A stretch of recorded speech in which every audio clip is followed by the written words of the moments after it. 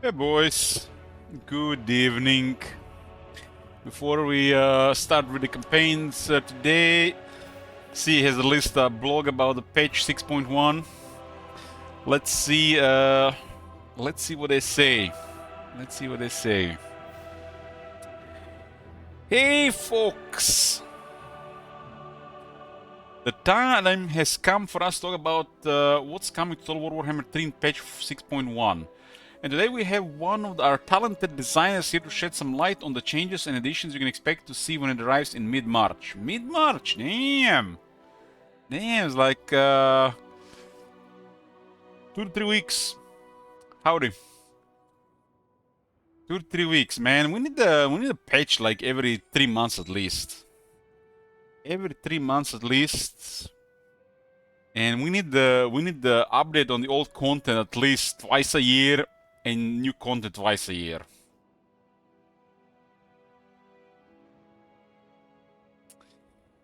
Well,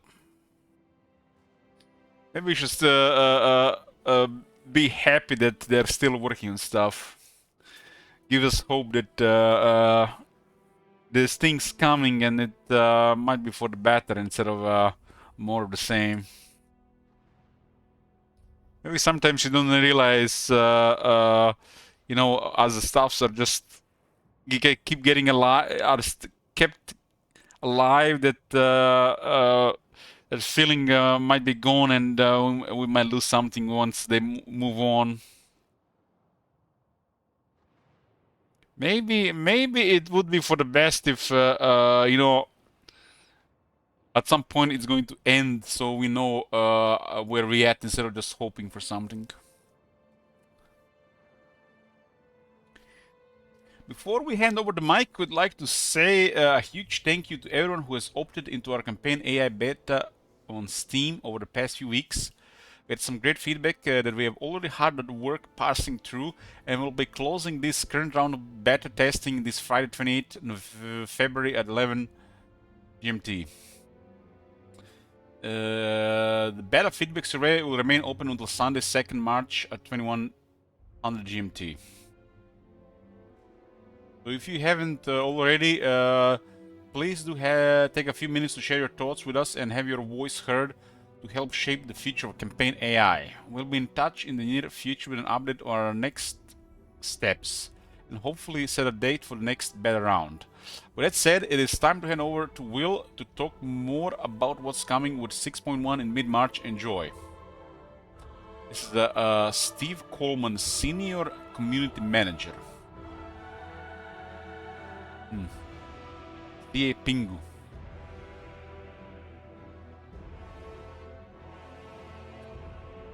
We got a 6.1 dev blog greetings. This time around you get me, William, I don't know how to read this, Hackstad. How do you read this, this A?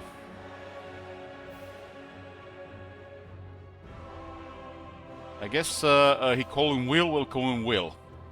Game designer, here to talk about the upcoming content for the 6.1 patch. He spent a couple of minutes giving feedback on the AI. Yeah, I switched back to the mods. I think that's enough feedback from me. Hookstad. So it's a double O.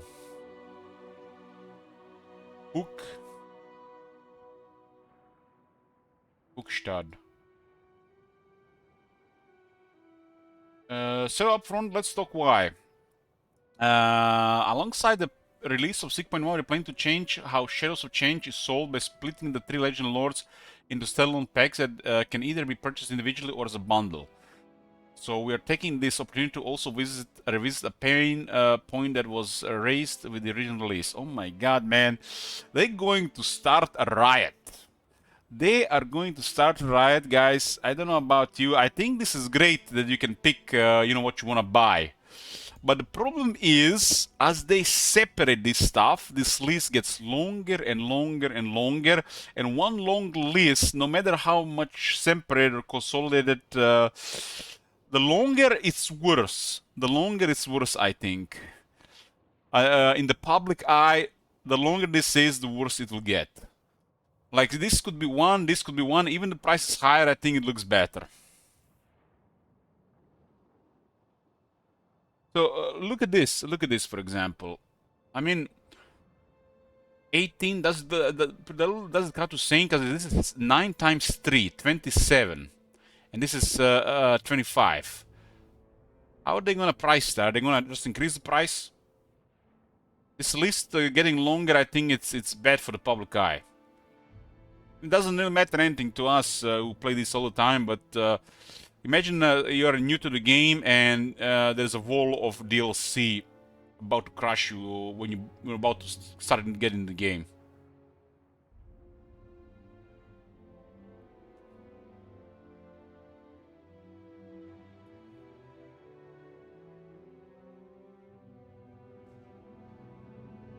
One of the consistent messages we've heard loud and clear from the community was that not enough attention had been given to the existing content in lieu of the new content. So we're taking a crack at equalizing that bit now.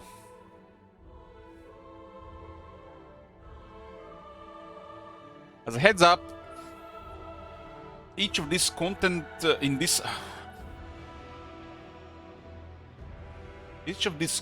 article are at various stages of development, and which limits what we can say confidently of or what images we have to show for specific features, and specifics are liable to change as we continue to chisel out what works, what doesn't work, and what our code department will let us maverick designers get away with. Back to Kislev, huh? Kislev, our headliner for this content drop is Kislev. Again, who we identified as the most in need of a deep review and rethink.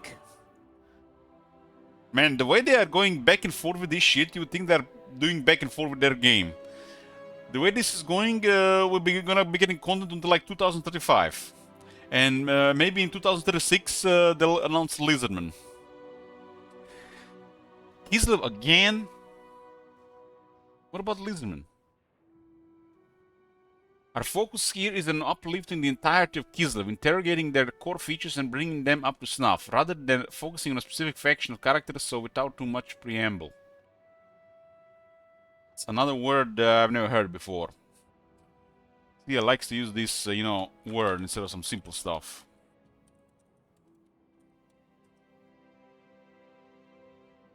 A preliminary or preparatory statement and introduction.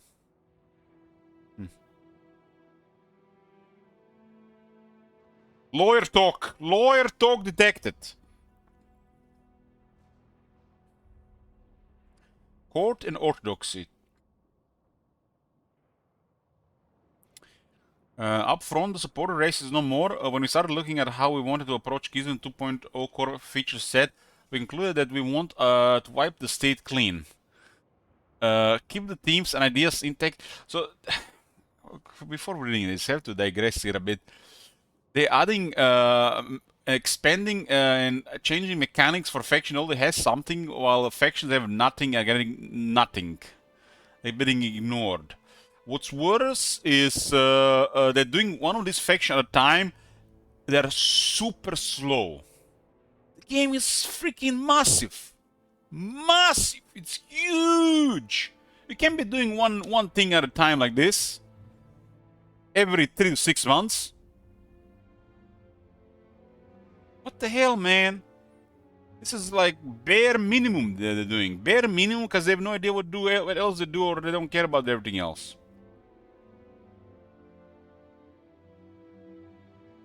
You can no longer do shit like this. You gotta be doing more stuff at the same time. More updates more often. They're not taking this seriously. The game is massive, man. It's been 3 years of Warhammer 3, and Vampire Counts, and the Tomb Kings, and the Lizardman. They have core issues, which are easily fixed, and they're just ignoring it. And these are just a couple of factions to mention. There's like many more.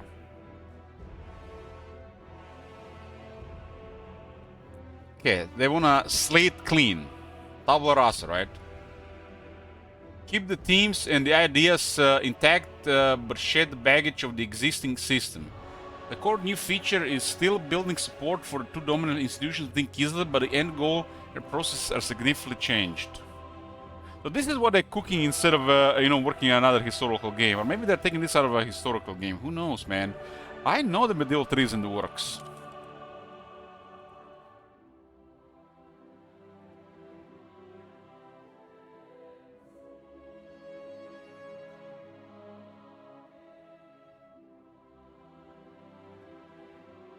It's so weird that they're doing this again without any Kislev stuff coming with it.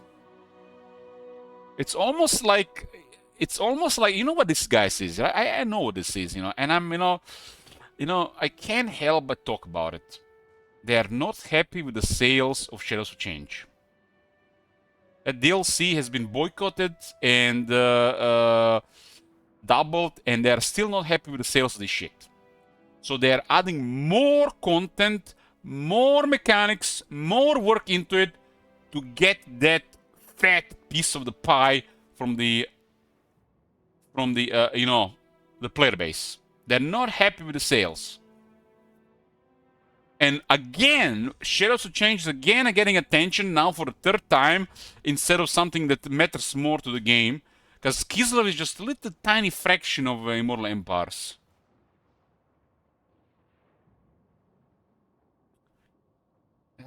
The marketing guys are whipping the boys again. It's how it is. Where are we at? Keep the themes and ideas intact, but shed the baggage of the existing system. The core of the new features still okay. We read this about this. Significantly changed. So what does this look like?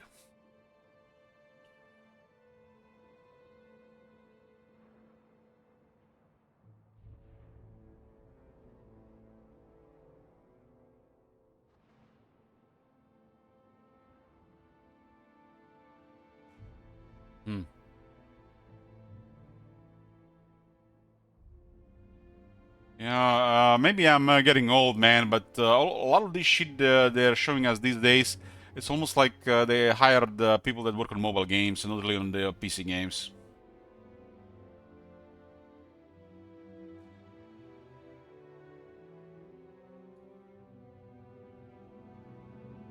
The most played campaign in Warhammer 3, no. Well, according to the stat horse, the Grand Kate was the most played. But come on, guys, come on. Let's be real here for a minute. Realm of Chaos. Is this even worth mentioning? Realm of fucking Chaos, the fucking wasted resources, the biggest disaster they did in the series after Eye of the Vortex. Immortal Empires could have been literally had 3 miracle pages if Realm of Chaos never existed. They delayed Immortal Empires because of that crap campaign. Everybody and their mothers knows that Karl Franz of the Empire is the most played campaign. If anybody tells you otherwise, they are full of shit.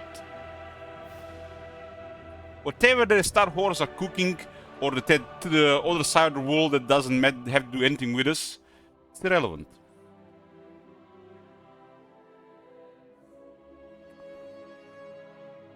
In the new system, you will accrue support for either side of the conflict via a variety of actions, including fielding relevant units. Use thematically aligned agents concerning buildings that can your Ottomans. As you raise your support, you will receive boons from these major factions, presenting you a secondary progression mechanic that lets you get powerful benefits. And I wish they're thinking about Kislev here and about reselling the Shadows of Change. Because me personally, I haven't even recruited a single Akrina ambushers or any of those new units. I haven't even played Kislev. Fix the fucking cities, man, not the mechanics. Who cares about Mother Ostankia or all that nonsense in the southern Nagrod? That's not what Kislev is about anyways. Great Orthodoxy recruiting beastmen units, come on, man. Fix the great cities first of Kislev and then we talk. Another Kislev rework. Do you think they're gonna fix the Kislev, Erengrad and Prague? I don't think so. Fix the Kislev, and I better not see any more new content here added to Shadows of Change, because it's gonna be, really desperate, really desperate.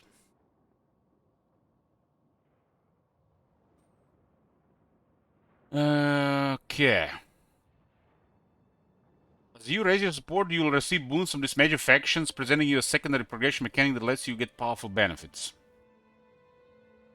Curry favor with the Orthodox to improve your common line troops, strengthen your economy, improve your invocations, and support the Ice Court in order to improve your elite infantry spellcasting and hero usage.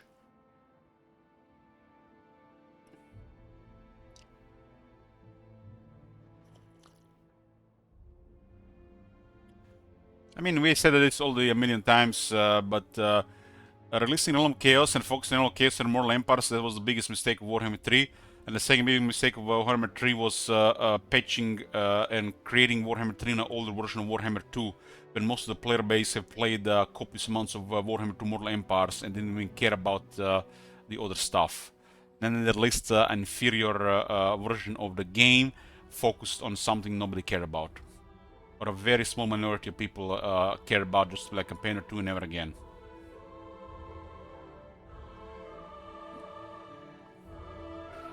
Key change here, however, is that there is no longer a race. Instead of supporting only one side of the conflict can cause rising unrest and invite disorder into Kislev.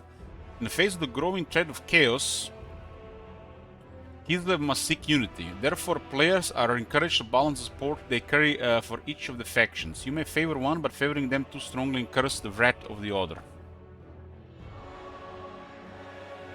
Fix the AI aggressiveness before you can use bold words like this.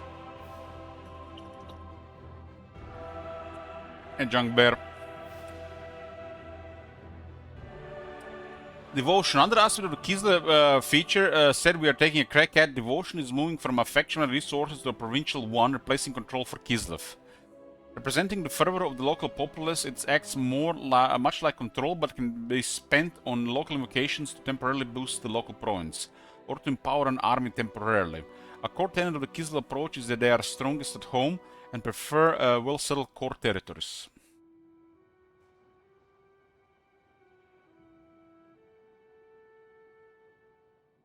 A high level of devotion also allows Kislev to counteract the penalties of climates, allowing them significant settling flexibility in exchange for a slow ramp up to suitability, making the territory unsuitable for using invocations, as this would immediately make the province take climate penalties again. I mean, this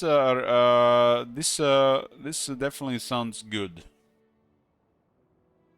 But another update of Kislev, you know why I hate this? Because I know that they're working on this shit, they're not working on something else.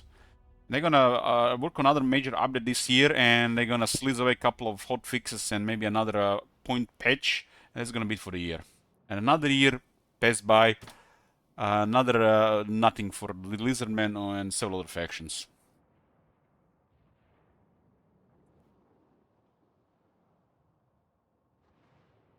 Ottomans. So the core idea of Ottomans is strong. We felt we could go further. So there's a short list of changes we're looking at for Ottomans. Ottomans can no longer be permanently recruited on the campaign map as a standard lord to lead an army. Okay. That's basically the governors that could be used as the generals as well. We felt this model their identity as Garrus Commanders and didn't fit the spirit of the feature. Yeah, me too. Ottomans can now enable a new feature for settlements generally called Garrison Celi Attack, where you can command settlements managed by them to engage enemies within a limited distance, as if the settlements themselves were armies. Of course, the capital of the province is led by the Ottoman himself, who takes the field with a garrison during this attack. Ottoman now has a unique battle loadout, dropping the offensive dual weapon loadout of the standard boyar for a much more staunch shield, axe, and pistol kit. Ottoman now have a skill tree and gain experience while administering settlements, allowing them to improve their governing, strengthening garrisons, and dedicate themselves to the sects to improve your support. Tech tree. I hope whoever did the tech tree, this for Kids, the new one again, had nothing to do with the Greenskin tech tree. The Kislev tech tree is getting a full refresh, being reorganized and revamped, subdivided into triplet layout centered around 3 core gameplay pillars of Kislev. Well, literally the Kislev tree was okay, and they are getting changed again. Our goal here is to meaningfully open up your choices, making Kislev have quite an open and navigable tech tree with many possible starts and short paths to end of the line techs with a variety of new and improved technologies. Armor plus 10 for Tsar guards and charge defense versus large for Tsar guard units. Meanwhile, Empire. Bam! Plus 15 armor, all infantry. Plus 10 missile resist, all infantry. Fucking hell, man. Technology is no longer locked behind owning the Kislev capitals, as we felt this is heavily incentivized early in fighting Kislev.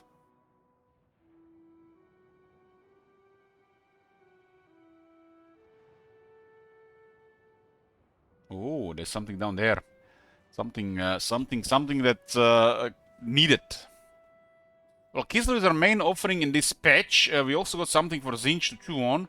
Our focus this time around is on Kairos, who represents our intended standard Tzeentch experience. It is clear to us that the original Fragments of Source implementation wasn't quite up to snuff, so here's our take 2.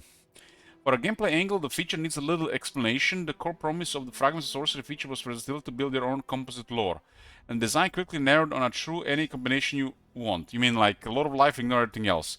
Feature that they completely did away with the idea of an ancillary slot, and moved the decision making at its own tab of the character detail panel. Okay, that makes more sense.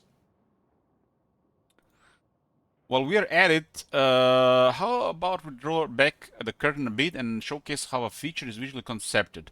Following the core concepting and preliminary technical documentation, we start with what's called a mock-up. Usually the first ones are made by the feature designer, who puts together a visual focus primarily on functionality to take on the UI UX teams for refinement. Not every first idea makes it past this phase, and a mock-up is particularly helpful for considering the hypothetical UX flow feature. For example, here is the first mockup of the hypothetical build a lore panel for Kairos. Hold on to your pants. Not wearing pants.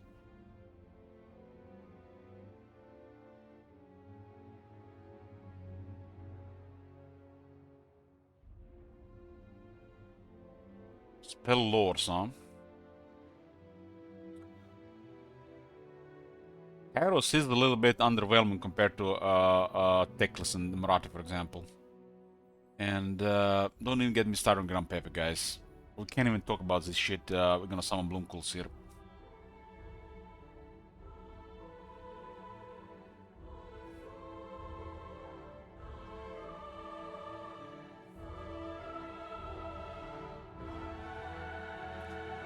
So what is gonna happen to the skills then?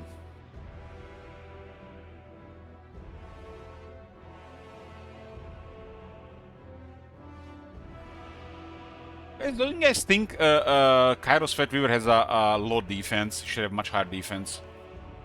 I think you should have at least 3rd defense.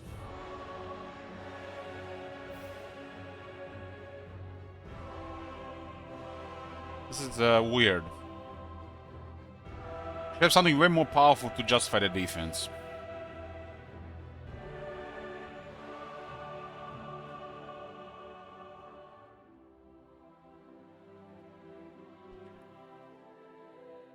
Can you believe I never put an amazing technical artist on my CV?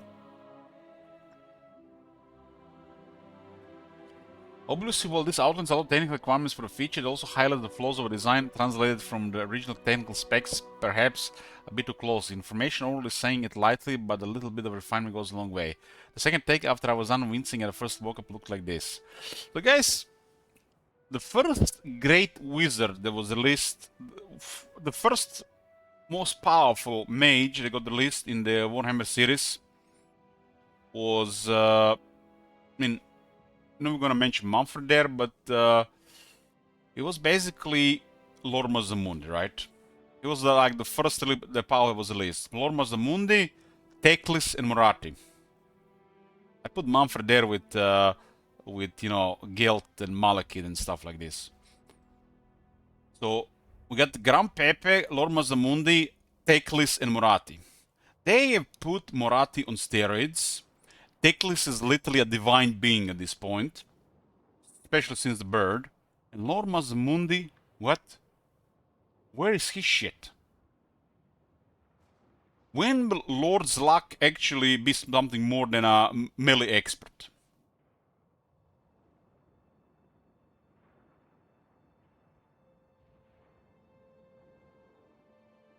I'm talking about the lore-wise stuff, Leaves. So they released the big wizards. You know, the Teklis, Morati. They are really old, and Mazdamundi a little taught the magic. And Mazdamundi is shit compared to those two. And they kept buffing Morati, and they kept buffing Teklis, and more, and more, and more, and more, and then he got even an Arcane Phoenix.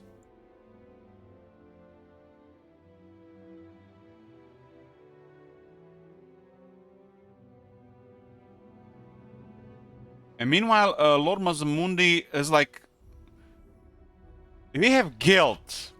You guys know what guilt is these days? There's no words. There's just no words. If you haven't seen it, there's no words to explain this shit. And then there is Gran Pepe. Flans are supposed to be terrifying. Literally just being in their presence. Let alone them casting spells. Like, what the fuck happened?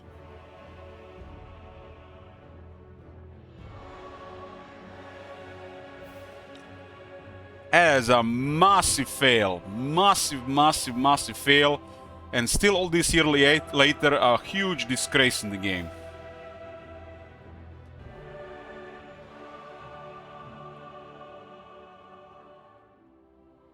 Obviously, while this outlines a lot of technical comments for the feature, also highlights the flaws of the design translated from the original technical specs, perhaps a bit too close. Information overall is saying it lightly, but a little bit the refinement goes a long way.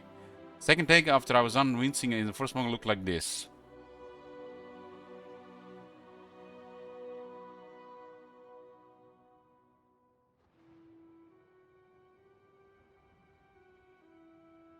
This core idea of matching the visuals of in the battle spells will struck a chord, and then a combination of technical specs and this mockup went to UI UX, who quickly whipped up our first grey box.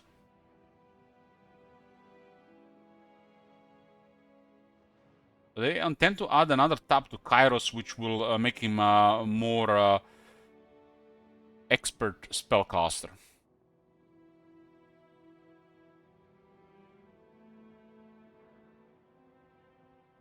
If the day comes and they actually take a look at the Lizardman blessed units and the Geomantic Web and the slants, if that day comes in 2037, and if they fuck it up again, my disappointment will be eternal.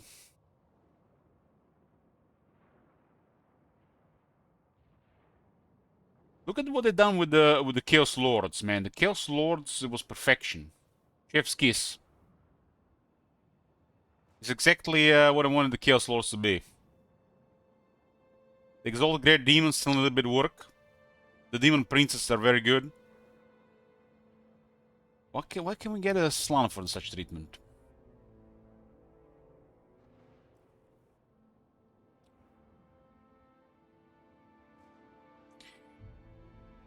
This Grey Boss and Tracking can be used to trial the intended flow, letting us pretend to use the feature in a controlled environment to see how it feels to navigate. Happy with the overall direction, we moved the feature to sketch the layout, including investigating our art direction.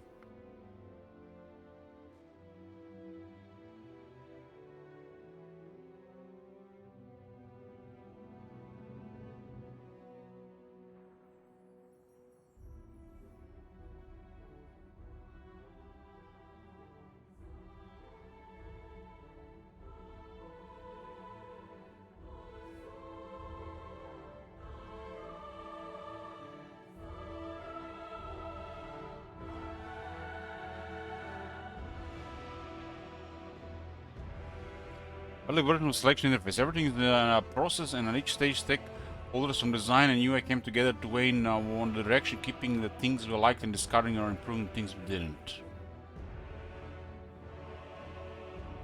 Here you can see one of the key feedback points being handled, making the holders of the spell icons feel more integrated into the outer ring. And there's 9 of them. I guess they had to pick 9 because of Tzeentch, right?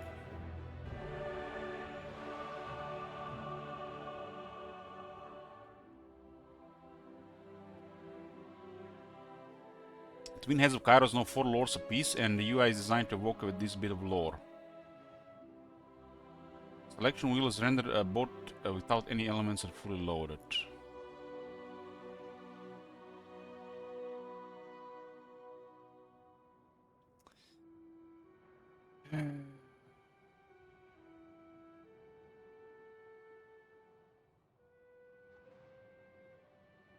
I just can't help myself. Can't help myself. Just look at this.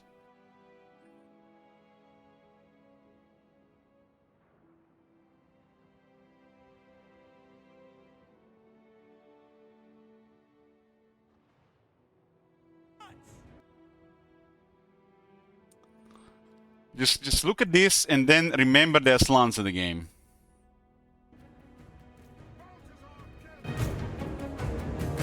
Definitely woke them up with that harassment.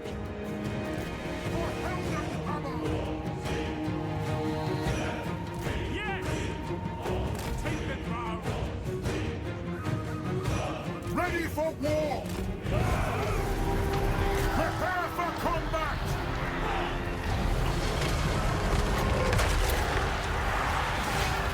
I am master of shadow.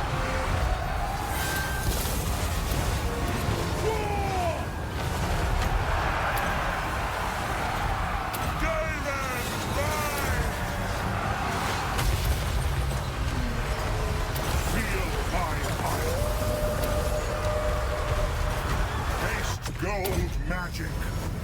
By Galmaraz! We are Sigmar's heirs! The Empire! Don't crash the game. Celestial Knights! War! Bestial strength! Shaman's wrath!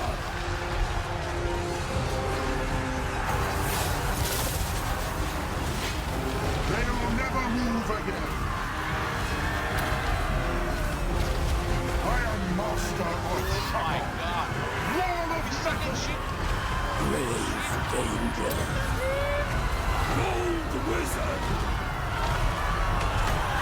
Ulrich wrath on them. Wizard of gold. The Empire endures.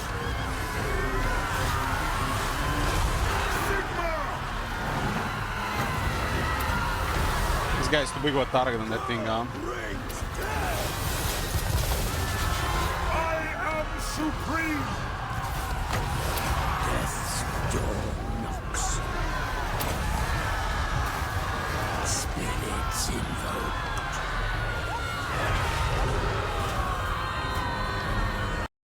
CA has made Gelt's Wizard literally the enemy of Chaos Gods and Tzeentch.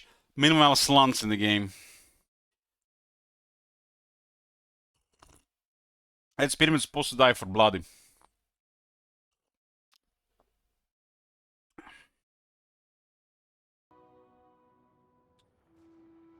So why not Changeling? The Changeling is a complicated topic. We have been keeping an eye on a lot of discussions surrounding him and have had some pretty intense ones internally. But here's where we stand today. The Changeling has resonated strongly with people in both negative and positive ways. We've seen a lot of intense discussions surrounding topics like challenge and what a campaign needs to have in order to be a total war campaign. Fascinating topic in itself, but while the conversation has very passionate people calling this for significant change, the consensus isn't so clear. We see his fans, the people who revel in the departure from the regular structure of a campaign and the freedom from typical threats and concerns. We also have to respect the data, which shows us that he sits close to a 50-50 split on play rate with Kairos. Stat horse, boys. It's all, the gaming industry these days. It's all about stats, and they're hoarding to the stats, even if they make no sense.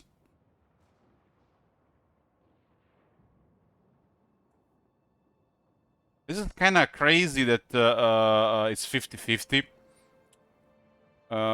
This tells me that not many people have bought the DLC. And I can tell you the reason why. Because Tzeentch is a more complex faction to play, especially for a new player, new to strategy, new to Total War, new to Warhammer. And Changeling is just easy, while Kairos requires work. While Kairos is very powerful, you know what you're doing. For a new player, Kairos is just too much. And this is why a Changeling gets that closer to 50-50. Tzeentch is just not a faction that's friendly, new player friendly, or friendly to people who are not knowledgeable or experienced at the game.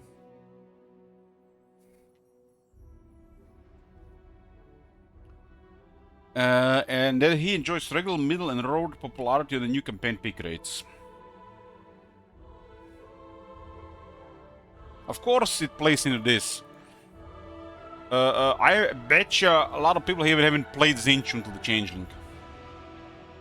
They literally started Kairos campaign and they, see all this shit, spells and stuff. Nothing holds. They are under pressure to harass, deal damage, while they have units that can't take damage. Tzeentch before DLC was probably the most complex things to play for a new player. Because how they made the blue and the pink horrors, it's makes them hard, by design.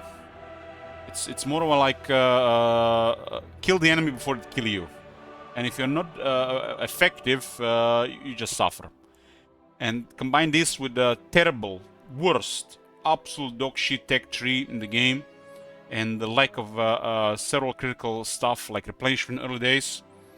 And you get a nightmare experience. You might get a fun lord, but one of the worst factions in the game.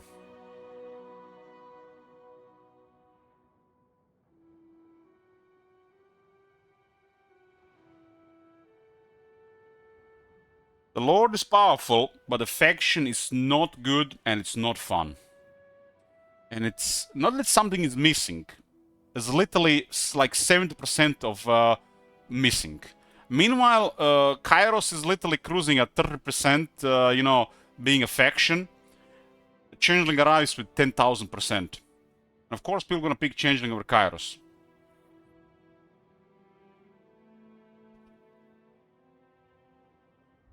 Just look at those initial technologies on Changeling compared to the Kairos faction. It's like, what the fuck, man?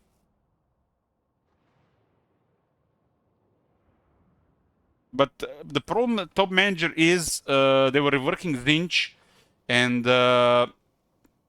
they still didn't do a good job with Kairos when they released the Changeling and another update to the Shadows of Change. So they really didn't really get it. And this distance between Warhammer 1, Warhammer 2, and Warhammer 3, it's expected between the factions, between the games. But we're talking about here, they're both Warhammer 3 factions. One is stuck in Mount 1 Realm of Chaos, with not much thought put into, not even a very strong spellcaster to play from the start. And one is godly overpowered.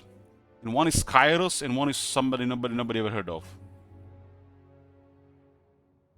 It's the same shit that happened in Warhammer 2 with Gram Pepe and Tehenen Gap. It's like they don't even play the game.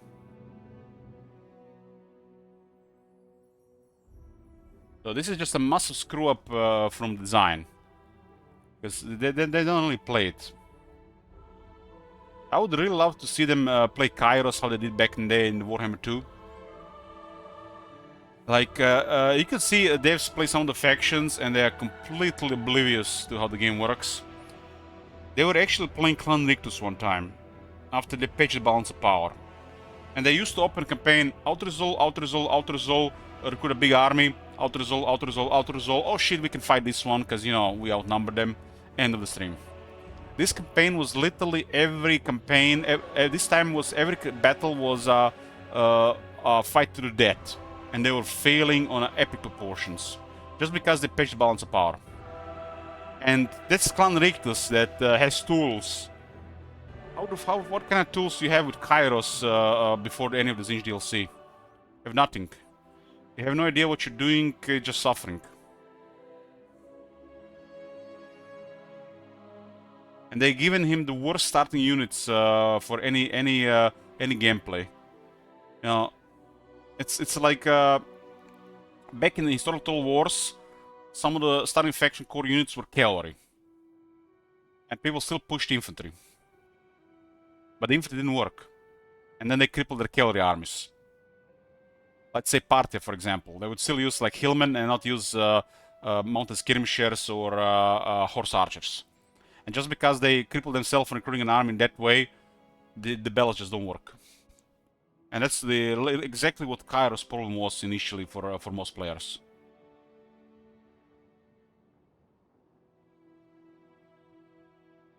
They made him in a way where you just have to be super proactive and don't miss any opportunities to deal damage. Otherwise, your units just get murdered. Especially when you're building up. They probably just abused the balance of power to the point where they got to they could actually just keep, you know, get a second or third army, and at that point they didn't see anything wrong with it. Kairos 15 lot of changes in spam bounce spells. Where the fuck do you get 15 lot of change in the first 20 minutes of the game? You're not listening to what I'm saying here. I'm talking about the setup of the campaign, the beginning. It was shit in Realm of Chaos and it's shit in Immortal Empires. Just because they didn't put a little bit more effort in the faction. And having shit factions is a good thing, but it's not a good thing for the masses. That's why Changeling got to 50-50 with Kairos.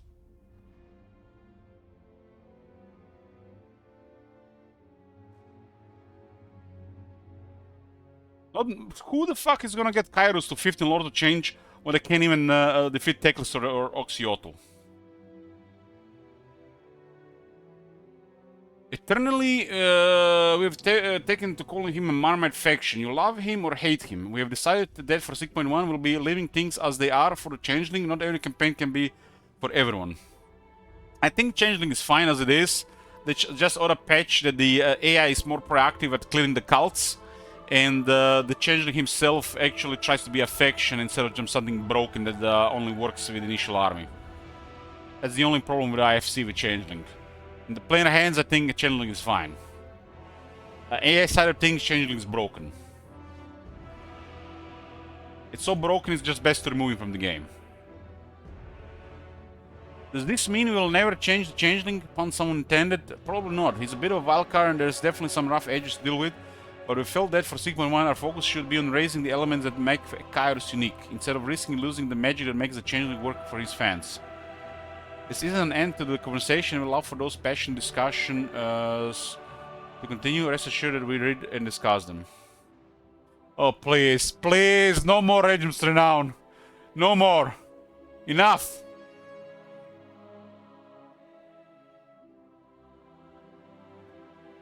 And a further little goodie for this patch, we also got a pair of new units for you to enjoy.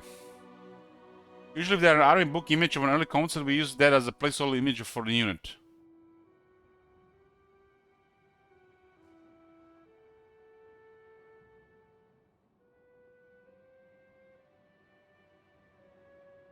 So they're adding new content to the DLC. Yeah, they want people to buy it. Nangao Grenadiers.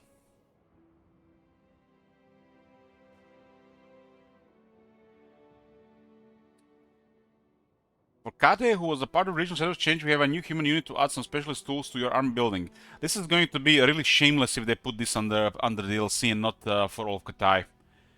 If they're adding more new content to DLC, it's literally they're not happy with the sales and they wanna boost sales. It's come down to this, you know, they just wanna make sure that every DLC gets a good share of sales before they move on, huh? And they're so fucking slow with everything. Nangao Grenadiers are relatively cheap grenades, sling infantry, vulnerable due to their lower anti-count, but armed with a significant stockpile of grenades to disrupt and destroy masked enemies. They also carry a special stun grenade, which at the baseline allows them to significantly impair the combat ability of all enemy units in a large radius once per battle. The grenade is more around the battlefield, supporting allied troops with stun bombs and scattering infantry with volleys of grenades. Nobler Flingers. Hailing from the same noble army list that gave us the pigback riders, forms of destruction, the noble flingers are a cheap, weak Range units for the ogres that engage at a significantly longer range than a hand-thrown weapons of the trappers. Most akin to the Kislev slinger, if by the baddest Smitch a little braver, these malicious nobles exist to harass enemy units from the safety of the back line, particularly adept at annoying brave halberd units who eschew a shield in order to take on the large ogre threats in these faction-only fields.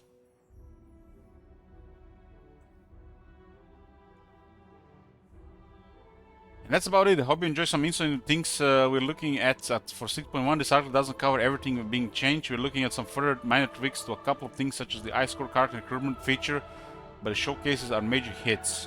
I hope to get this content to you soon and I'm excited to read your thoughts. The Kairos stuff looks promising and I think that's definitely needed. That faction is not in a good shape.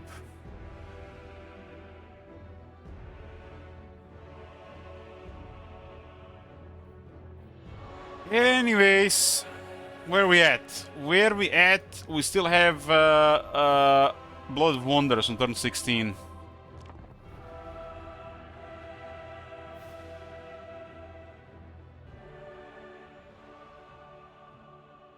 We got Mumford in the queue, Trot in the queue, and Wurzak, and there's a couple campaigns on hold.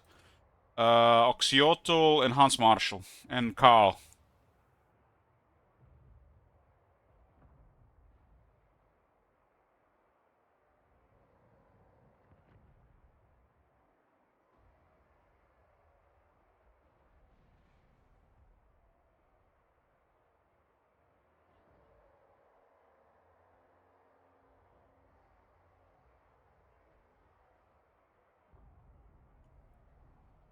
We're fighting Itza here. We defeated Gorok and we have taken his capital.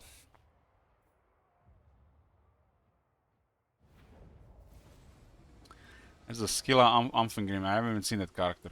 Yoo-hoo! Herald of Corn. Yoo-hoo! This is part 5 of the Back and Forth campaign, number 6. Originally Archeon goal. We got currently 1, 2, 3, 4, 5, 6, 7 campaigns in progress. With a couple more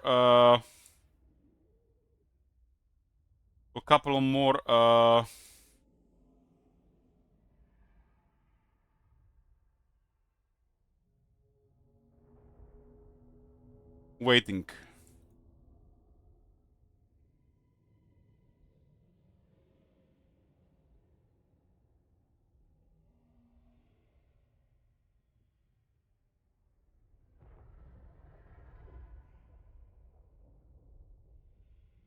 Yeah.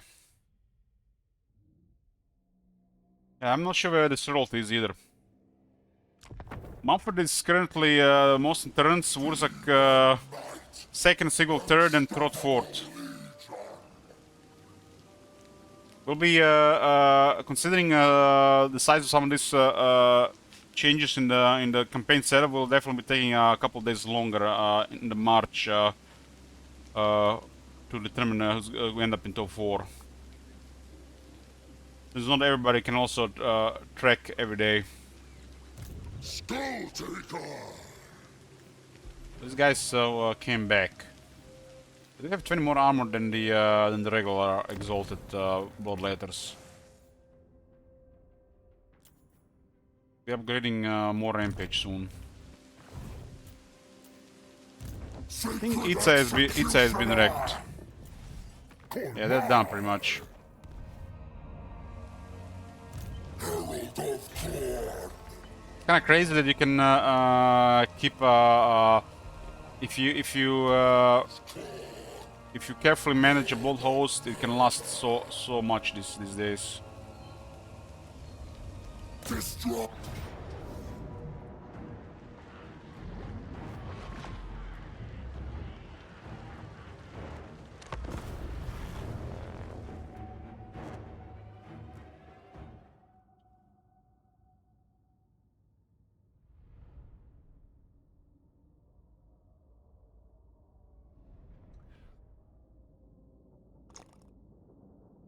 All the campaigns we have right now, I'm liking Mumford the most because I want to see what happens there. Wurzak is fun, and Sigil is always fun.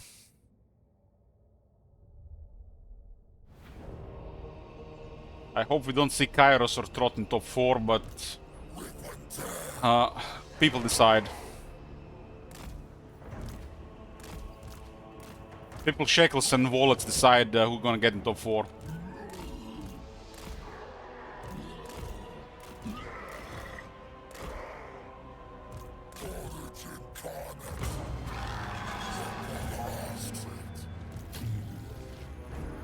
Whoever is gonna end up first will roll the wheel. We're going to reveal the map. We're going to see who's alive. We're going to assign the wheel on the factions, and we're gonna roll the wheel 3 times. And whichever 3 groups we get, that'll be the goal of the campaign. It'll be the same for the 2nd and 3rd spot, but 2 groups of factions. And on the 4th spot, 1 group of factions. All other campaigns will be deleted. Once we finish those top 4, that will conclude the this back and forth. Usually it takes a couple of weeks to finish. After the back and forth campaigns, there's stuff to play. And there's already Consulting and High King planned. I'm not sure exactly when, but Consulting and High King are gonna be... Consulting, High King, and Chaos Wars are planned for the near future. All 3 special campaigns.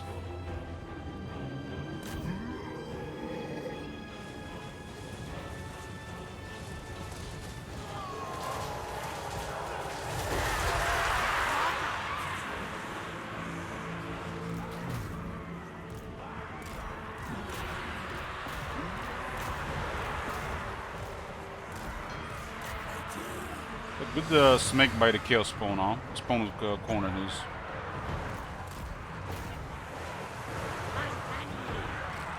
Did way more damage than Blood Crushers, considering Blood Crushers are on the stats.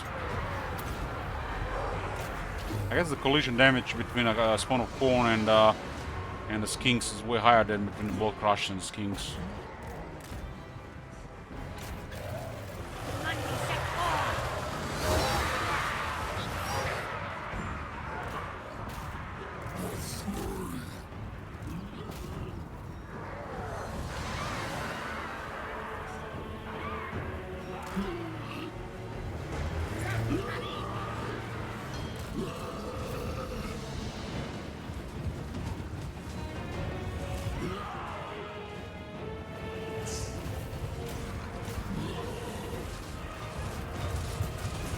Blood Crushers basically mounted the Bloodletters, right?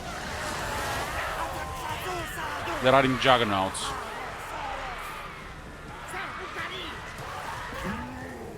I haven't played much Corn, so I'm not that experienced or proficient with all of their units. Bloodletter was born upon colossal Juggernauts.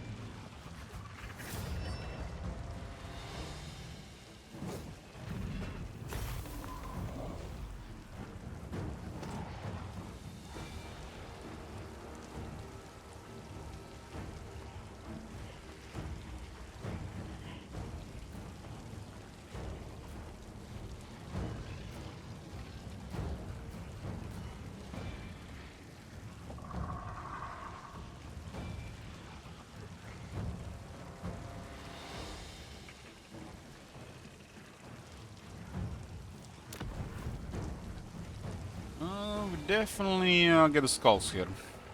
Skulls for the skull throne. I don't remember if we actually got the technology.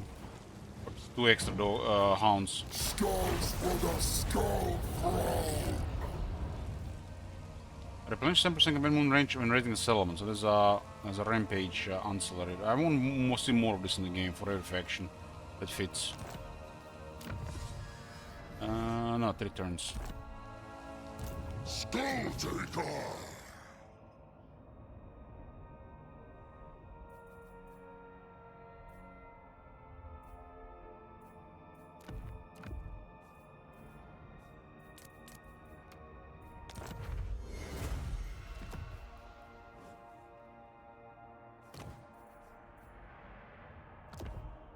Good if it works. But necessary for success. But necessary for success. Herald of Claw. Stated thirst. Only the finest.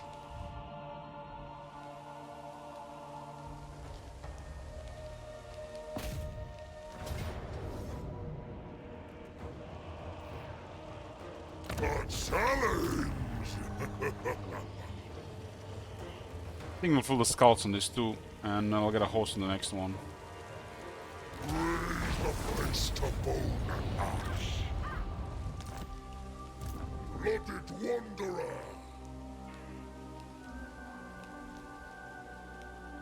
I can occupy this for one more turn.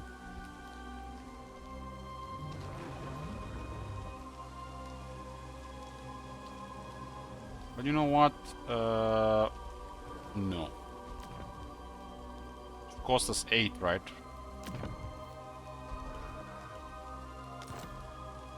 Yoo-hoo! Yoo-hoo! Hicks! Gavin, report! You know why this is good? Because they cannot refuse battle.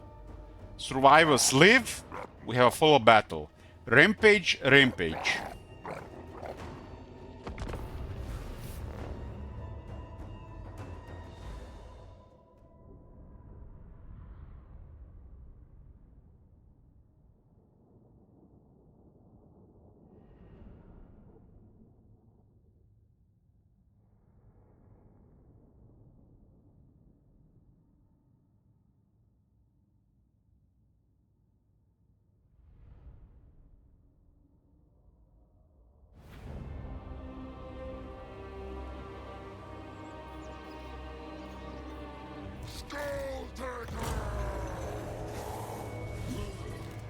It's the blood shrine.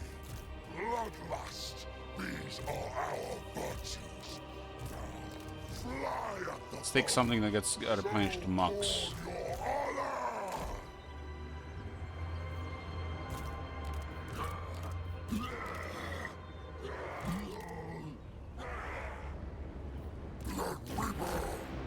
Golden Juggernaut is a blood shrine. So blood shrine is that hunger machine, magic chariot.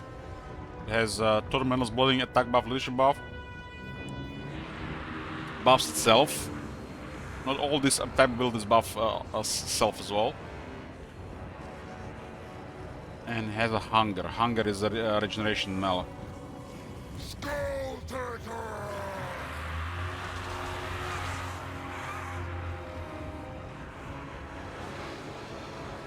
We need to let them live here.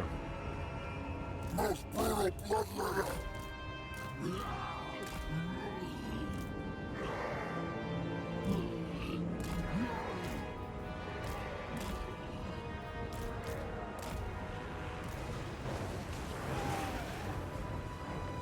Every act is for gold.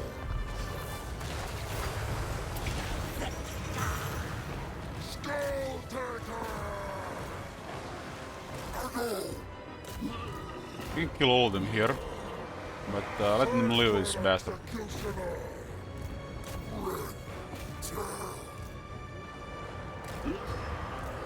Hard weakling. Let we bow.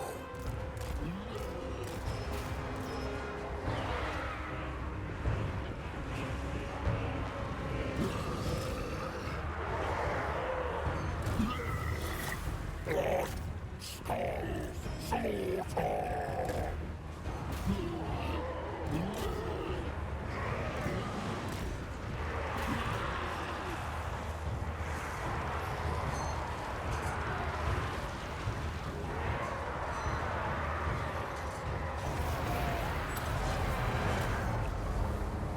Asleep!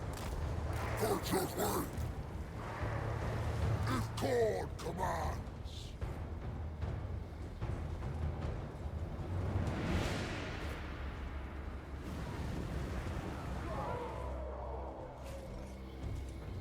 First among bloodletters! Rage drives us!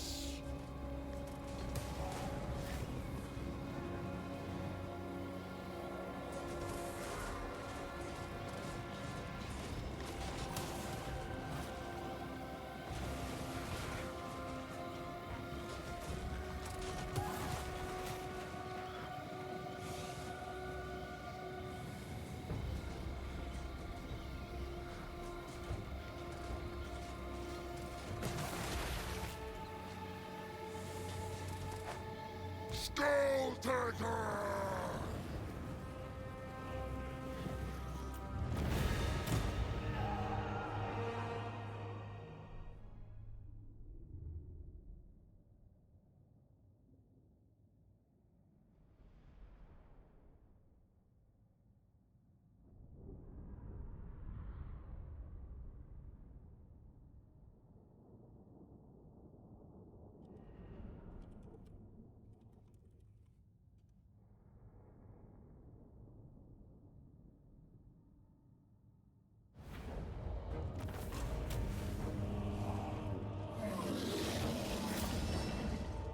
Rampage and bloodletting. Beautiful, beautiful. Take the carnivor's pass! Skulltaker! Beautiful. And look at this. Ceaseless determination, more rampage, more speed, better vigor management. But I am strength incarnate!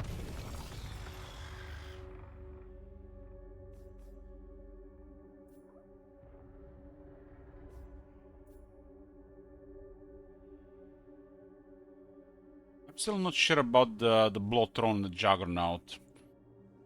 Need to pay way more attention, but they both seem solid. One seems to be doing more splash stuff, and one is better for a single target. Sarmal!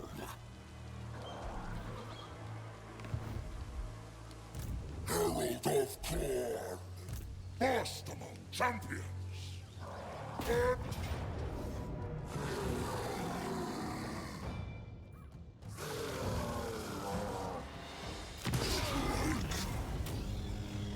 to maim! Fight and kill! Steel yourselves! It says no more. Turn 10. We reached the maximum bloodletting here.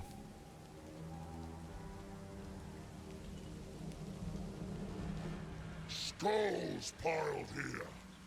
So we race here, clear that, and still here with a full movement. Basically, we are doing a third turn right now.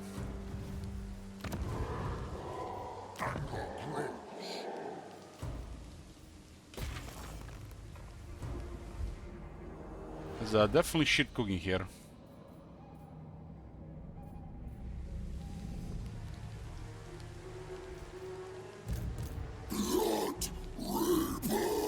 Kinda interesting that we are fucked up by our own settlement here. There's no bridge here. This is our own settlement, but there's is there a bridge, but it doesn't show. Okay. It shows it. So this settlement acts as a bridge, but when you click on the character, it doesn't show the pathfinding there. So basically, it tells you, the pathfinding tells you have to cross the bridge. But the settlement acts as a bridge over the river. It's not showing correct stuff. Thought for a second I had to cross the river. You only control the bridge if you control the settlement.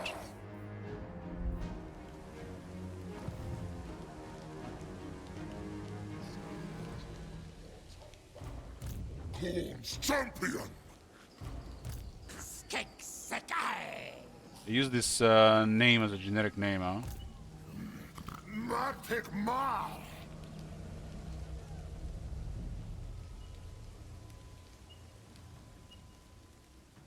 Now on! On until we've winnowed all the living!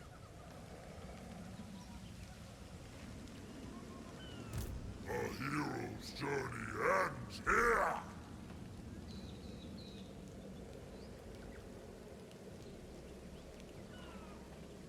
Skulls piled here. Yes, a good day.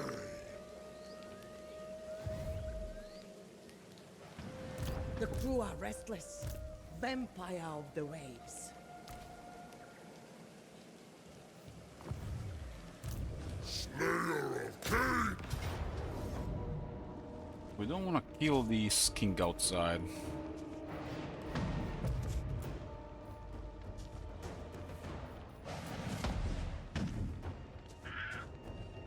Bloodlet is all fun here.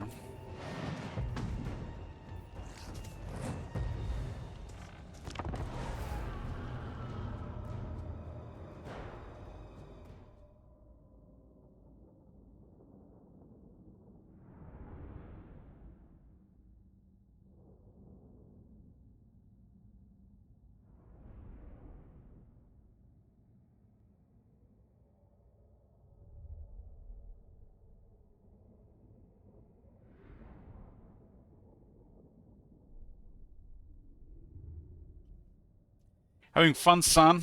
Always, Dad. Always.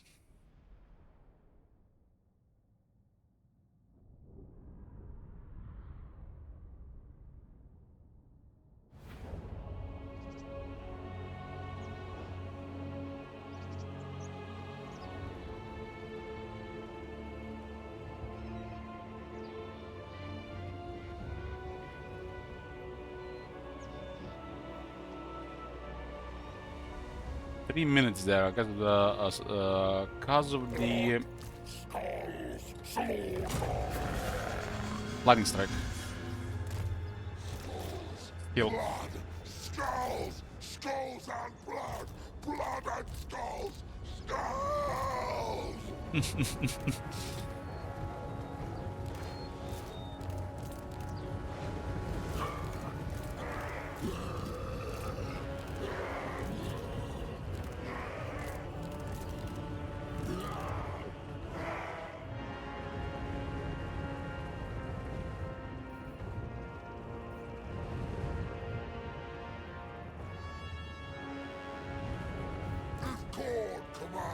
The guy might be not be in a good position there.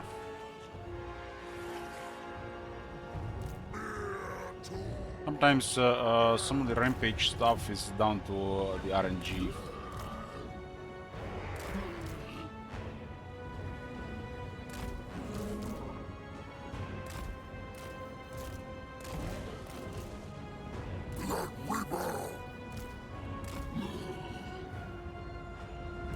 First among bloodletters. Heroism calls to me.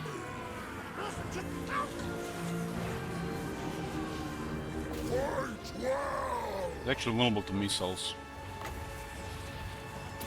Skulltaker! Towards it. Rage strikes us.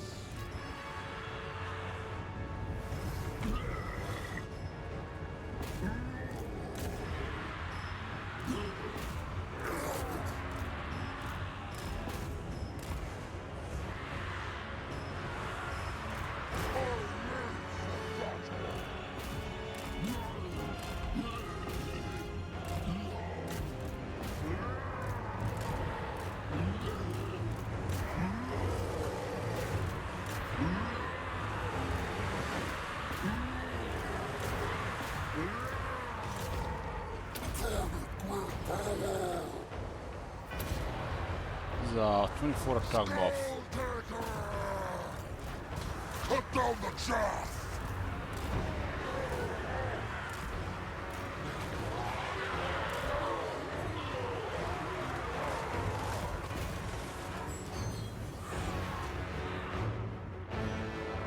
This one, this is a good spot here, surrounded by infantry. Challenger of heroes!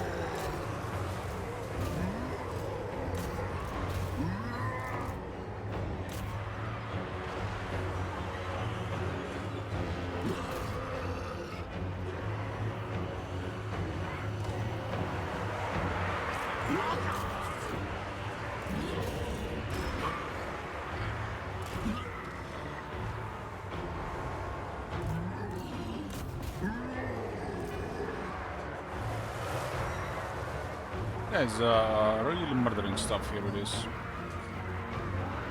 If I want to. Bearer of the Slayer Sword! Taylor has still trouble finishing off fleeing infantry, especially the last couple entities.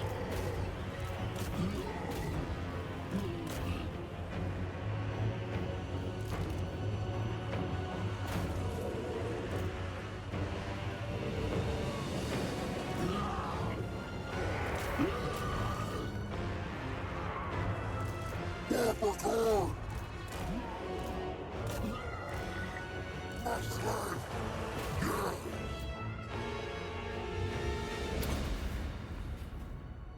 This guy is at full vigor at the end of the fight.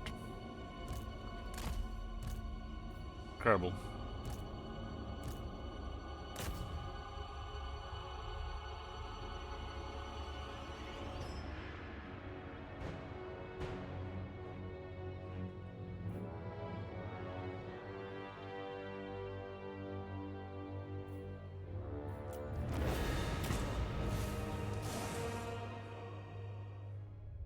He has a skill that gives him a really good vigor management. It's one of 3 skills, and vigor management is like the best buff for a melee combatant. Nothing comes even close. You lose so much when you lose vigor.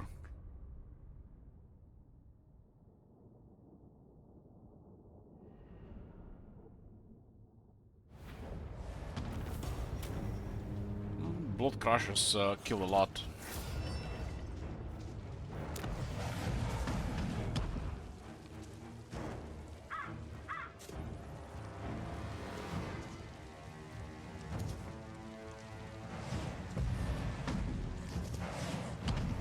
Blood Crushers killed a lot.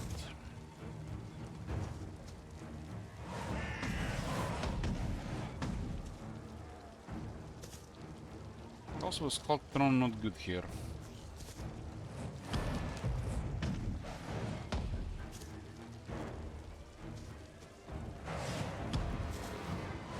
Sec?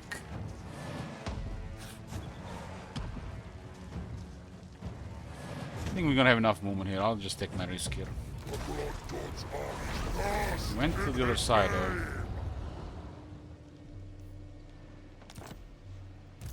Okay, enough movement. So we retained a lot of movement here. Retain everything, and then we gain new movement. All mortal life! Got the Fear Crushers and new Blood Host. Celebrate this day.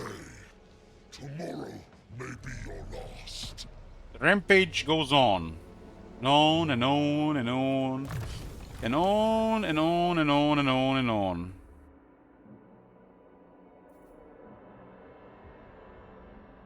%20 shields for the blood letters, huh? 10% more demons reinforced with blood letters. Skill for corn. Yes, yes. You have a really high demons reinforced for that unit.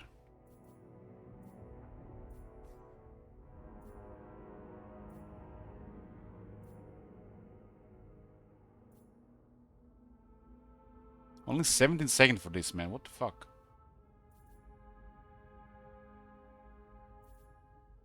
This is trash.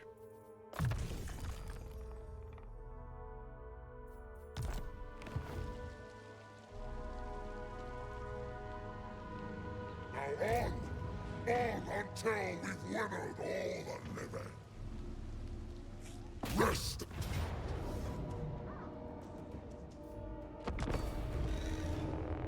Hey RuneScape! How's my favorite Archlector doing?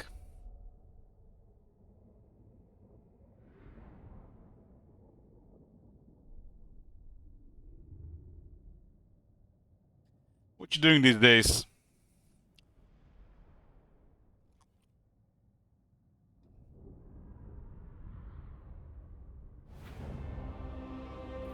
Skulltaker! Rework!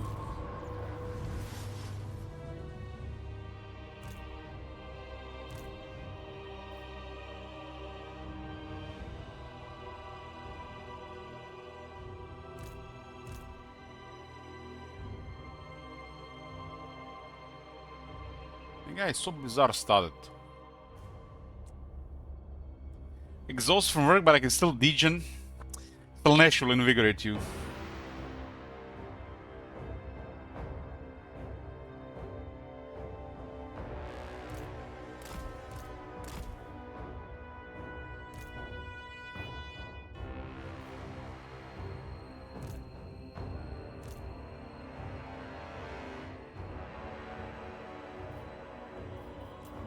Skulltaker! Lack of skill undoes the champion. Yes!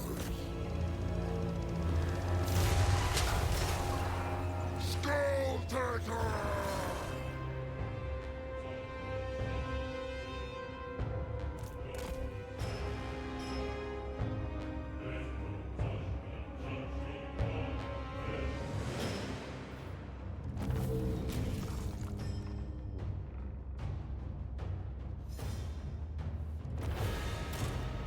Why is the money so high up? Because it got a lot of turns. That campaign is pretty much lost. Saint Isaac is using all his wealth to destroy that one. It's gonna be removed.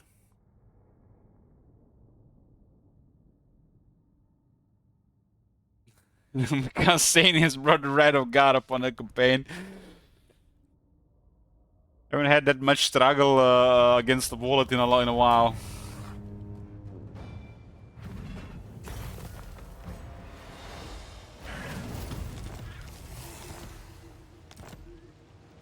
Skulltaker! I don't we have any healing potions.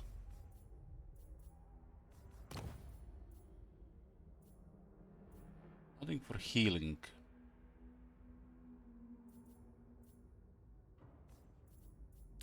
Talisman of Preservation. This one is actually not horrible for some of the corn units because they have extremely high attack.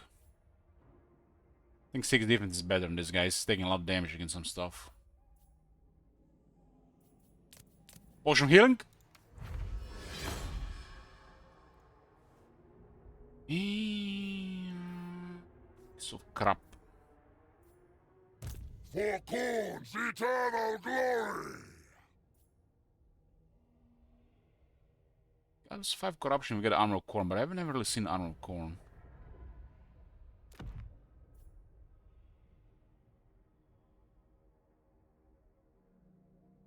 I don't think I've seen an armor of corn.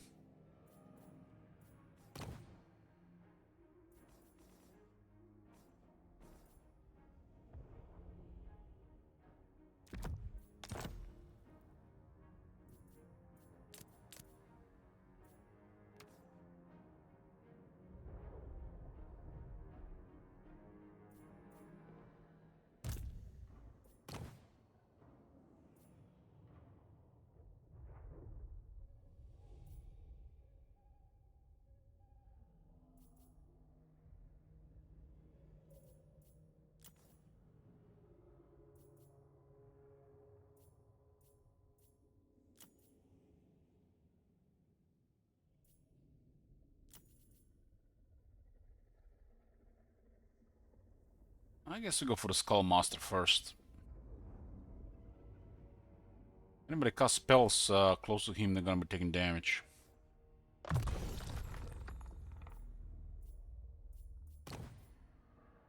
We'll also switch to the Blood Throne and try to get healing on a trash unit.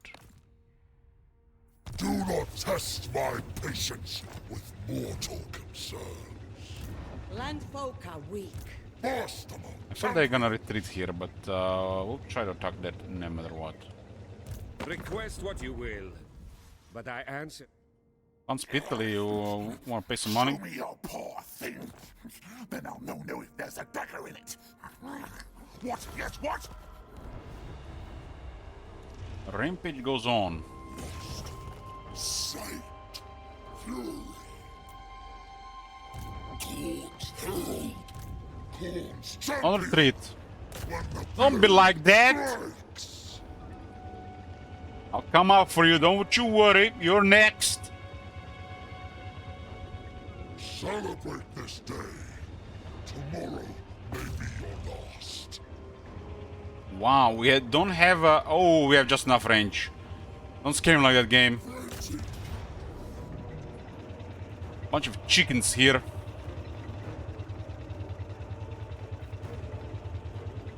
We've restored our entire movement here if I didn't retreat the second time.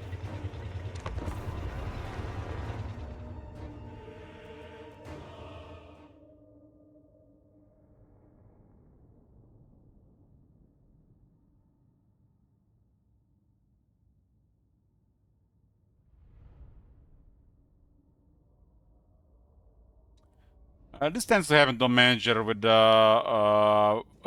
pet finding.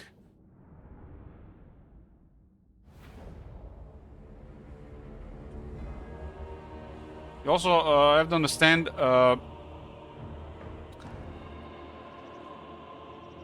you get so much movement with Rampage that even the march stance is just a turn on and off thing. They haven't really polished it properly. But that's more than that's something else entirely here. This is just the pet finding thing.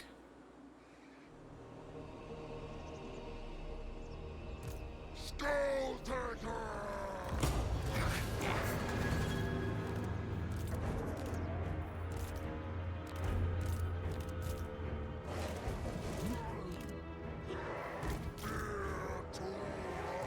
Let's restore some health here.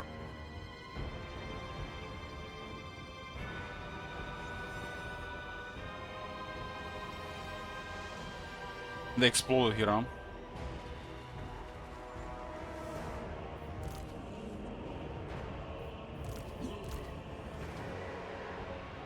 You are worthy of my grasp.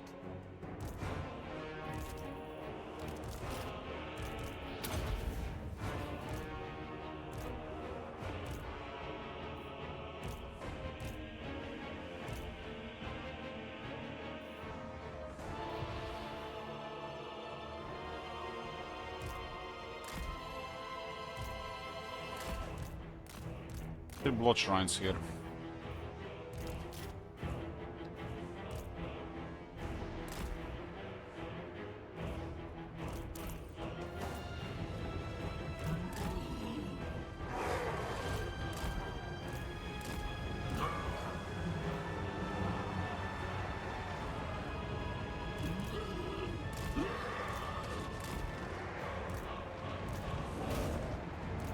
Fight well. Let me burn. Zombies are gonna go poop on the blood letters.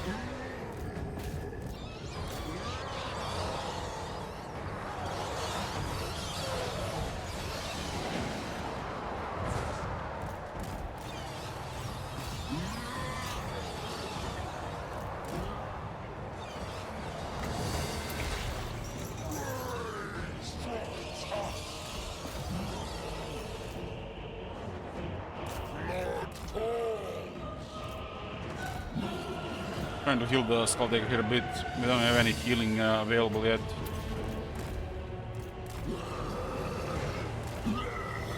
Rampage and no potion of healing kinda sucks.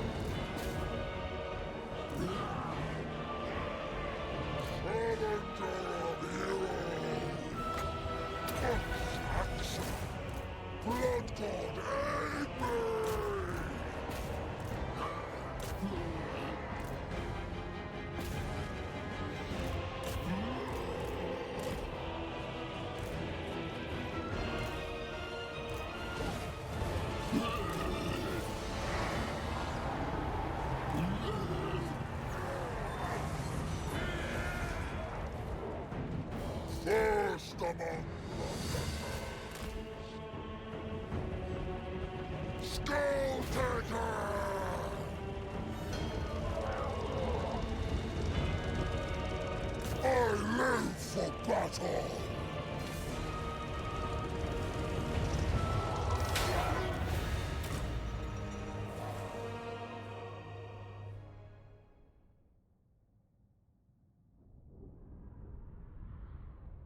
We'll have 50% rampage here. Rampage means that much campaign movement range will get restored. Your movement range is 200, so you get 100 movement range after winning a battle. Sometimes rampage can be attached also to raising a settlement, not winning a battle. It should be 50% here. Feed, Demon King, and grow strong! Skulltaker! And 50%. Remaining plus 50%. And Luther Harkon is out of range. Piled here. Yes, a good day. Look at this. God damn these territories.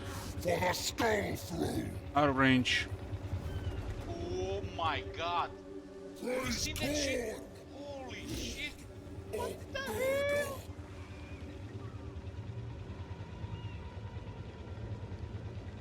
125. We don't need a supervisor, huh? We have no supervisor. Yeah, it is what it is.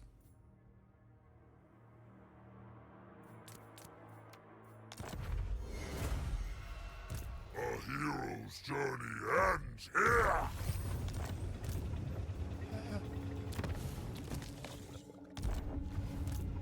Awesome.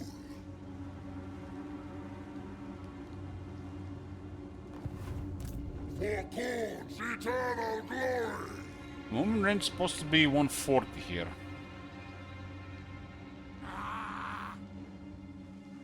Celebrate this day. I paused. Tomorrow may be your last. This is the Windsor going in his territory.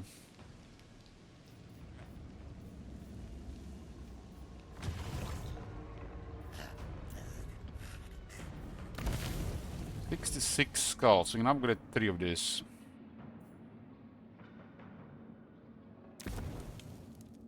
This will be stronger, minus 40 and 2 uses, huh? This is 20% rampage. My passion for violence shall not, cannot be sated. But nothing else we can do for this turn. Burst among We had that one, we had enough movement here.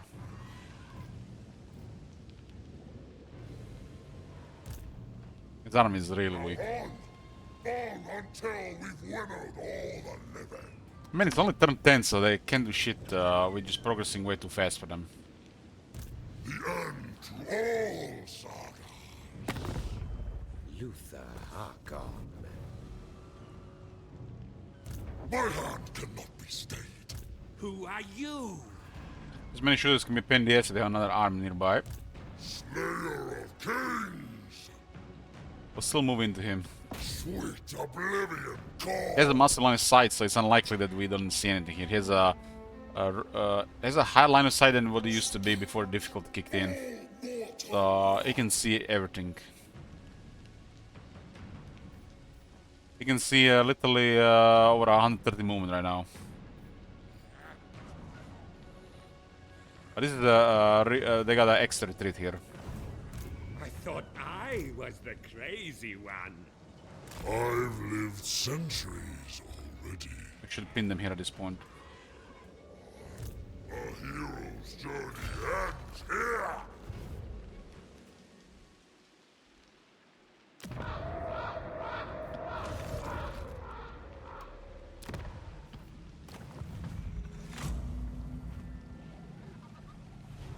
Skulls piled here. Yes, a good day. There's iron here. Iron is pretty nice for demons. Pretty good for the demons. There's a cultist here, huh? It's mortal settlement. Big mortal settlement. We'll keep.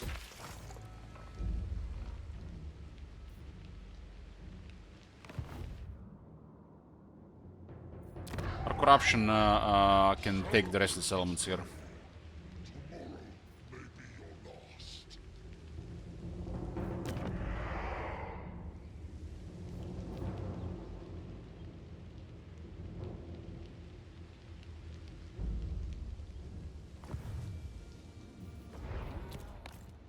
Okay, that was a long turn 10. Let's go next turn.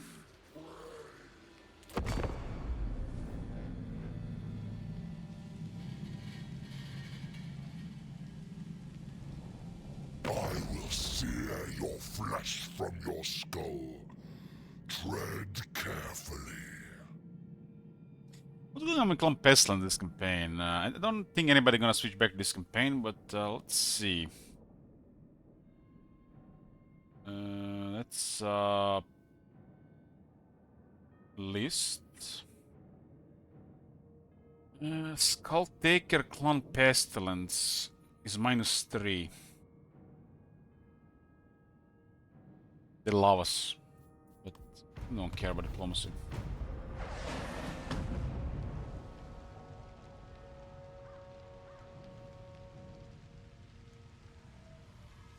I do not wish to treat with you, whatever the terms.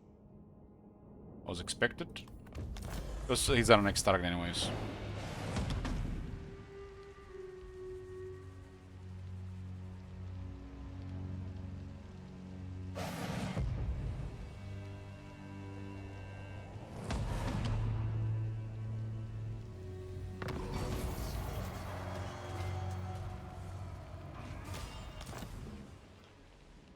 I wonder if they're gonna be able to retrieve from the corner again. There's a battle against dwarves for his Slayer sword.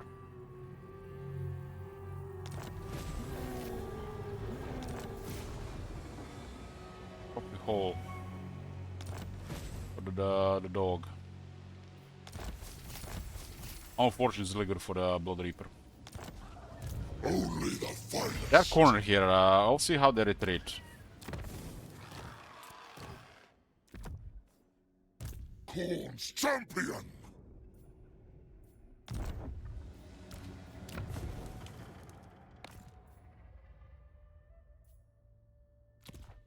Tedious work, but necessary for success.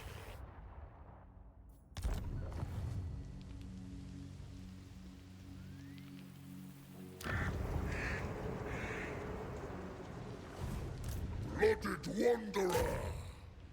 Still a retreat in the corner. Purify land. Slaughter.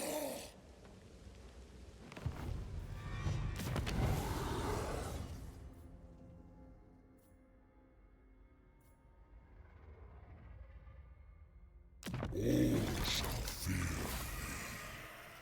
me. Mortal man. 5 or corn corruption lesser to all demon. provinces and another 5% chance to colonize stuff. It's a pretty good enchantment item.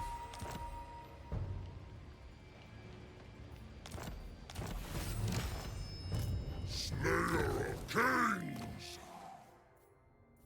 He said it! He said it!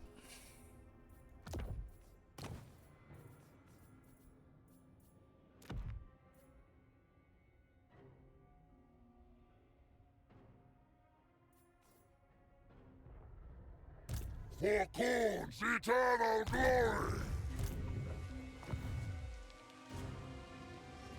Bring me bodies. Ursul.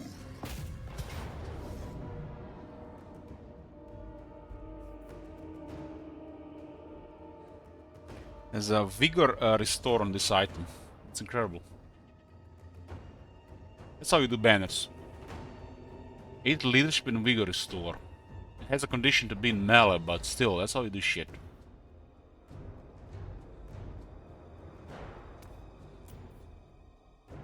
Put in the red ogres.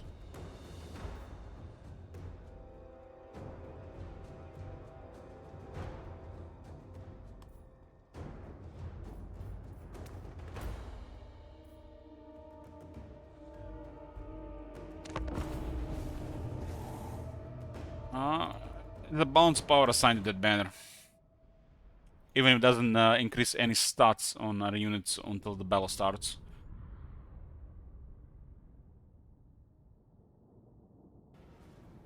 Yeah, true. Oh my god! Have you seen that shit? Holy shit! What the hell?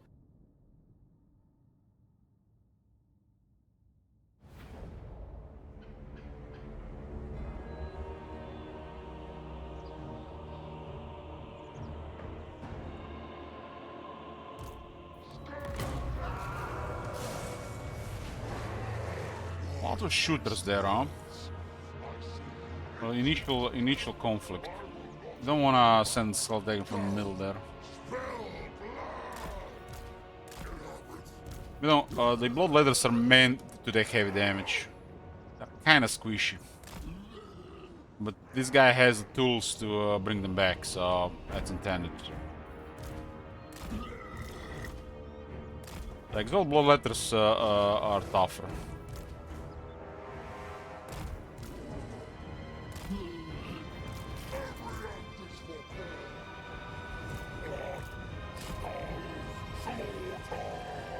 Why do we hear Scarburnt?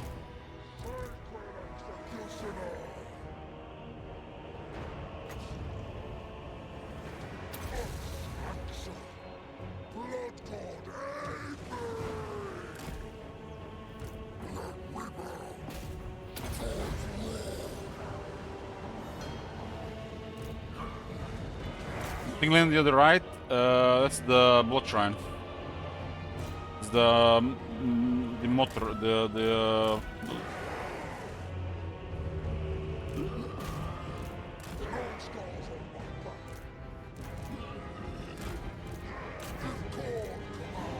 it's kind of like a magic chariot, anti-infantry, kind of bulky, has hunger but low defense.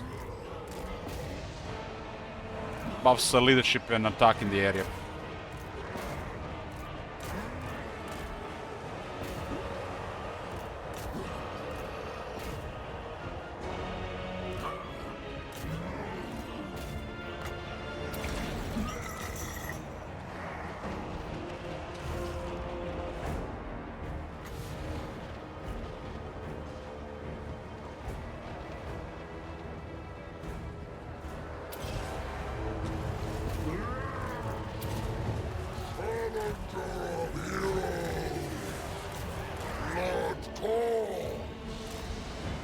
Motorcycle, yeah, motorcycle. That was what I was looking for.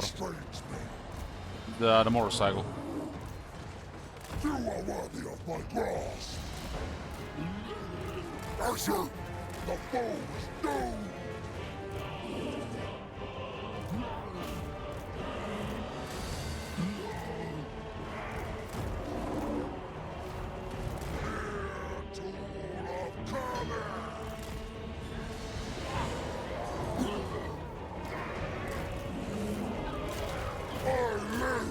Battle!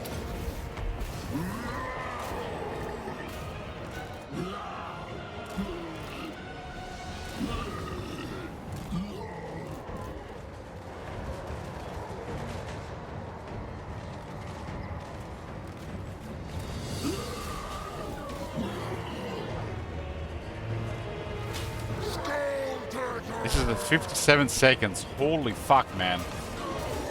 That is insane.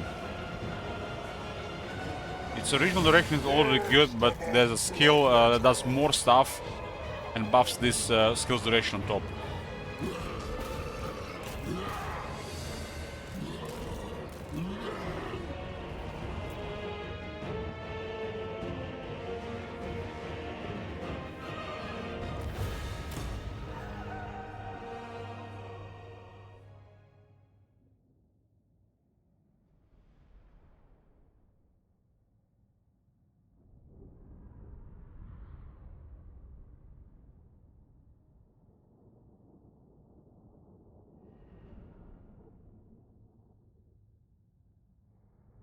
May I suggest a more official name for that unit transistor? Like Corn Red Ogres? Please the chat a bit, you know.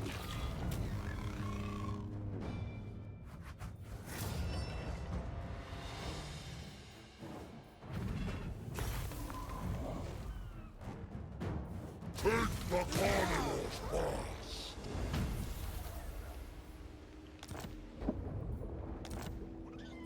Defending Lord Harkon grants us 15 spell resist and 10 leadership fighting at sea for the Skulltaker. We unlocked the Wrathmongers, Regiment Renown, Bloodwake Berserkers. It's apparently a very powerful unit. Skulltaker!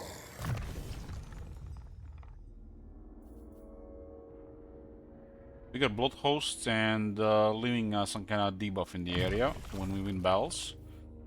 And Skullmaster. Removes, pretty much blocks enemy healing, and when they are on low health, they get I think they take high damage. I'm not sure how that works. Maybe as long as they're below 20% health, they just get instantly killed. Yes, yes, I care deeply. Which makes Cleave stronger if it works in the Cleave. Only the potion of healing.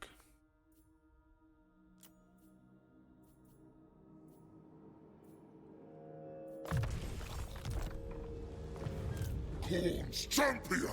This completely restored my movement due to the upgrade. Rework bodies!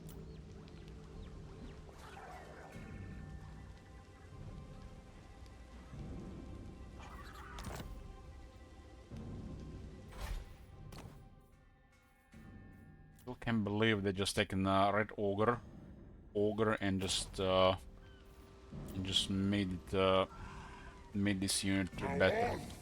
On until we've winnowed all the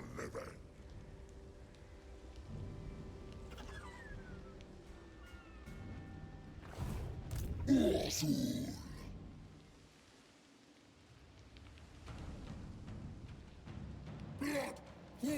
This one is now 20% rampage when we defeat the Lord for the Skulltaker. Actually a big deal for the multiple armies.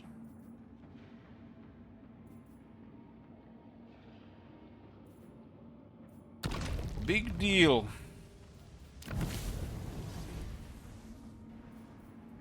Oh my god! Have you seen that shit? Holy shit! What the hell? Hey, Park. Skulls piled here. XP steal is OP. We are rank 18 on turn 11. How faster do you want to go?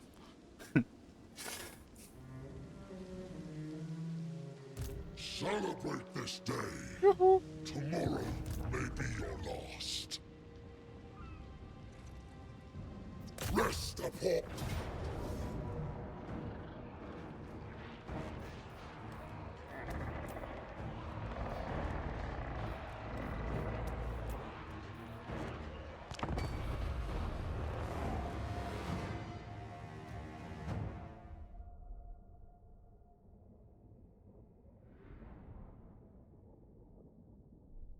Well, people bully poor Manfred, and nobody's bully Skulltaker.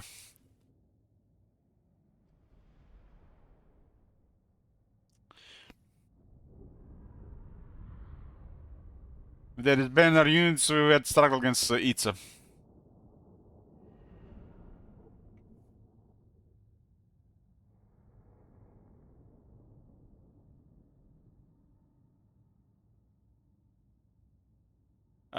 This campaign is currently limited to switch for 15 turns, so on turn 16 Bloom cools.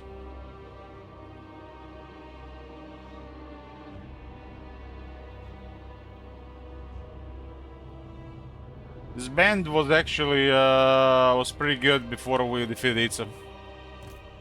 You have to do it at the right time.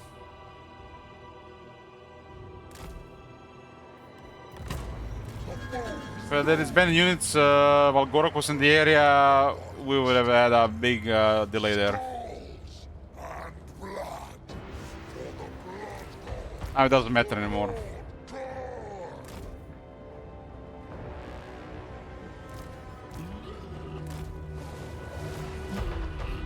Itza didn't build up properly. It was banned and hostile on Itza, and we had to go back.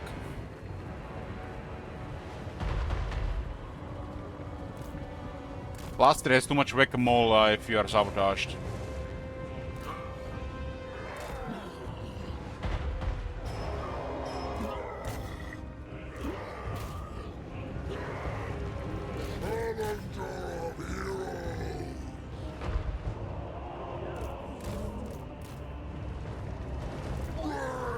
Strikes us.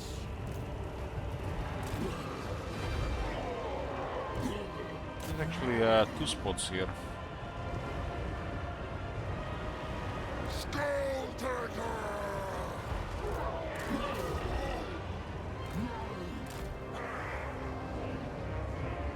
If they can have proper towers, meanwhile Itza doesn't have.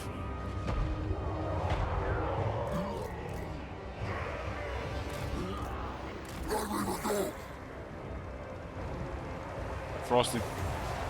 Yeah, this one's glitched. Not, you know, it's not supposed to work like this. Or maybe some items have just bigger. They maybe just forgot. Maybe they just give them the better advantage. But you're not allowed to summon units inside the city if the walls are not breached. That's inconsistent.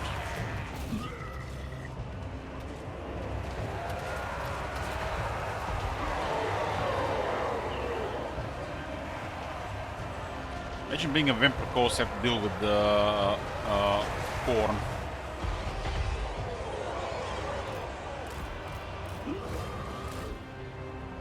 How the tower is still shooting? We had more people on the wall.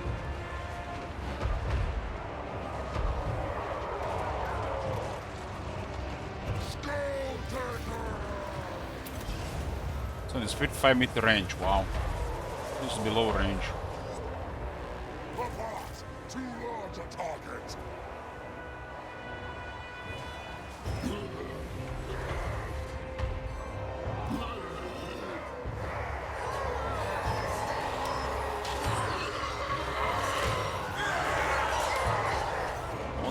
What's the attack interval on the Blood Ladder? Sometimes I feel like they are not attacking as fast as they should. Maybe that's the downside. The study doesn't even see attack interval. I feel like it's a little bit lower.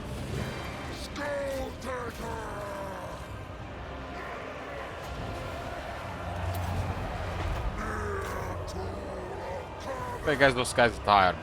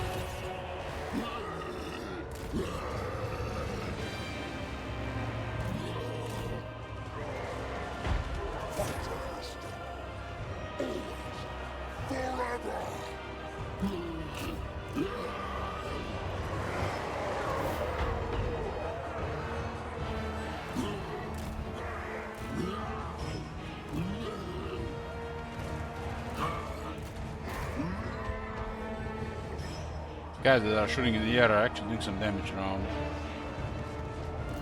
This guy could get killed. Poor missile resistance. Missing the 50% character missile resistance.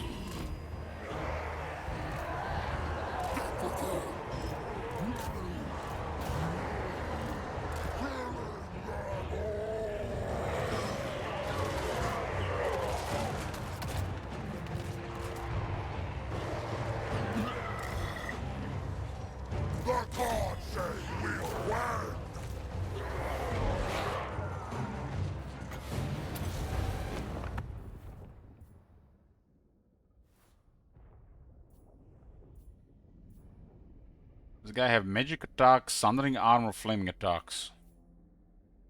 They're also rank 9.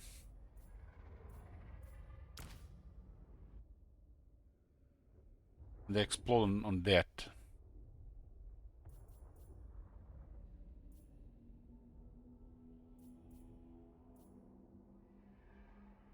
Kinda crazy that this unit has frenzy.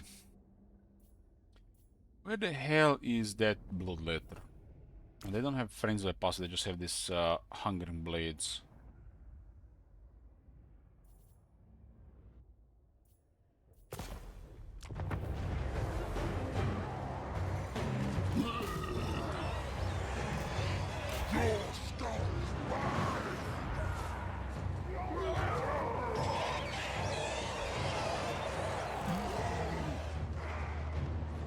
They're running out of ammo on these flyers.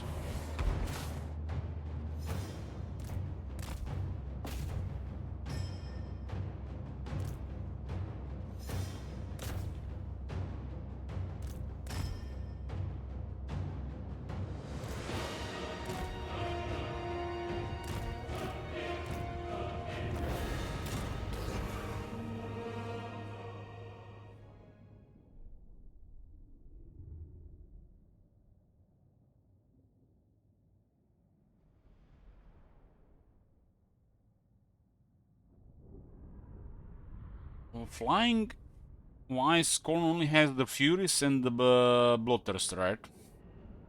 Is that it?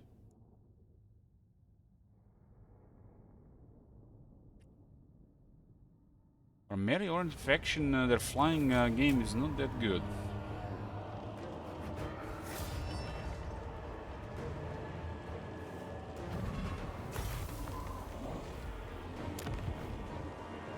Over 4,000 skulls here. It's gonna be bigger, it's gonna be bigger even in a few turns. It's a lot of skulls.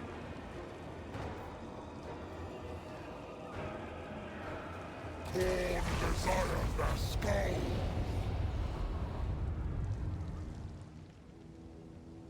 Skulltaker.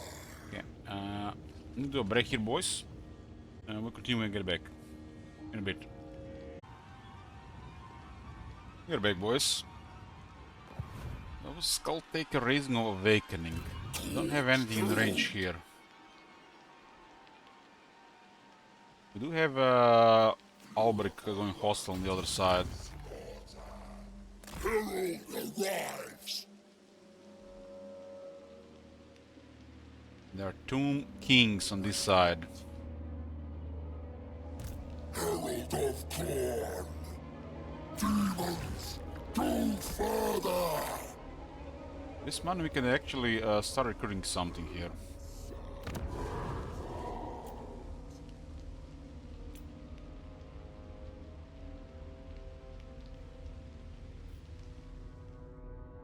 Have to go around here. Blood Reaper.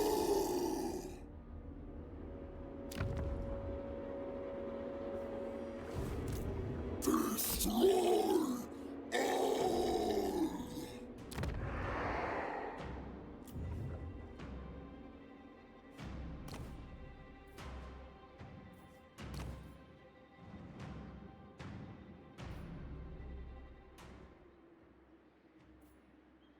Blood Speaker.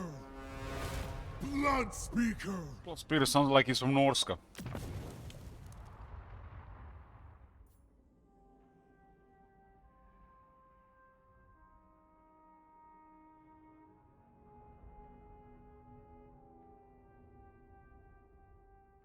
Blood Sacrifice, 3 uses. He'll damage itself, but heal ally. Interesting. It's pretty cool.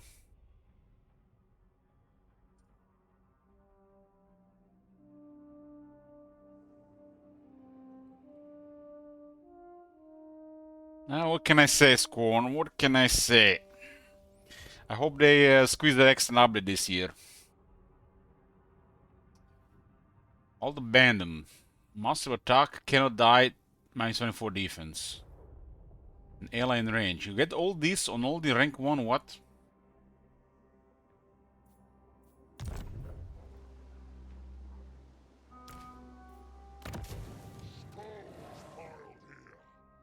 Murderous exhortations.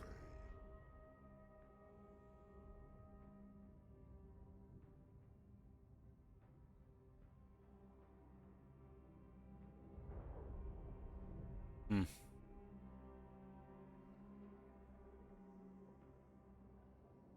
Three abilities, just like this.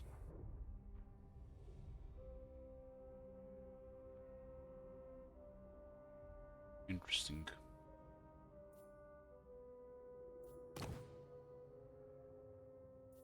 Is the Blood God's Vigor. Gets the axe to the War Shrine, has a massive health.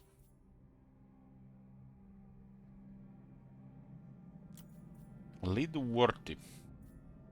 That's a long extra skills here. Was it a Legend Lord here? Sven the Glutton. Lower upkeep on the Skull Reapers of Red Mongers in the army and 20% more damage for the Skull Reapers of Red Mongers. What is this deluxe treatment for this guy? The generic Lord. Wow. 10% movement for the army and 25% better vigor management. That's huge for Mela. It's like one of the best stats for Mela. What the hell, man? What is it? What the fuck is this, man? What is this type of treatment for the Orc War Boss?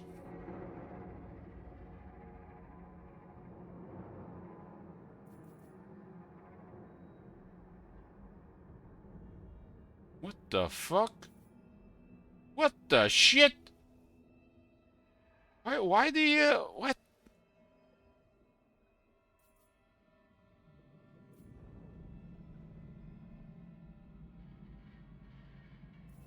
What the? This guy is like a legendary lord. Meanwhile, there's numerous lords in the game don't even have half a shit like this.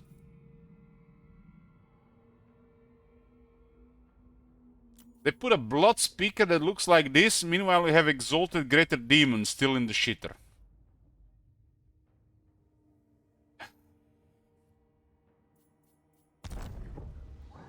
Give blood, spill blood.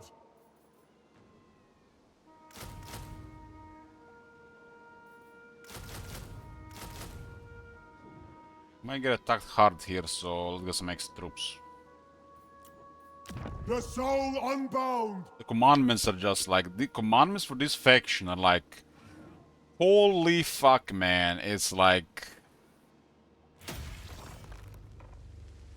there's no words. No words compared to some other stuff. The end to all sagas.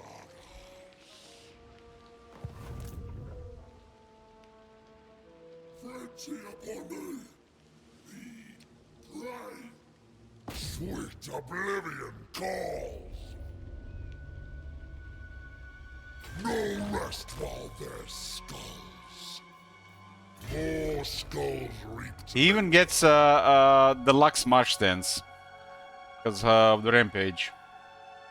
So he basically gets free 50 movement. And then free combat trials of demonic portal. That's a feature, but it's too good for something like this. Especially because he has stances on free cost. When you're in March, you're not supposed to switch out of March. That's not how it's supposed to work. If you have marched, you cannot unmarch. March has always been done. But due to the movement restore, he can unmarch and switch another stance. So he marches, stops marching, switch to another stance. It's a stupid feature with the rampage, but it is what it is.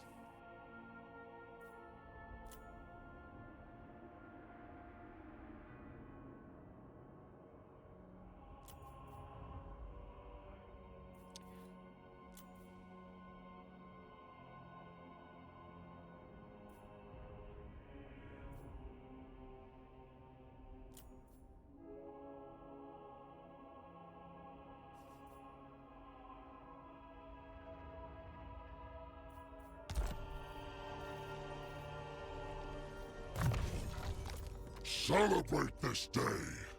Tomorrow, may be your loss. Born Chosen is amazing. Born Chosen is amazing. This guy has a really good skill tree. Look at these 3 corruption tenant infantry, that's hot. 1 skill. Do not test my patience with mortal concern. That's a proper corruption now. Blooded wanderer. Shame this guy doesn't have corruption as well. I think every hero should spread their faction corruption for the evil factions. That's the only way to put them up to pair with the order factions. The non-corrupted factions.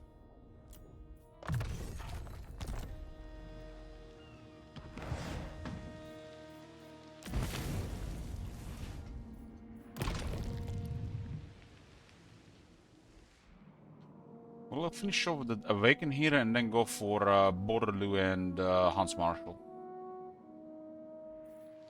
We serve the greatest god.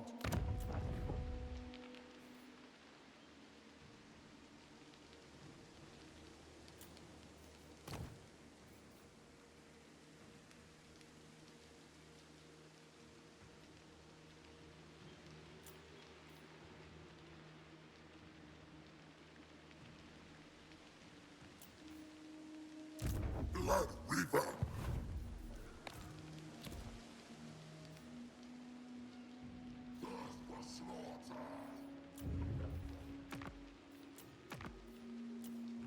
We should have started this army earlier, I was just paying attention to the treasury.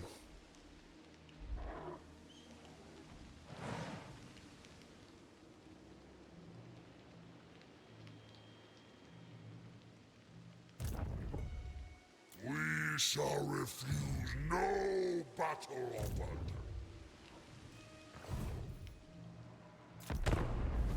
We hunt. Always hunt. There has to be a patch at some point that fixes the traits on the demon princess, and that fixes the traits on the exalt great demons and makes the exalt demons stronger. Exalt great demons are like sad. Exalted great demons. This should be the one of the most terrifying lords in the game. That's probably even a worse state than the Gran Pepe.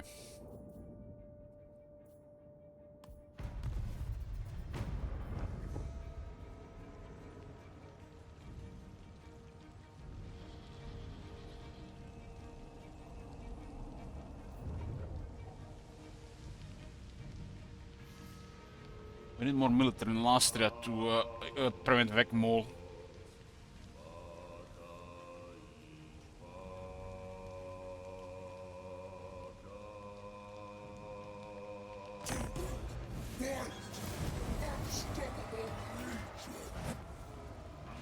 Can resell here. It's an excellent reward here.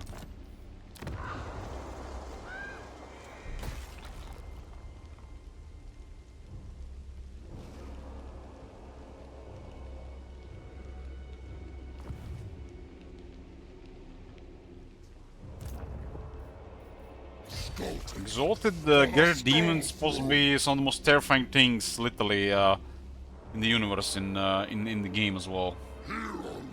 They made the Gerrit demons as all Gerrit demons. It's a travesty. They're so poor. They should have the best skills, the strongest stats, and the best traits.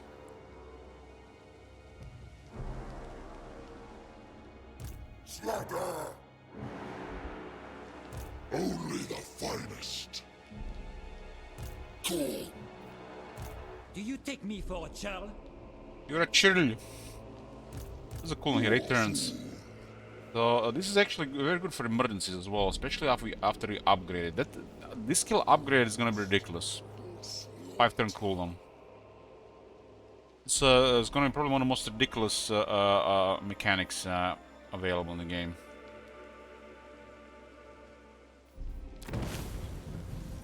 We need to upgrade Mihir the Indomitable for that.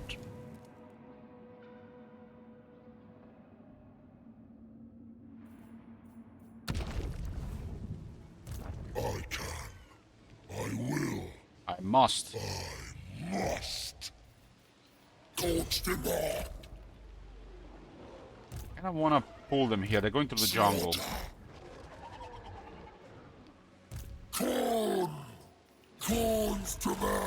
This is a rough moment. This is a really bad moment here. Hack and cleave. Okay, we got this one to the next tier. Look at this right. Holy shit. Truth is war. And doesn't work on the global recruitment as usual.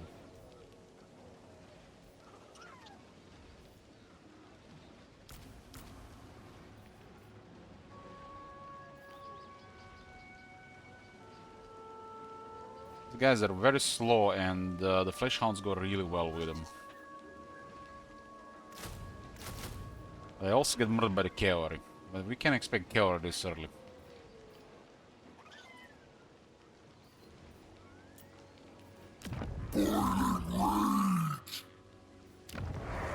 Will be the Exalted Bloodletters, which we can recruit in no time. This is a terrible building. Tier 2 is just fine. Tier 3 makes no sense. There's nothing on Tier 3. It's like, why we ever build this?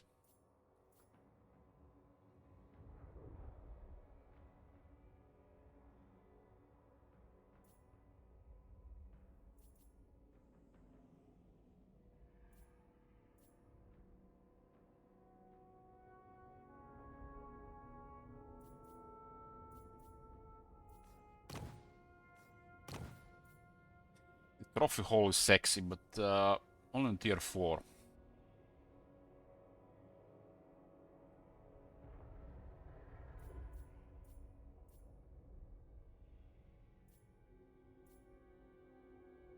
Now that we are under attack here, I guess makes more sense. Makes a lot of sense to get more garrisons here.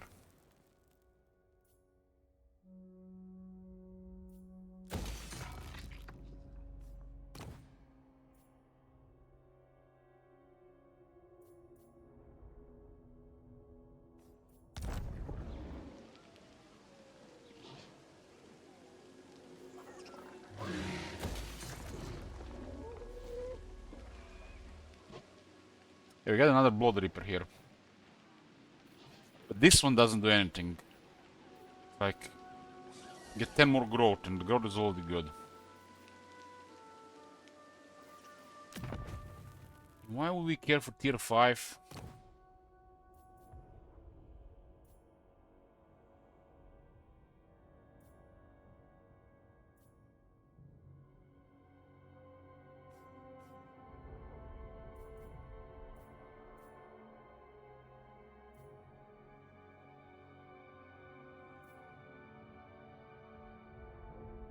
I don't care about tier 5.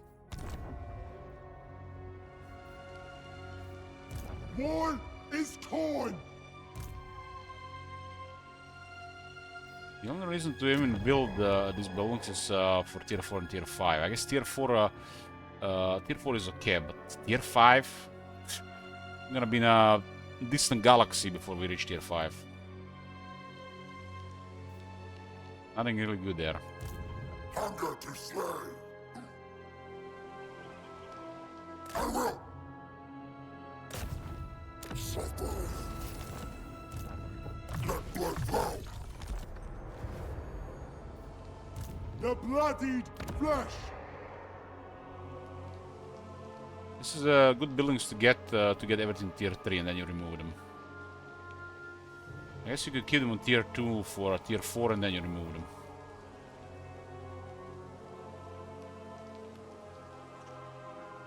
This one is just to rush the starting points to tier 3 to get some setup going. But these are horrible buildings. Horrible buildings. It's just to get us early tier 3 setup.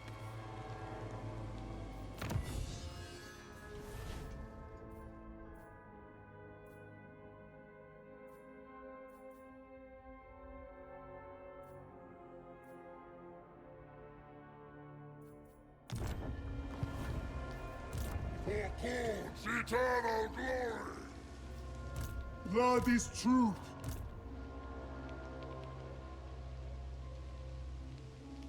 Use any of these armies to give give the enemy a lot of resources.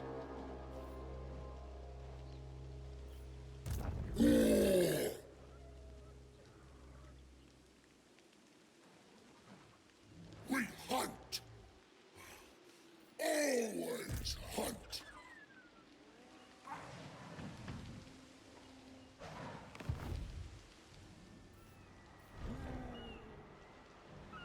Against the code. Against the code. Skulls for the skull throne. Corn god. Gotta be careful though, so they don't kill the Blood Reaper. If you're not careful, they can easily poof this guy. There has no missile resistance.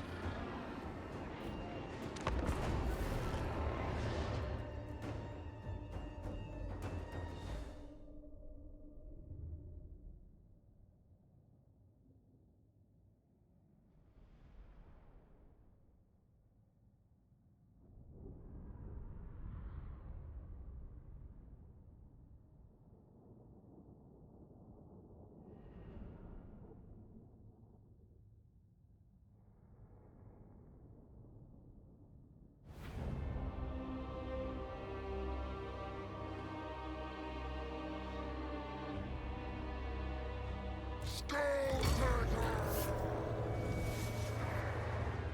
Frankie, bloodlust, these are our virtues.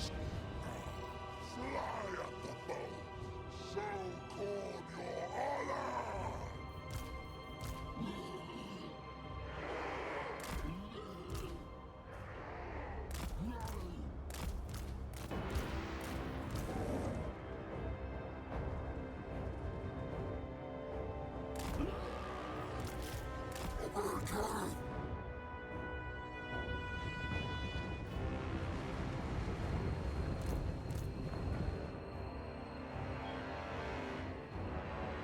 Skulltaker! 87 defense.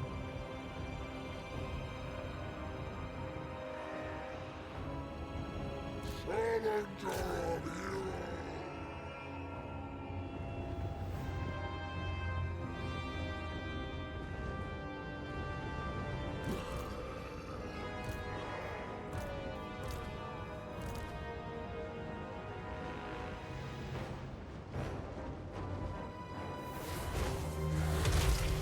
First among bloodletters!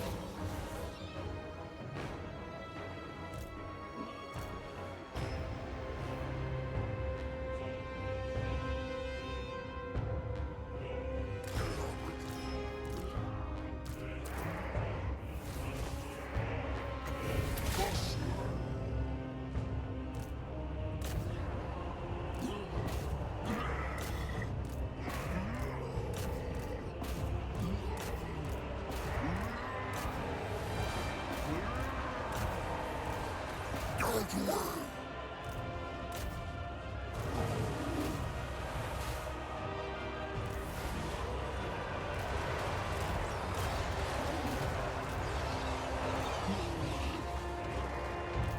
Sacred executioner!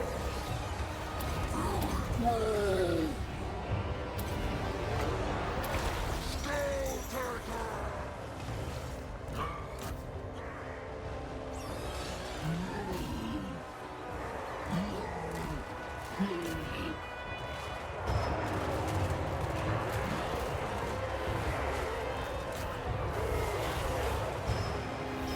We're doing some damage there.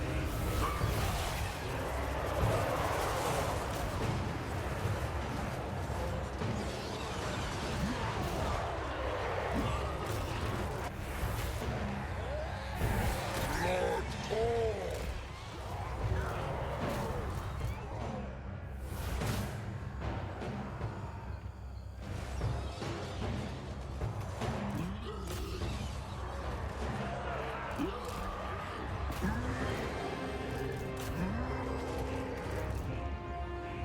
The foe is doomed! Nothing restrains me! Pray and pray to the front.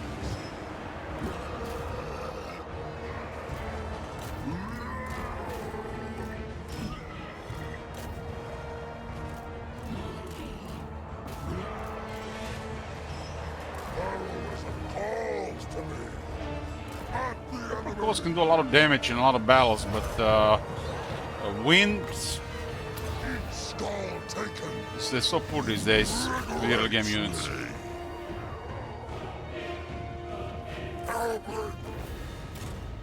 Remember when the Bloody Corpse was an option? Was an optional unit to use. Nowadays, you literally can't win early game without them.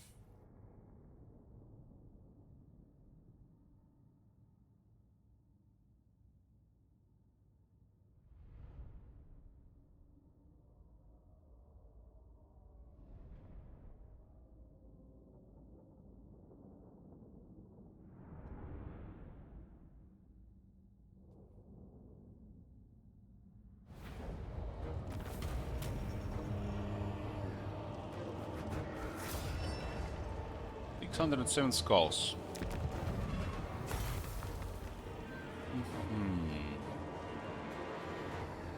You have 2 additional units, and I'm gonna have 2 more additional units there, huh?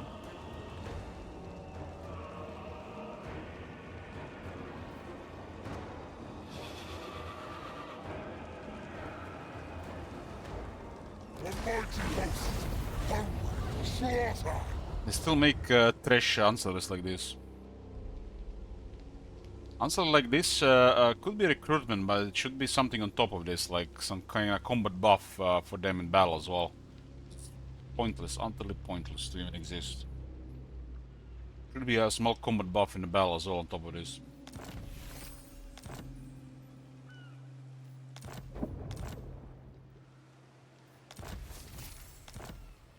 Herald of Corn. Rest. Skulltaker. I live for...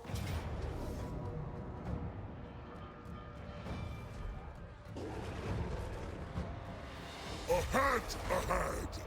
Terror of rage.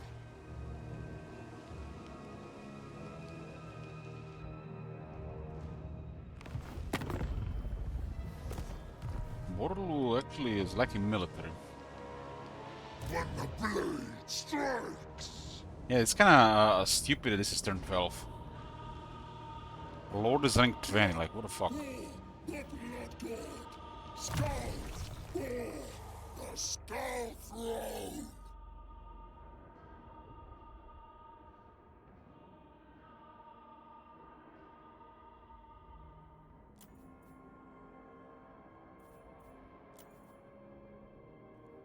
Makes the blood letters literally like a 30% damage buff on contact. Yes, yes, I care deeply. I do.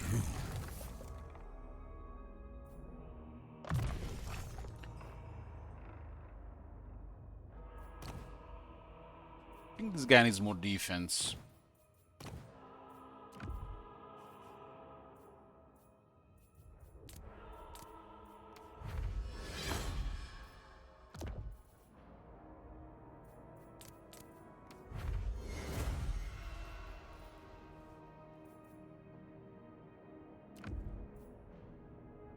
More defense.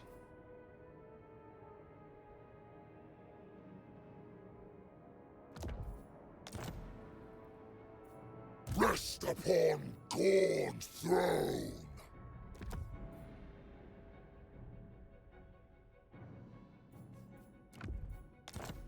For the Lord of Murder.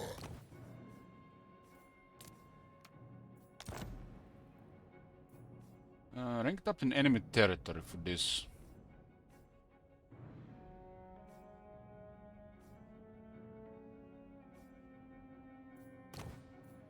Strike. To maim.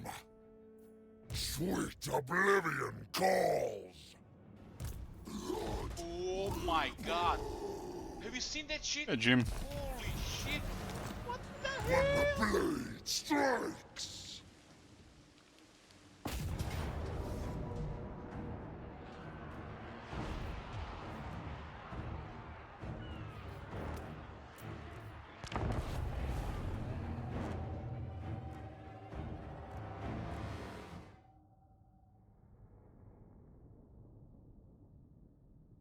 Doesn't matter, Agneta. It's that answer is so irrelevant. Not even worth equipping, man. We're gonna get so much money and not really do with it.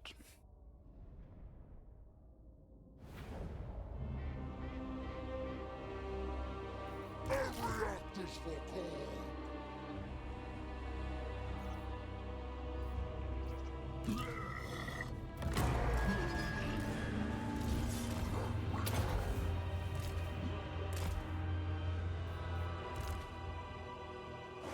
Nothing to do with it.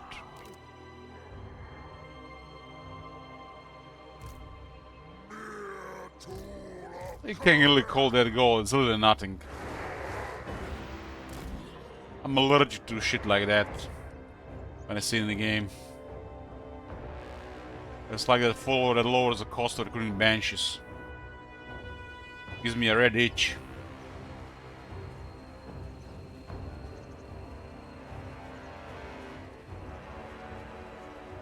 Keep shit like this in Total War Attila, don't put that shit like this in here.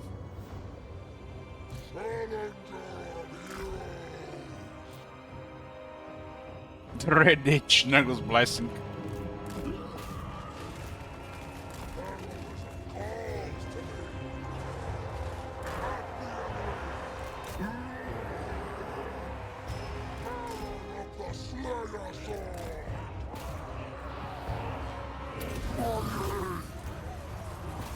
That doesn't even matter when you have such high attack.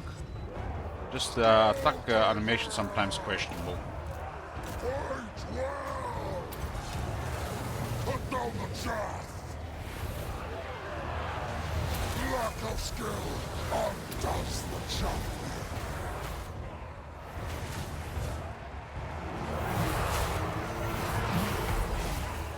It's a block Russians got barely 10 kills there on contact. They were trying to push to the other unit, and it took them a while to stop pushing and start attacking. They lost quite a bit of health in the process.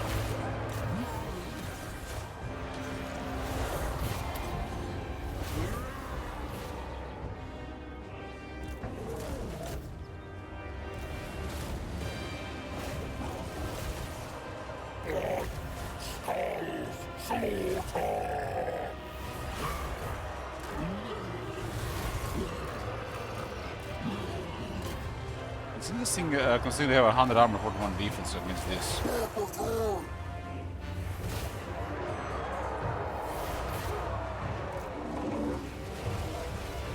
The core red ogres are solid.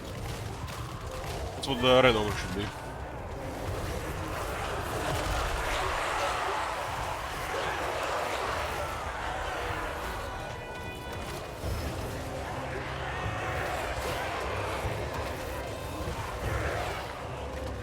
They're literally a red ogre just with every stat better.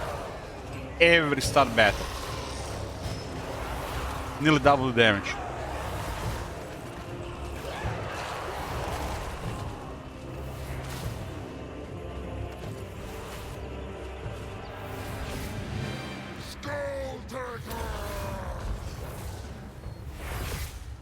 We need the supervisor, we need sea legs, we need the seasoned campaigner. Tic-tac-toe trade would be nice. I have the same animations, they look the same to me, Agneta. Just different color red ogres with much higher stats. Red ogres have solid attack animation, the stats just suck. Well, these guys they have crazy stats compared to red ogres, and they're red ogres.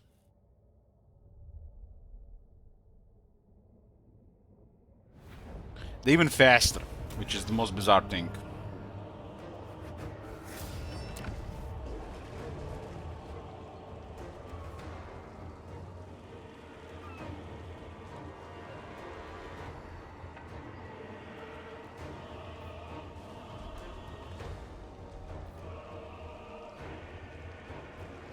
Burn until there's naught but skull. Skulltaker! This faction plays 2+ turns every turn. Well, they start with tier 3 units on turn 1. For the Lord of Murder! More skulls reaped later. I must keep my holy vow. No. Skulltaker for the Skull Throne. Almost fucked up. Heroes don't die of old age. March stands, finish marching, and camp. Among the fodder, I sense future greatness. When you use the march movement, you should not be allowed to switch out of march stance. That's just... what the fuck? I also think a march stance should cause attrition as well. But that's a different story. Skulls piled here. Yes, a good day.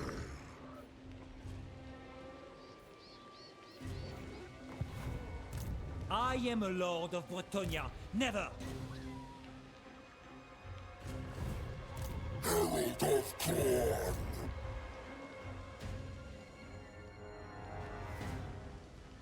We hunt. Always hunt. Blood Reaper. The nation calls.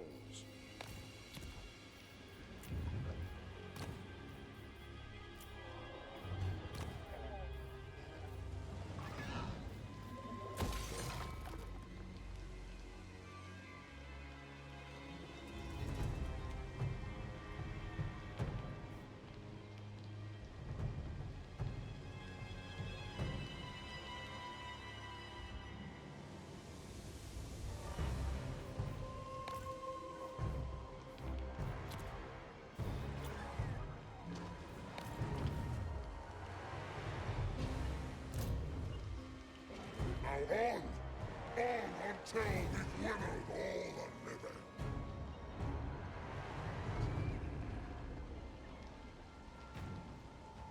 Raiding for this hero, huh? Skulls piled here. Basically, A good day. just raid and get this guy.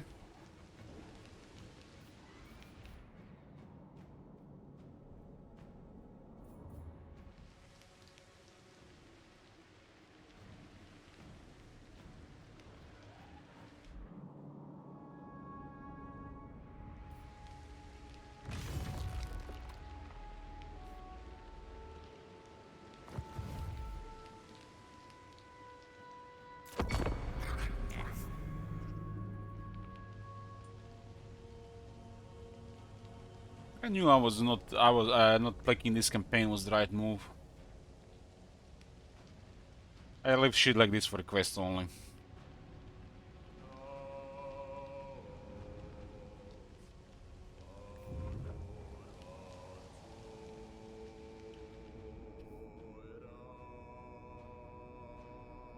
In the realm where nothing lives, Yeah, Mir. comes this close.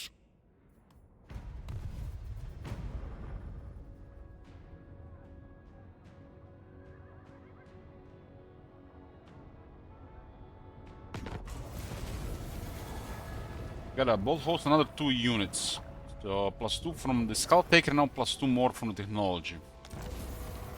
So it will look like this, +2 more hounds.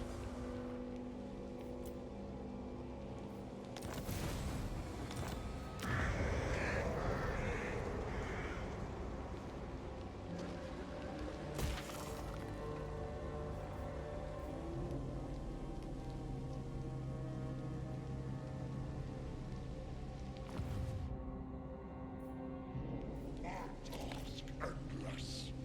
Corn's blessing for me. I just don't care for it personally, calling. I wouldn't say it's bad. It has too many lords. Why would I waste my pick on something like this? You know what I mean? I would just pick another Durtu or one of the Beastmen instead. My time is limited. My time is precious and my time is for me. I'm not gonna pick shit like this when you guys can pick it. Blood Reaper. Don't mind playing it, but I would never pick shit like this. Let blood flow.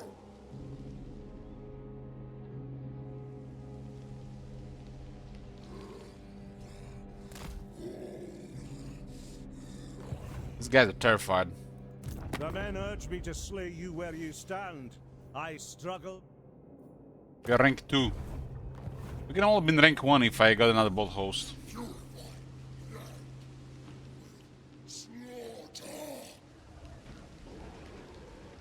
Court Herald. Skulls for the Skull Throne.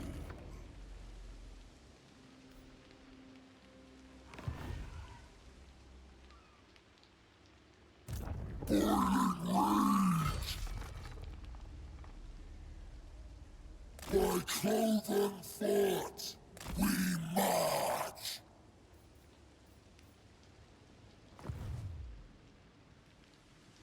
Lust, sight, fury. Cold. The end to all sagas.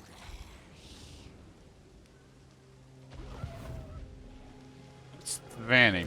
Only the finest. I guess for science. Blood Speaker.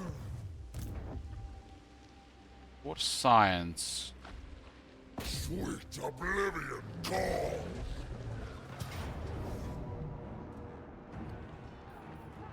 You know the crazy thing is, top manager, the AI doesn't even have time to react. They could have a million potential. You're literally creating things out of thin air and doing multiple turns every turn. They can't react to this.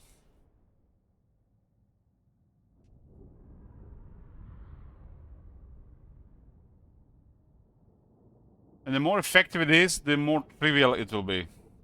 Which can be fun for sure.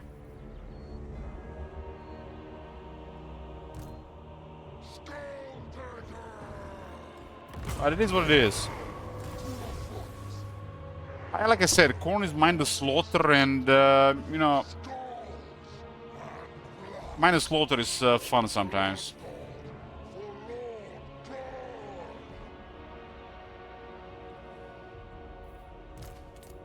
I just don't understand why they make factions like this already again and again and again, and then we have greater demons and exalt greater demons shit.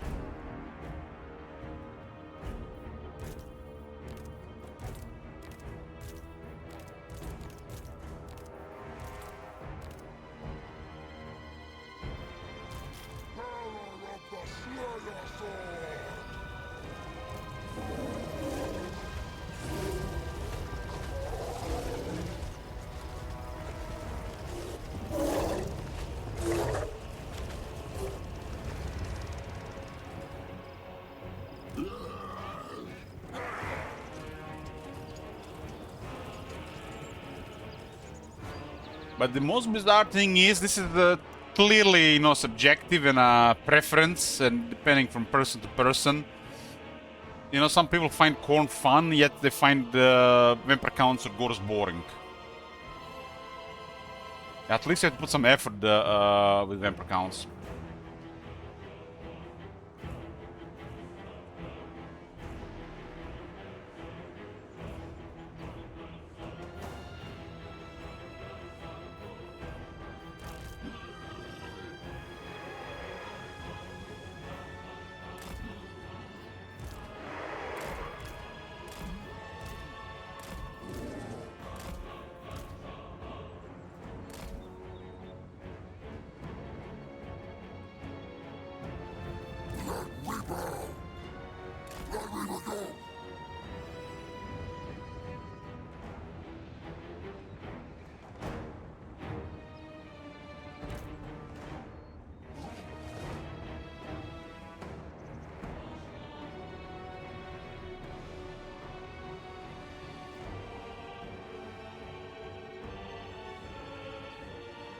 Gore's the same as Corn milligram gimmicks? No, that's nowhere near close.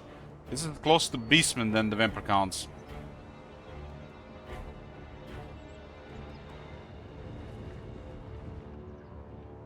Corn is more like Beastman. It's nothing to do with Vampire Counts.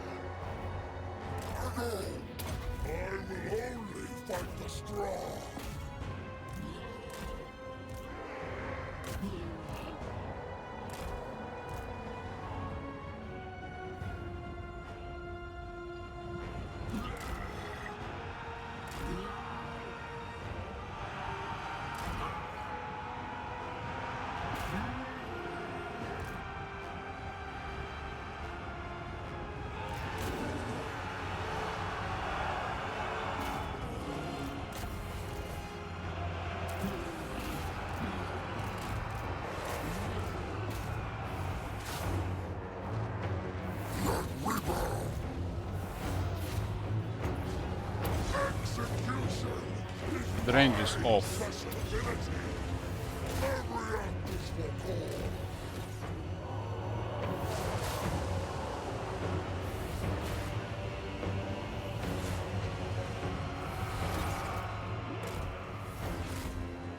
I always wonder why our army's electronic games don't move forward. It's selective memory, Stratic.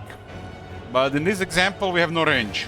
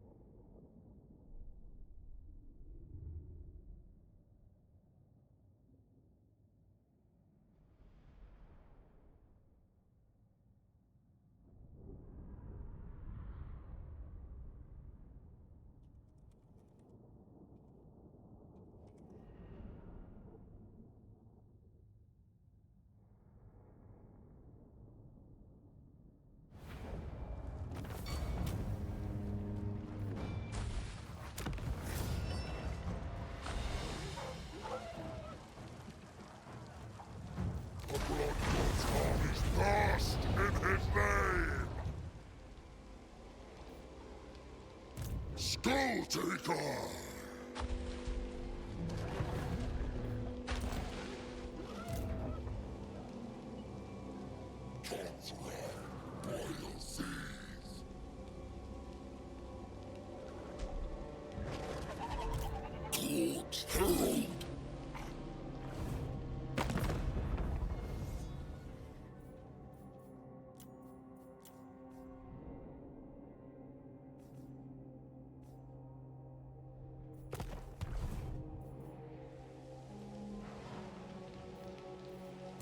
Herald of Corn!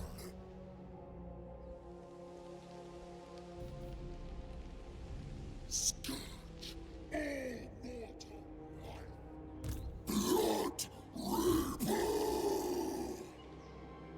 We must walk this path. Kill in coin or die in damnation. Moments of Distraction, a good DLC. El Shaparo, I know you're a special person, but goddamn man, that's like... This is the cash grab if I ever seen one.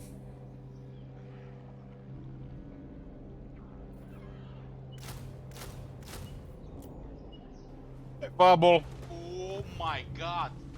Have you seen that shit? Holy shit.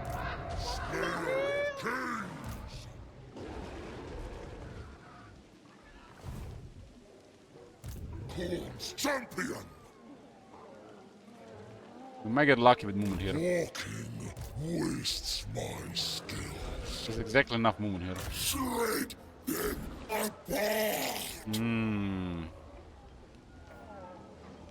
Blood for the Blood God! Skulls for the Skull Throne!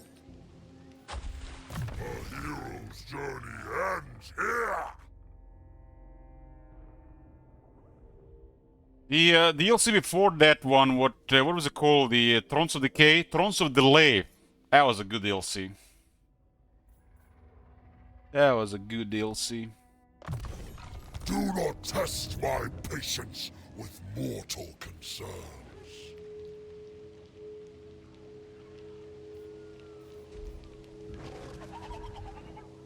Skulls piled here. Yes, a good day. To snuff out the mighty. Court Herald.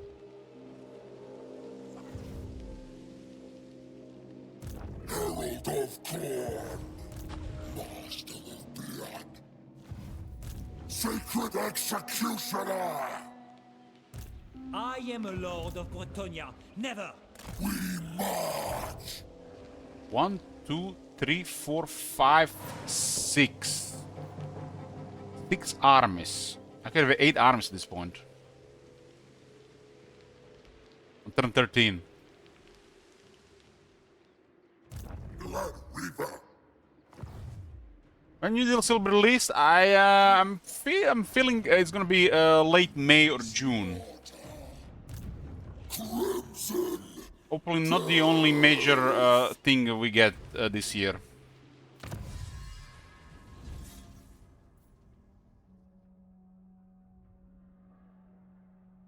Bloodhost will get another Bloodless of Corn on creation. That's how many units then? This way to slaughter. They'll be at And skulls.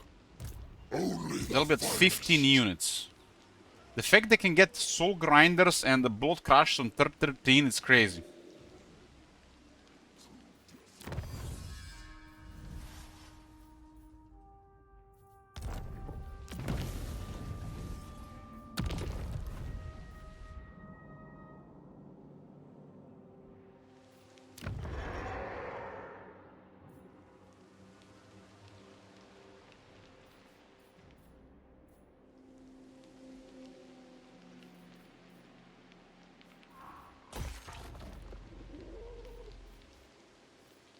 Squidek is here.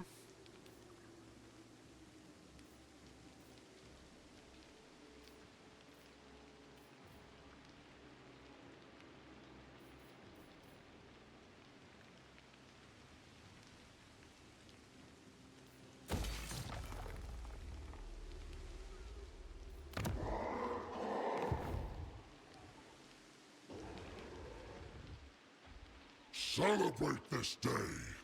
Tomorrow.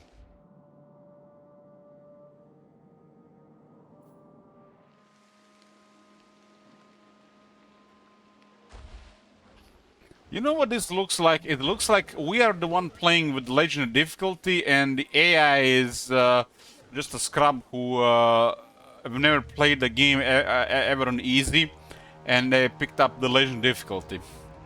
The player is literally just the gonna crush this noob here. That's how it feels like.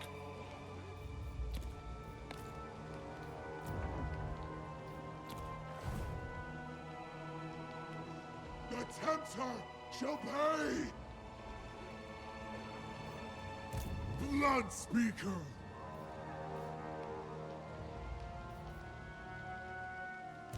Blooded Wanderer! Taking heads and killing all!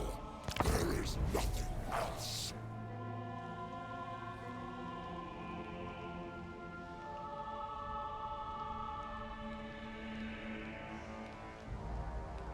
I like Rampage, but these blood hosts are too much.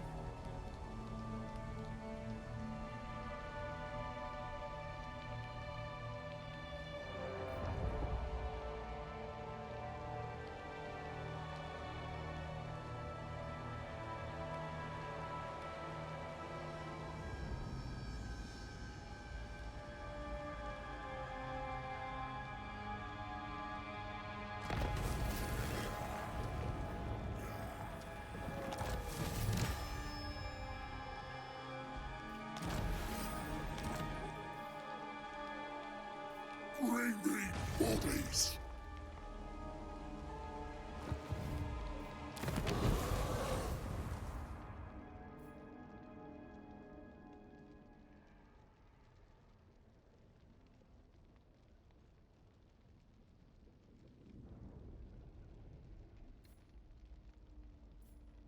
See? Killing the skull throne with skulls. Horns chosen.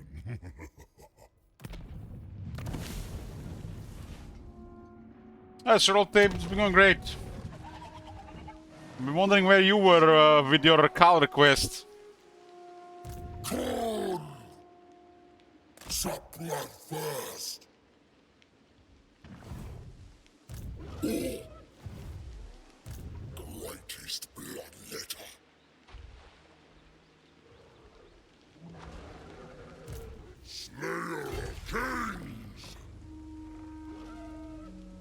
Sure, hit me up. Lost sight. Fury. Hit me up. Look at the Albrecht think he's safe. Albrecht thinks he is safe. Skulltaker. I sent life and heroism. Let's see if the march stance will be changeable now. We hunt. Always hunt. Hack and cleave. Post on Discord, post on Discord. Slaughter. Every lord is winning against another lord restores the movement there, right? Corpses. His path shall set us free. We don't have the what do you call the siege A talker? well-favored task. Oh, never mind, it's a siege talker. You cannot deny my call. Let's see if he refreshes his stance if as he gets more movement.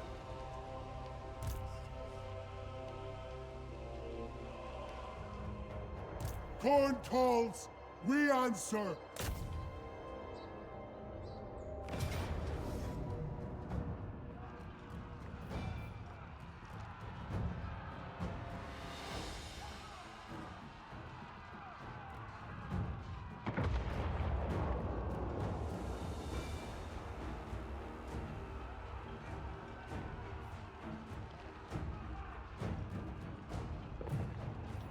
Skull cannon.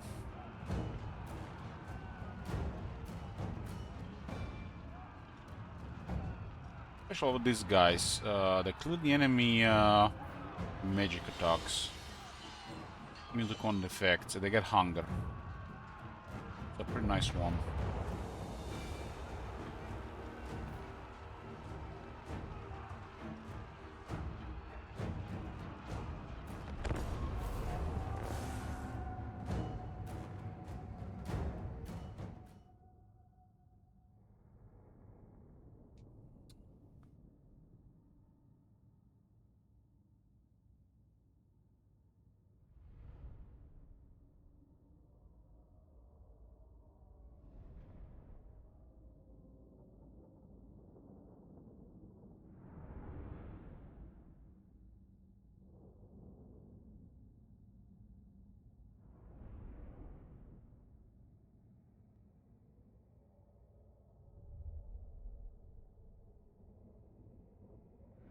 What does it mean guild starts nearby?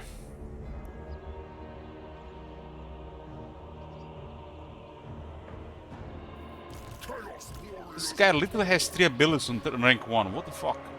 You obey a single will. We breathe the bloodstorm.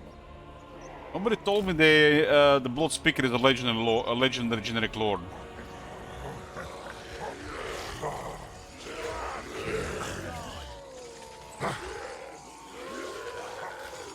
Yeah, it looks awesome.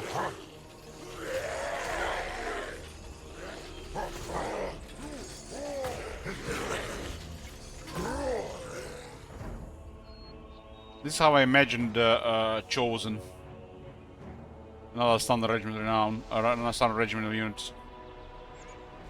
Chaos Marauders.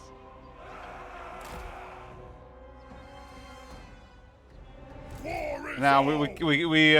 we can move him, Sorority. He's in there. We can only affect potential of factions which can buff them or really high, little, or destroy them.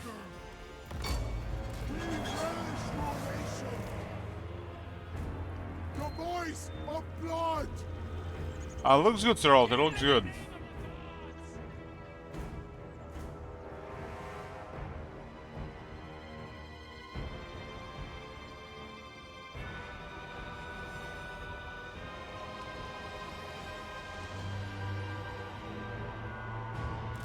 Students of slaughter.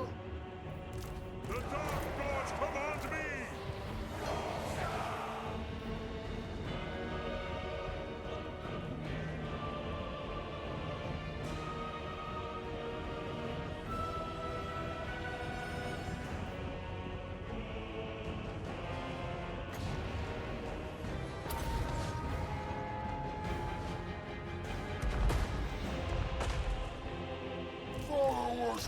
Well, people can sabotage this. Getting allies is not worth it. But I'm sure there'll be some Emperor fanboys that will switch to Carl.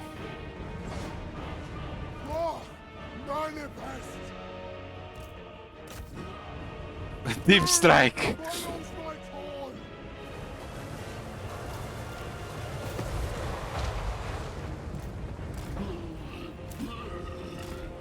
War is all! Spread corruption! Your will! Search for core!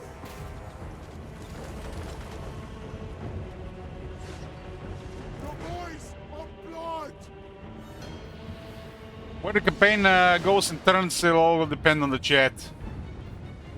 But there's gonna be plenty of time, really. Blood for the blood god! For the Considering how slow the setup is, because we have to change everything, I'll give it more time. This might be upon this place! Students of slaughter! Blood speaker! Always war! Slaves to darkness! Servants and masters of wrath! Chaos warriors murdering peasants. Nice.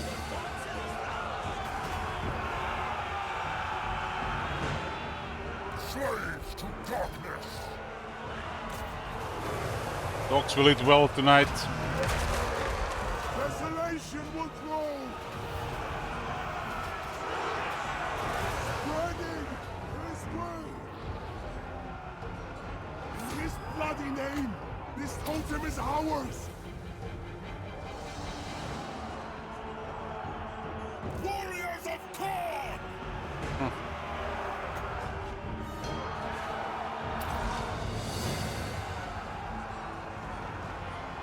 Fury follows my call!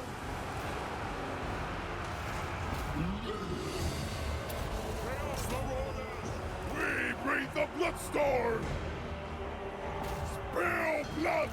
Lay waste! War is all! These guys even have thunder armor.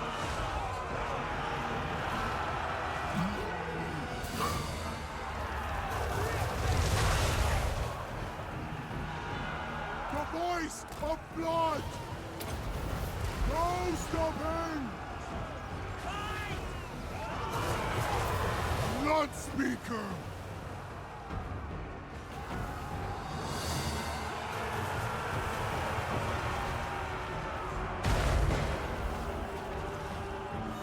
Chaos warriors of Korn! Carnage moves! Always war!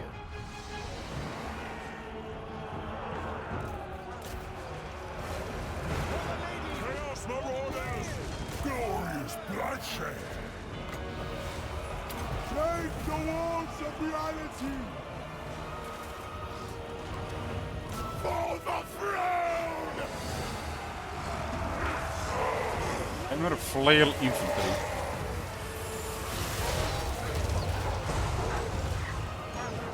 War! Manifest!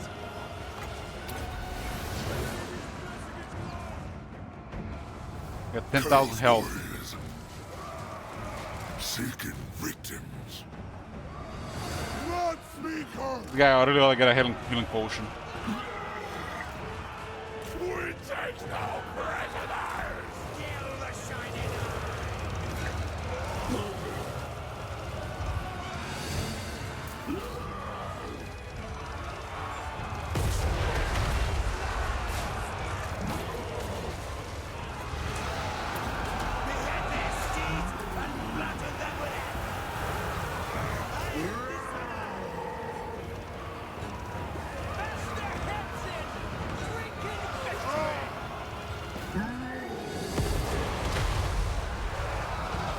Blood speaker!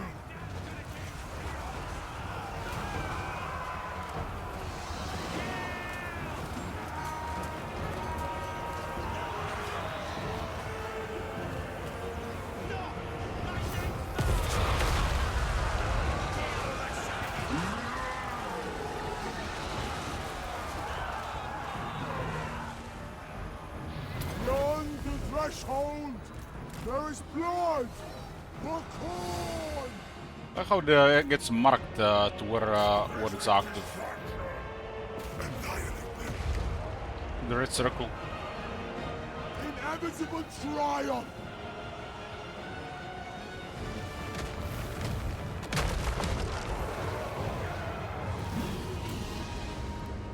Chaos Warriors of Corn!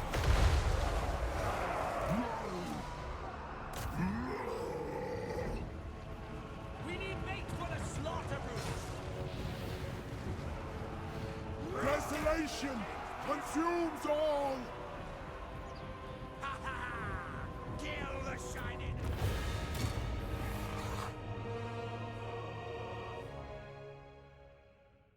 The projectiles cause some kind of vortex damage.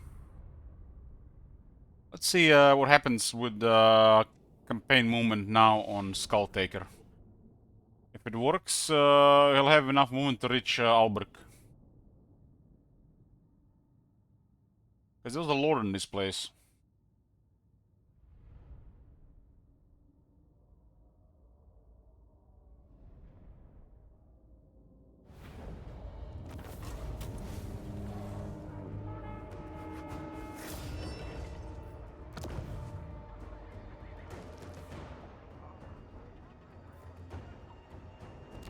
We lay the path for our Corn King!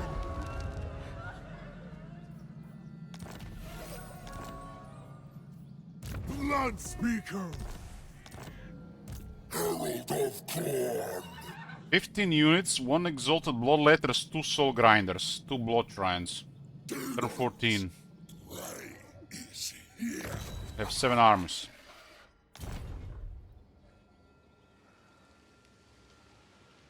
Our offering to you, Corn!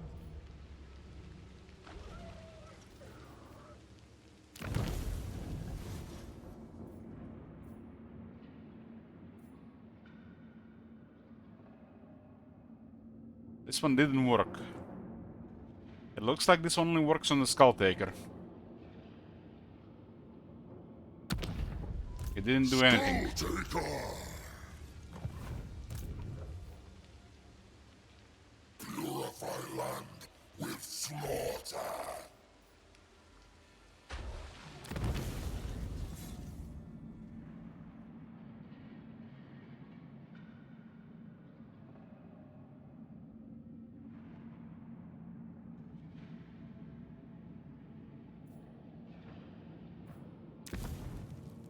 The war shall be endless, ageless, but not without death!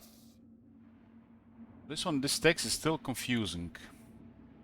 Replenish 30% campaign movement range after defeating a lord, faction leader.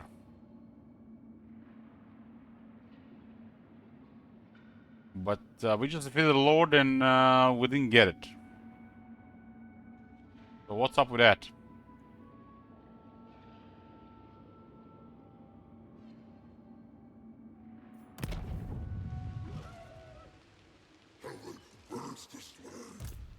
That one text is convoluted and who knows exactly how it works.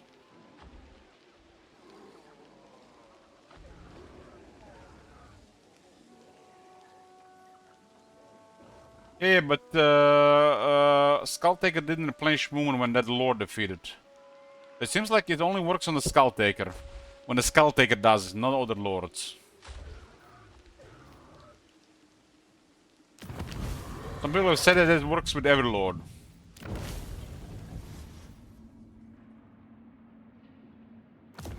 So the way the warden says, it's only the Skulltaker. But people have said it works with every lord.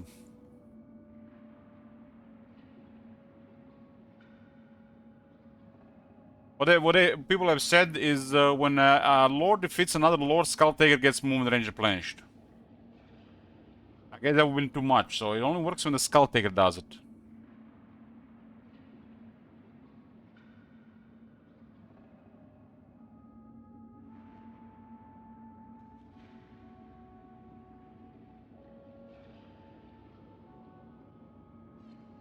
It's a little bit convoluted because look at how this one is worded.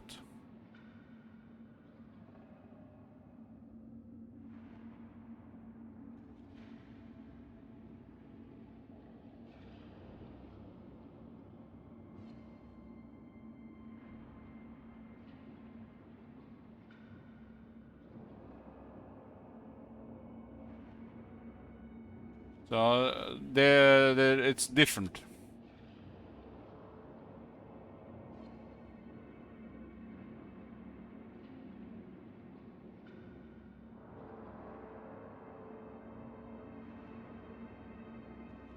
And yeah, you can look at it from that perspective as well, Toka, but read this one.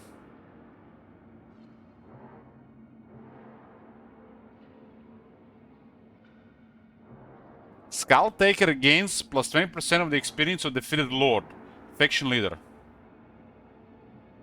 That's super convoluted. And then read this one here.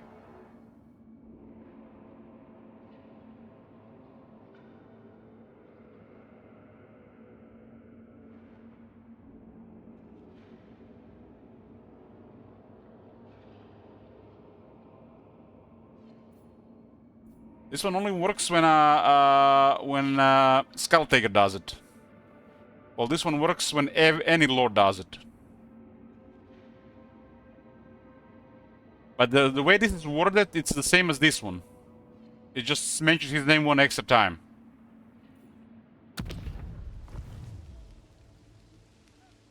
War is torn.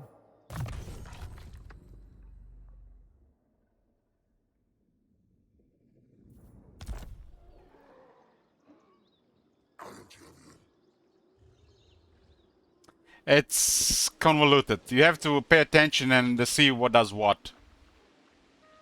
Super inconsistent. Truth is war.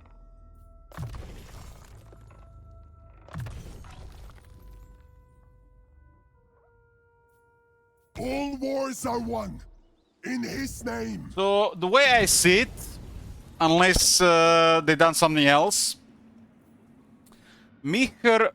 Iron Egg the Wanderer, basically, when Skulltaker wins a fight, Khorne grants him Rampage, Skulltaker has extra Rampage.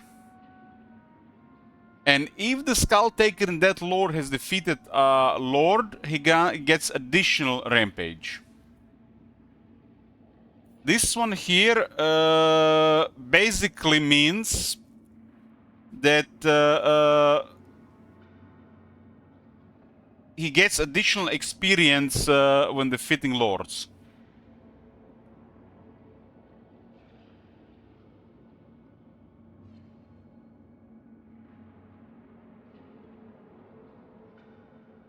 They both work on the Skulltaker. This one is just confusing because it mentions the Skulltaker.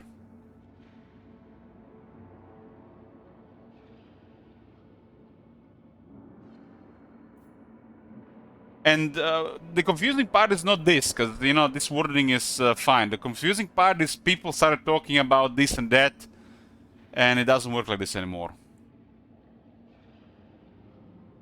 Because somebody is told that the Skulltaker gets movement replenished when any lords get defeated.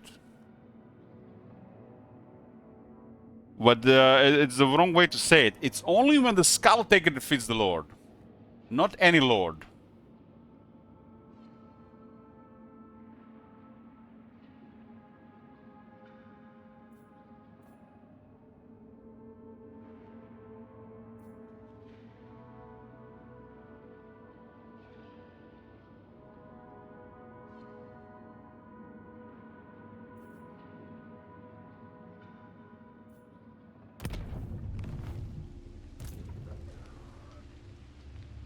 So there was no way to trigger the rampage here.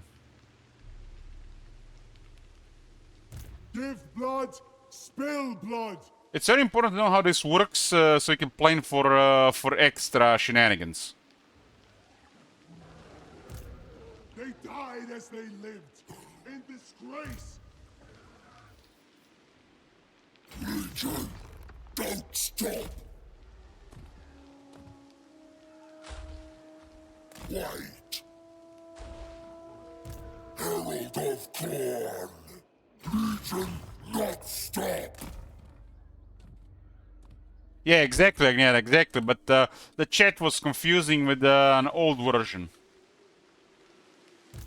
I didn't have a chance to test it so far. Must murder. I sense unworthiness. Prove yourselves. Slaughter. Blood Reaper. Blood Reaper. You wish to test your... This end.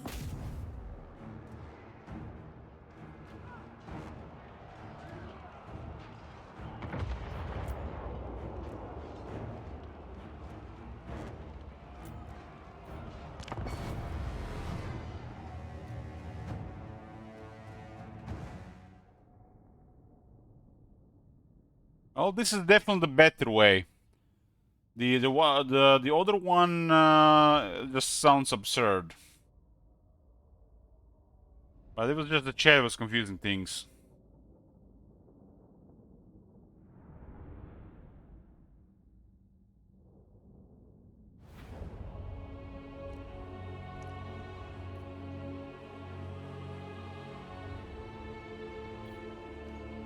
I think the rampage is fine.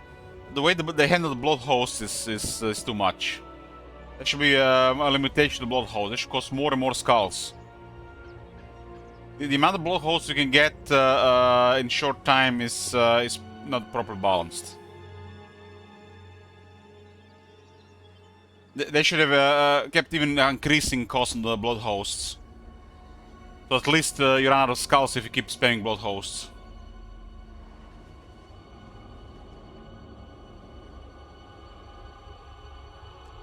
Yeah, but it's not good enough, Toka. I mean, look at the situation we are in right now. It's turn 14. They clearly didn't apply the right value. It's still too much.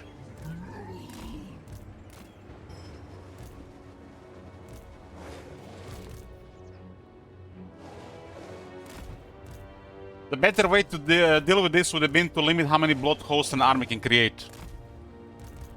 Instead of just let the Skulltaker create X blood hosts, it should be limited how many an army can create. This is just nonsense in this version.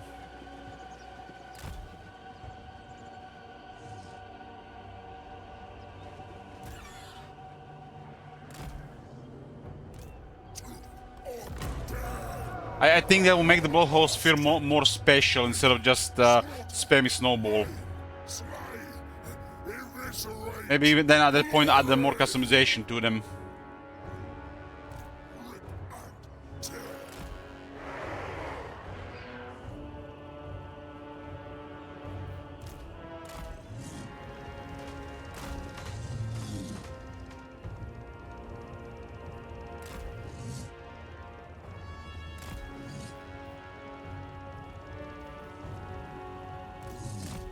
Did they change how this unit works these days?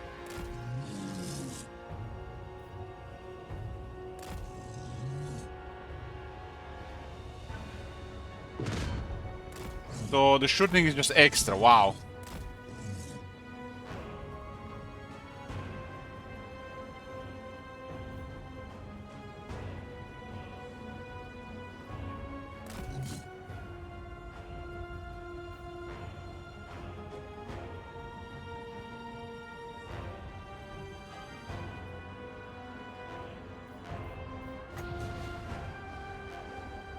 That's how the ice ult chariot should work, and not the trash version there right now.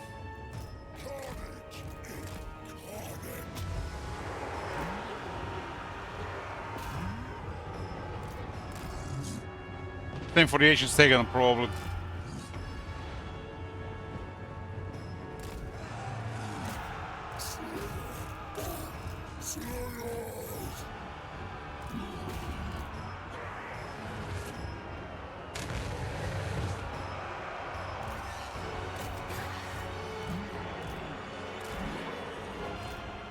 What does it show the range? It's not a missile unit.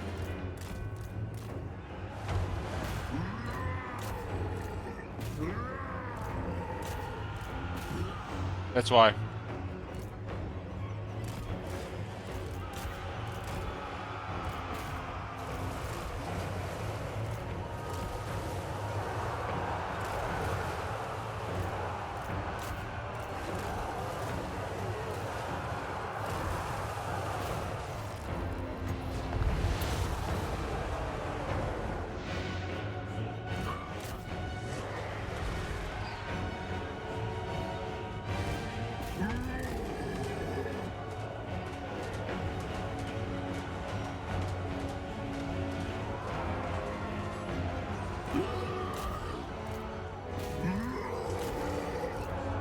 The way I see, the corn blood hosts are punishment for losing to corn. The corn just overwhelms you.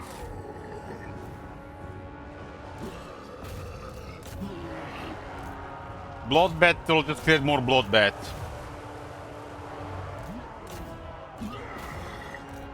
It's basically their way of not having proper settlements.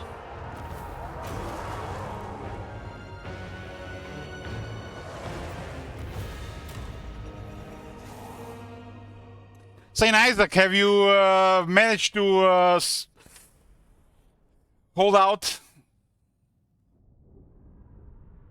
for Mumford turn again?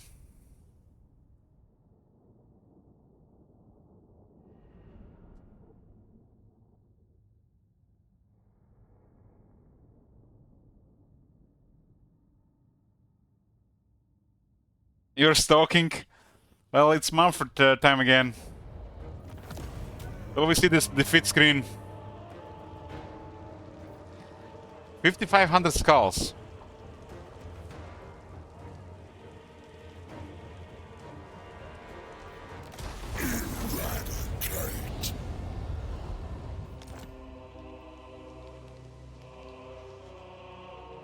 Just like that.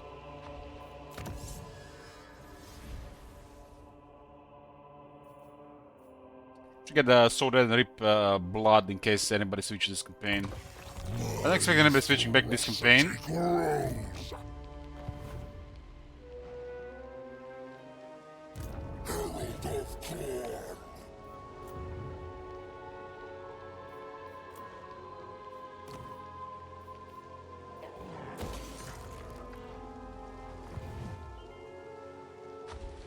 Corn does not discriminate. Skulltaker!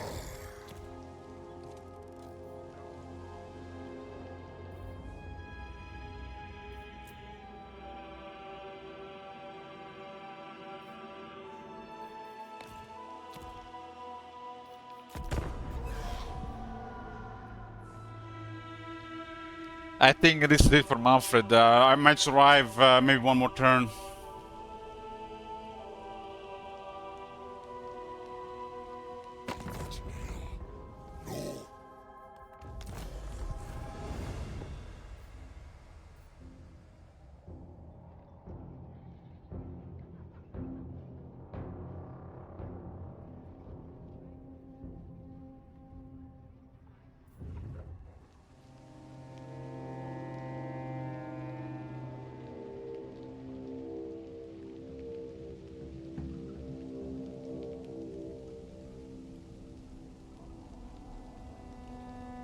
One blood, 1,000 rods. Blood.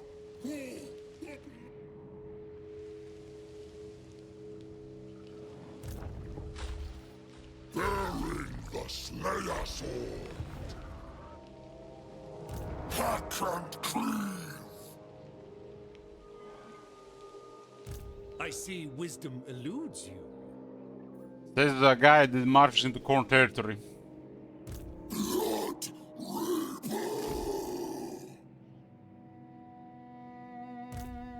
Reaper.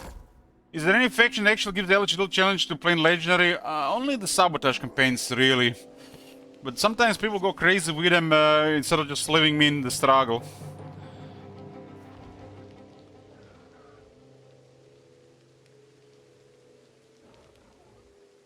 And also, of course, when I'm under alcohol influence. It's very challenging to play sieges when you're drunk. Trust me on this.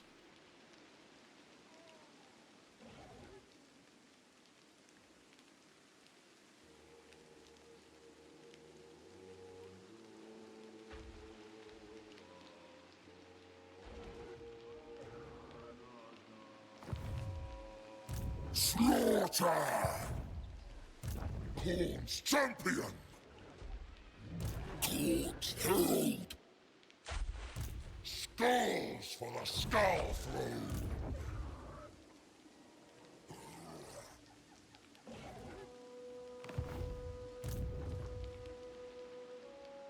Our most worthy foe is ourselves!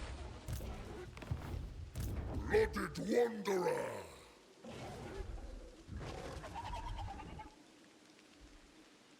My task endless. Corn's blessing for me! How big is my desk? Kinda small. Barely fit 227-inch screens. So...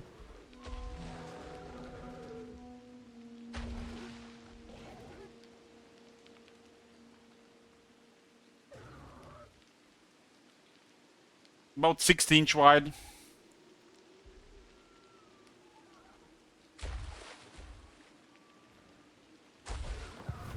My hand cannot be stayed.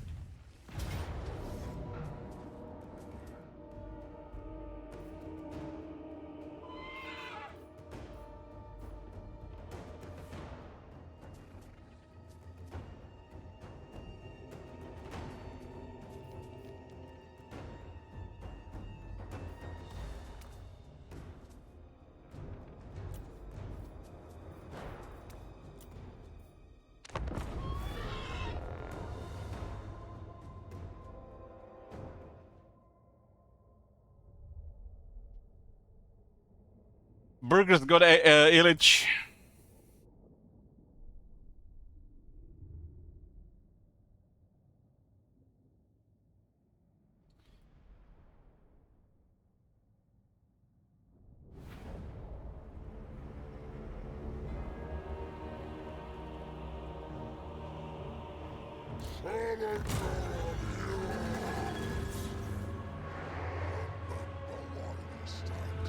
Next you're gonna measure rum in gallons, now we measure rum here in euros. For the blood god! For Lord God! 1 inch is 2.54 centimeters.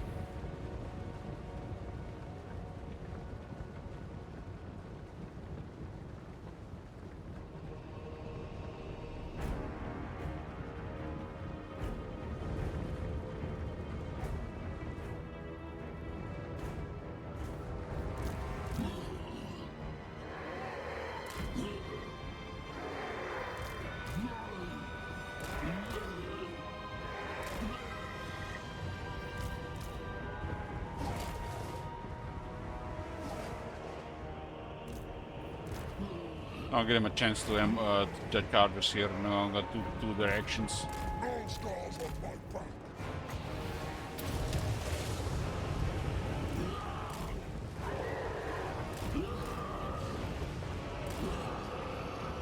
When I'm buying alcohol to get drunk, I measure it in cost, really, unless somebody else is paying. Because, you know, after 2 drinks, doesn't matter if it's 30 euro rum or 60 euro rum, you know? Skulltaker!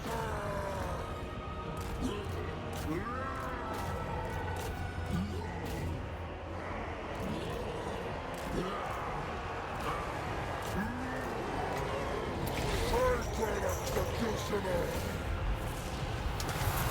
Lack of skill undoes the champion! Burning flesh! I wonder how a bottle of Diplomatico will taste after not drinking for a long time. Blood Reaper! Herald of the Slayer Sword!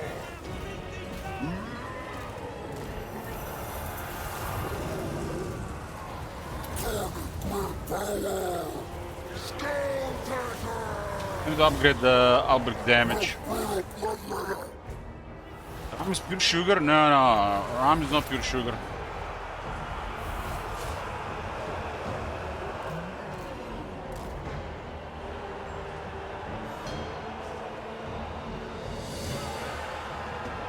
Distilled spirits have no sugar. If it's a spiced rum, they might add, but it's usually under 2% whatever they add.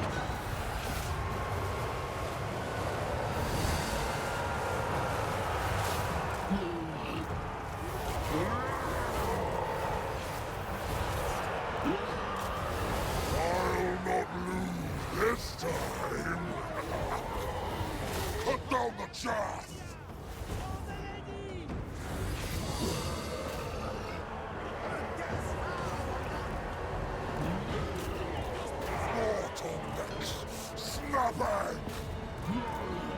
Honestly, I don't really care about cocktails. I like the rum because of smell. And I prefer the one closest to pure alcohol content as you can get. Blood call. Every act is for call. Execution is my special ability.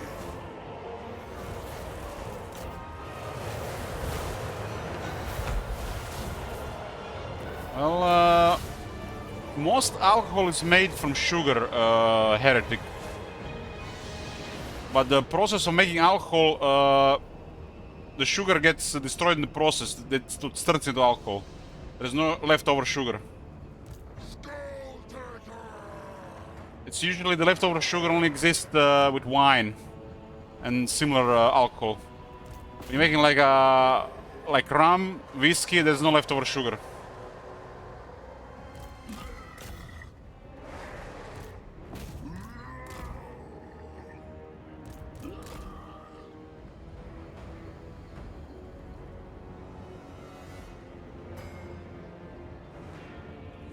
There's a Kraken rum with black cherry and vanilla. It's so nice. I really like spiced rum.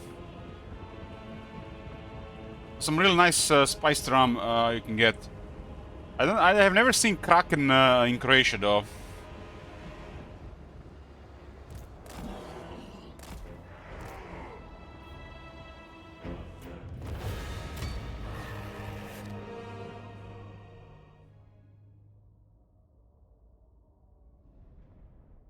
I guess I haven't tried hard enough to look for it.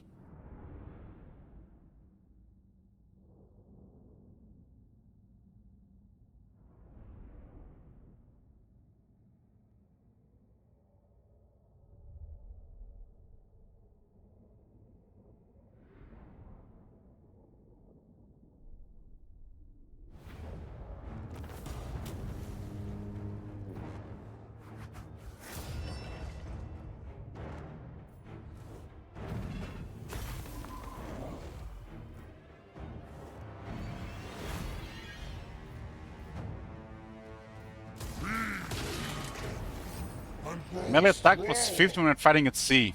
Wow. Halberd is no more. On turn 15, we have unlocked the Chosen of Corn Halberds, Slaughter Guard, Regiment Renown. Fucking hell. Skulltaker!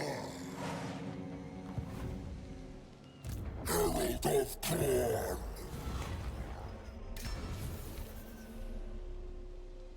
Use the armor that's excellent for a hero. That's actually a solid rare armor. Sacred Executioner! Come! A hero's journey ends here!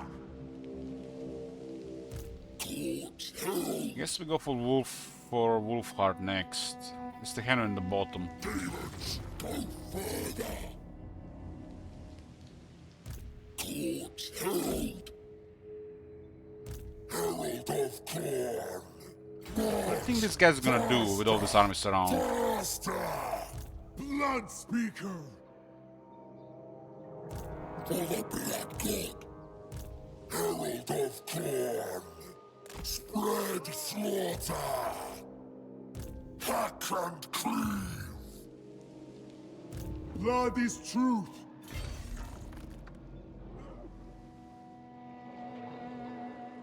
We press on!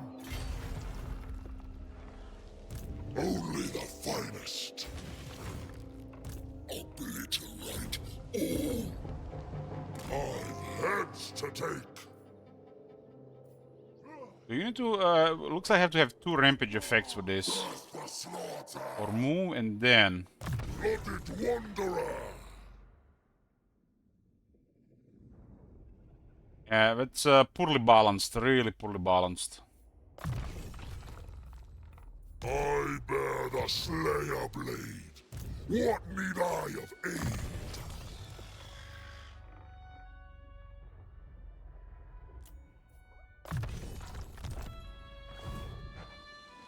Slaughter!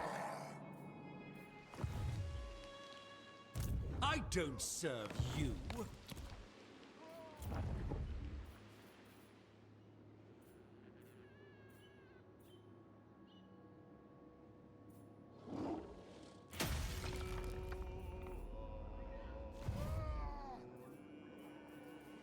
Purify land with slaughter. We got to rank 1 with little effort.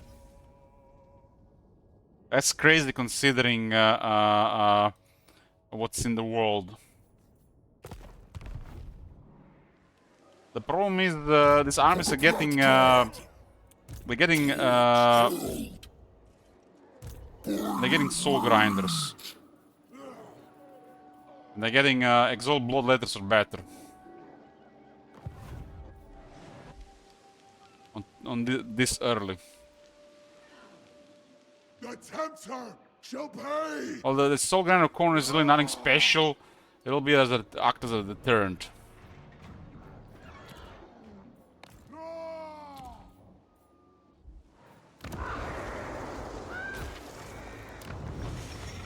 The fist of hell!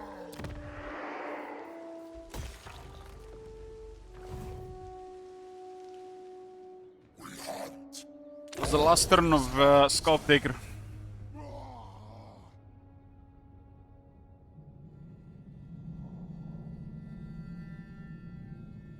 I will see this. Whatever else.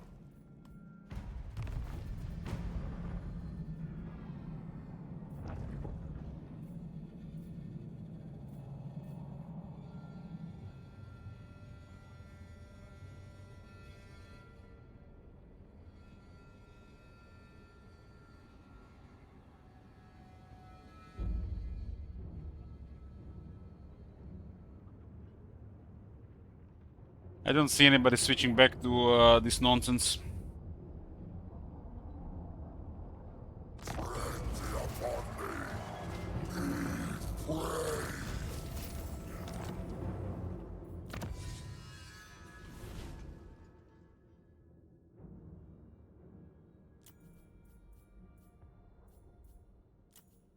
We got 7 technologies in 15 turns.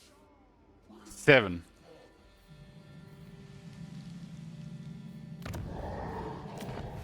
Soul Grinder is tier 4. Yeah, we have a switch to Manfred.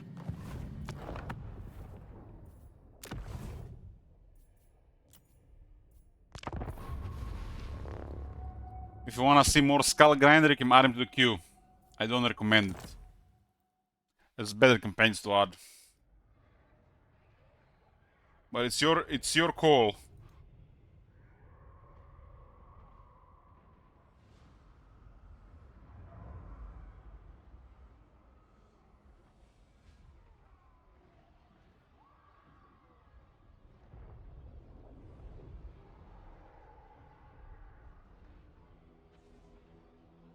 The campaigns that are on hold will be picked at the start of the stream.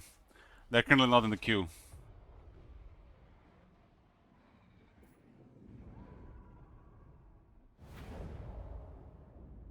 Okay, Manfred. Welcome to my court. I got into the pile, but I have to get away somewhere.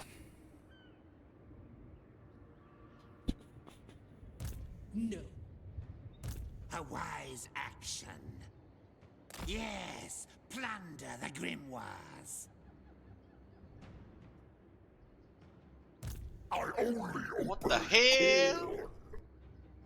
Disband crypt horrors, Mourngulls, wraiths, all graveguard. Saint Isaac wallet strikes already. You know, Saint Isaac, I love you this month. Making me breathe easier.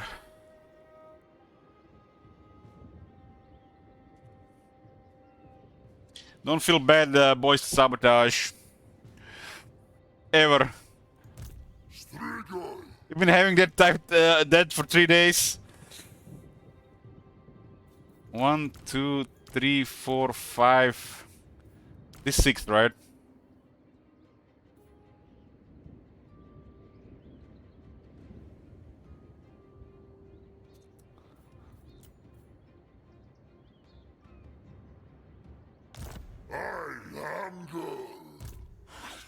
I'm trying to whistle my out of this, but St.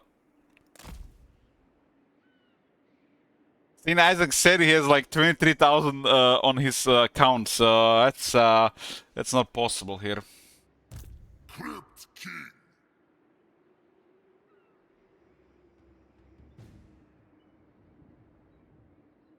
Now we have to sail away again. I'm secretly hoping here we get in the position where they ignore us. But this aggressive AI does not do it as the vanilla AI. You fool! I am ready.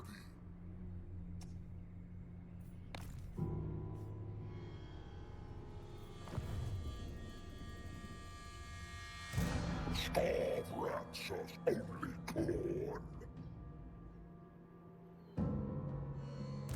Your will? Never! From the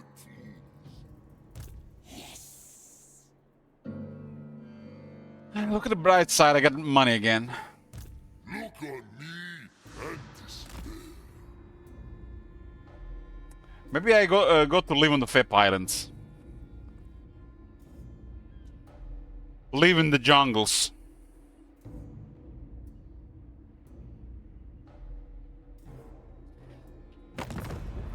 If I declare war on everybody, they can't sabotage my treasury. That could be the play.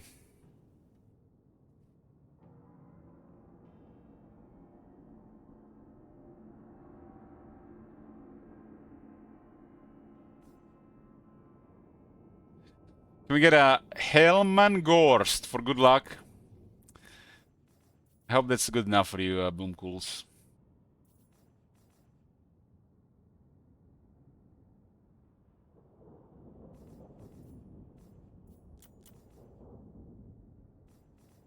That was weak. Hellman Gorst. There you go.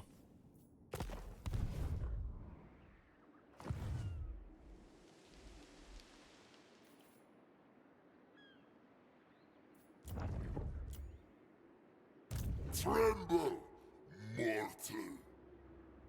Even if he stops sabotaging at this point, I still think this is not possible to win. Who thinks that you could actually win the campaign from this point on? If the sabotage stops. No! Do not seek to command. You can win like 200 turns. You do know that this is not a regular AI, and this shit is cooked hard. It's well done. What is your will?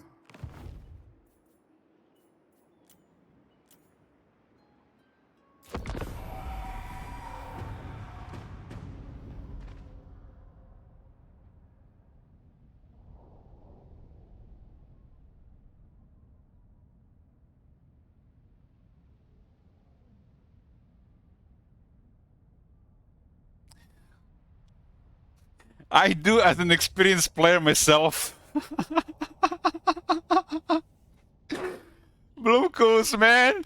I might have believed that 3 years ago.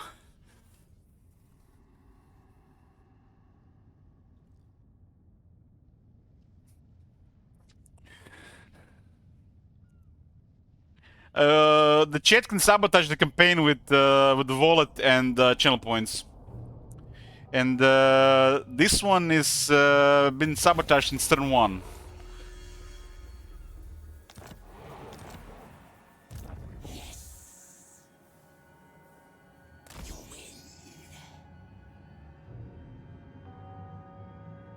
But just imagine recovering from this point on. That's like having a sex with a really beautiful woman. Or at least I think that's how it should feel like. King of the ghouls.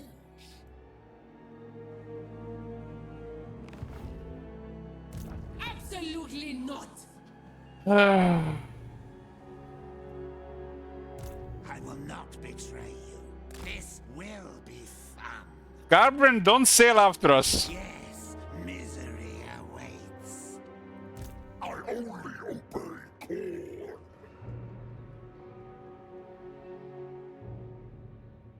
Your desire?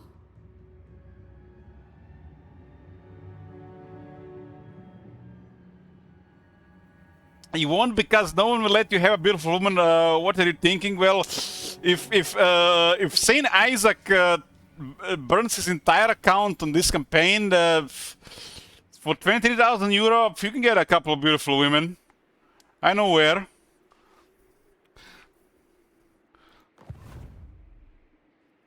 Right after pay the taxman. Fear me.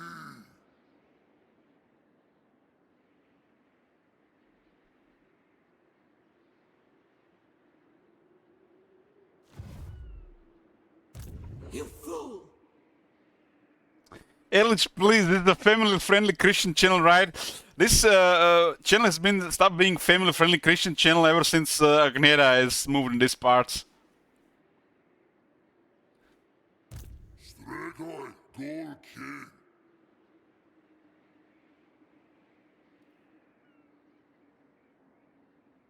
Forward. Let's see if we have to live another turn.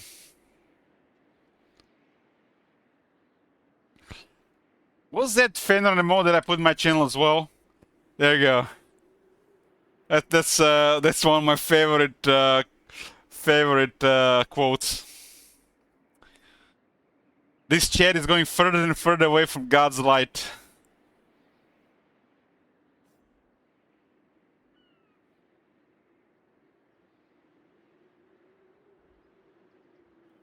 Darkness comes. Look on me and despair.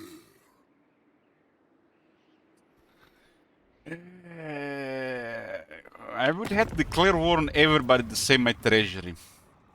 It's would be I can give guys money to these guys. Blood, are you their next prey? Can I even give them money? I have to give them. Okay, this is awkward. So I have to declare war on all of these guys to save my treasury.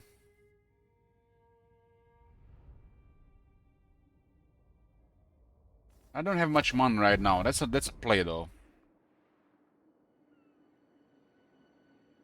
If this army gets defeated, the campaign is over. But right now, nothing we can do with it. You actually can die in the water here, unless you replace the lord in time. More mausoleums to defile. That will do nicely.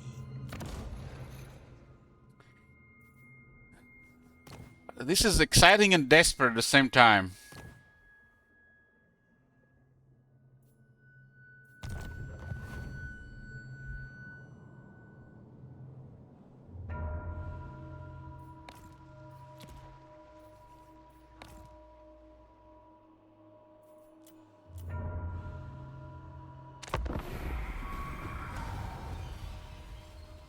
Which god? Sigmar, of course. There is only one god.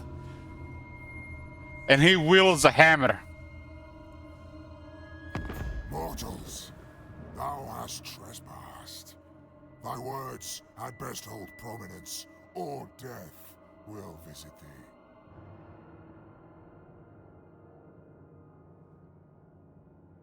I have a permanent war of Nimrik though.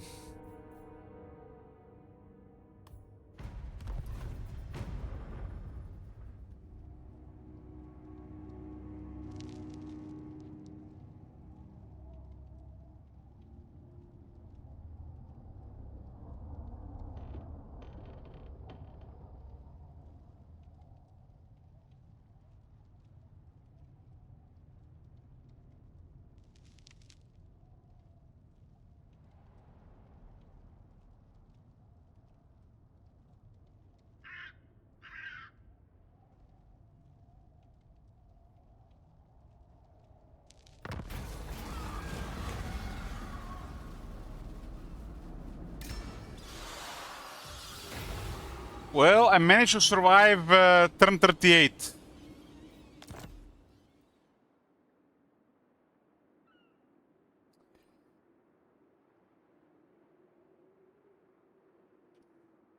Manfred lives. Switching to Trot.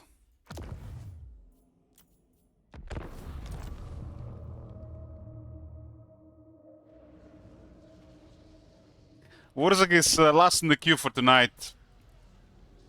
Unless somebody adds something to the queue. Manfred returns. Never mind. Never mind.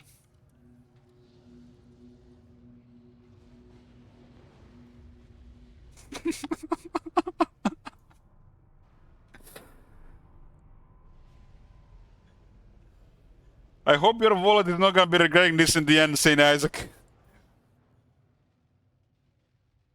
But they will at least make it fun.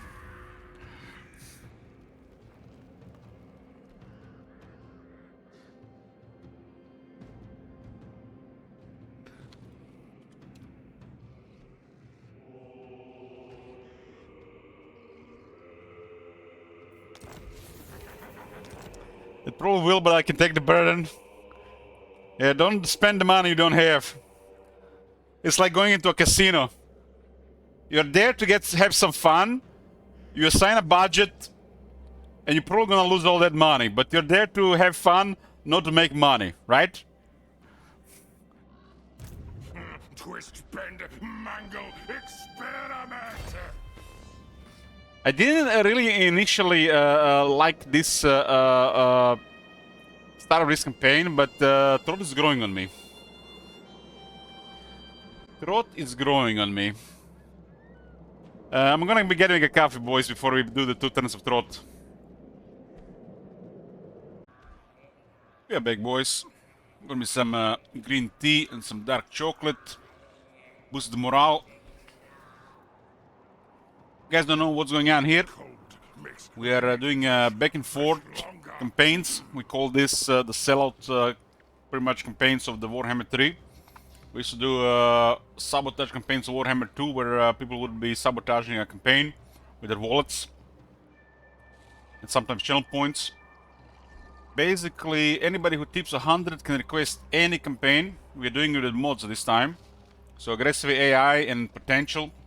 You can basically change the potential of all factions if you want for your request. And on top of this, there's some sabotage options. Fresh campaigns is immune to switch for 15 turns. And outside the switch option is sabotage to disband 3 units. Any you pick. Empty the treasury, or declare a permanent war. Currently in progress, we got Manfred, who is pretty much just, I don't know where this is going, to death. We got Skulltaker, Kairos, Wurzak, Sigwald, Trot, and Village. Karl, Oxiotl, and Hans Marshall are coming as well. And by a certain date at the start of March next month, once the queue is clear, we'll be just picking the top 4 campaigns in turns. So whoever the 4 highest in turns, they'll stay, and everything else will get deleted.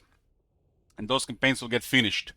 For each one of those, we'll roll a wheel who to destroy for the campaign goal to win the campaign.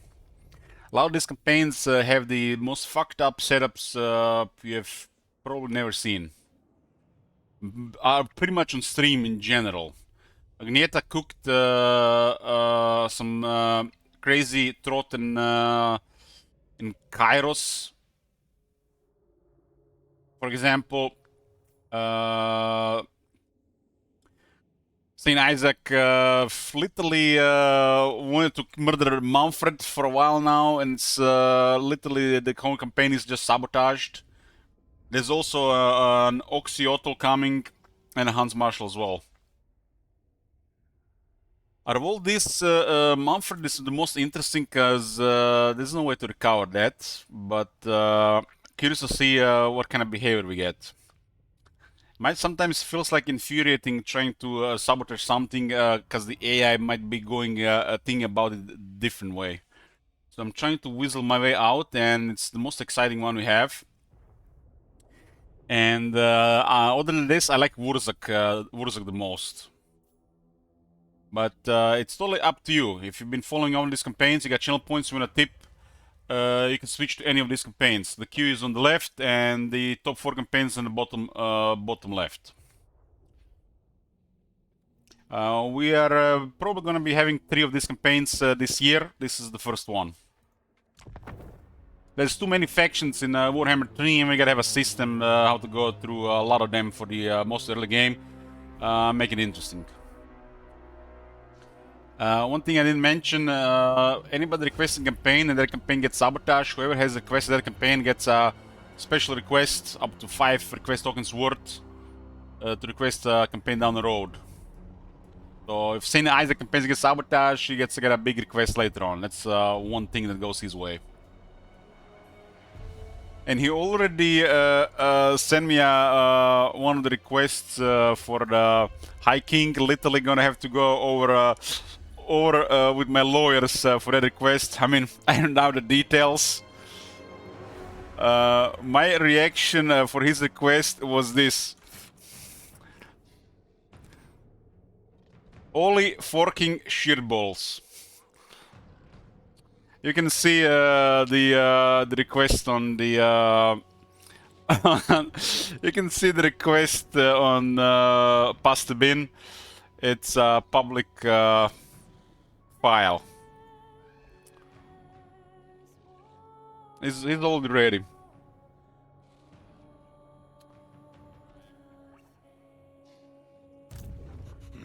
Anyways, here we are with Trot. You can share it in chat. Yeah, it's there's the link. We're gonna have to iron out the details, of course, but yeah.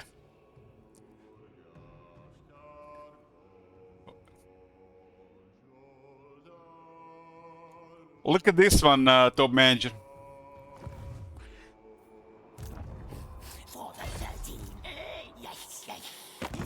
This campaign we have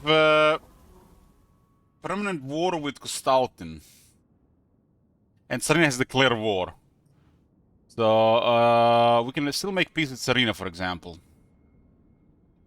Somebody sabotaged the relation with Kostaltin. I think it was Del Bro. I destroyed the Kostaltin armies, so we can go hard on him. We might need to ignore Serena for a while.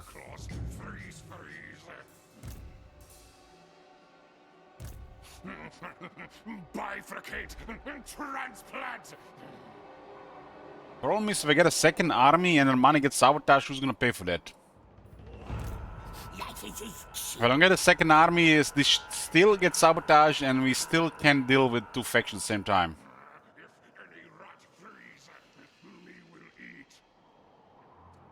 This campaign is hell as well. Agnieszka cooks hell. I hope none of the Agneta campaigns gets in top 4.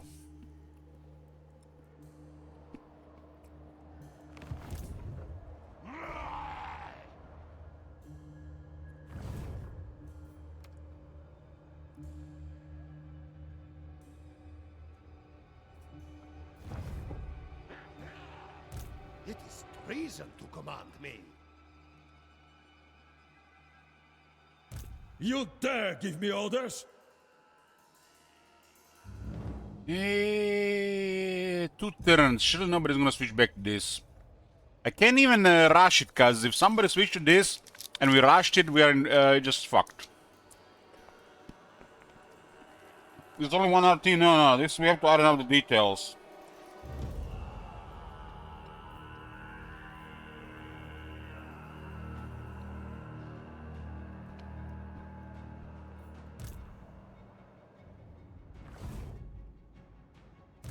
No higher power than I.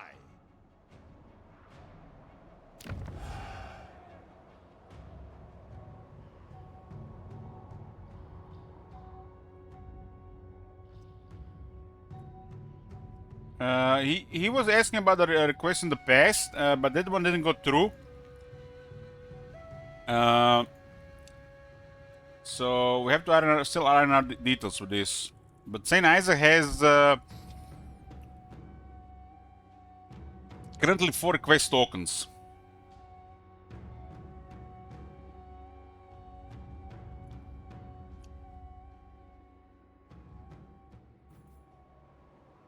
Depending on how long it goes, it's usually like 4 to 6 request tokens.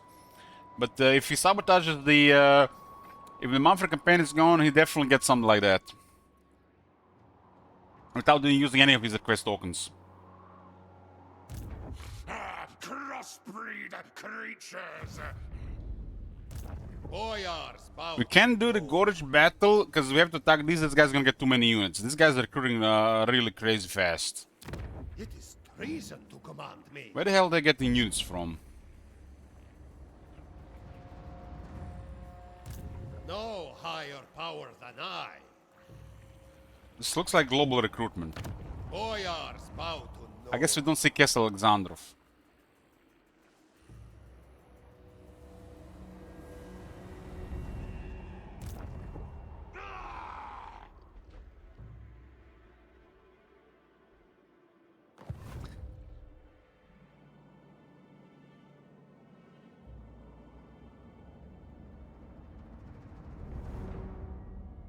So destroy Kostaltin, destroy Tsarina, and then destroy Malachi.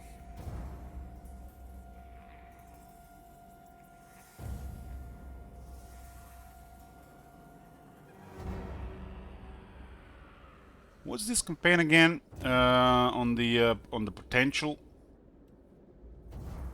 That was Trot, right? Trot. Major Norsk -3, all Cox -3, Demons of Chaos -3, all Scale -4, all Dwarfs, Chaos Dwarfs -3, all Mechans -3, all Dark Elves -3, all Order +2, Arc -2, Oxiolo +6.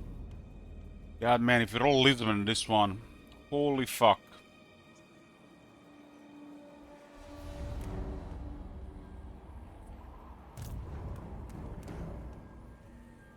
I almost want to go down there to kill Oxiotl. If this guy one gets switched again.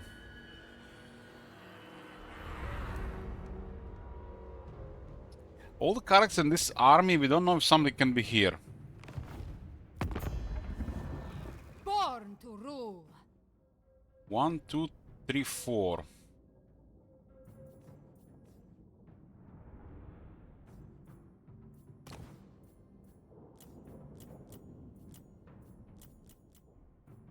Father's here!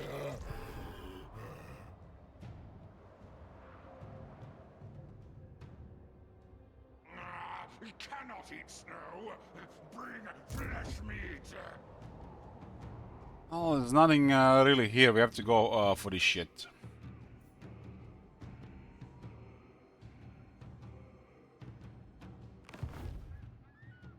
Missing 10 food for tier 5.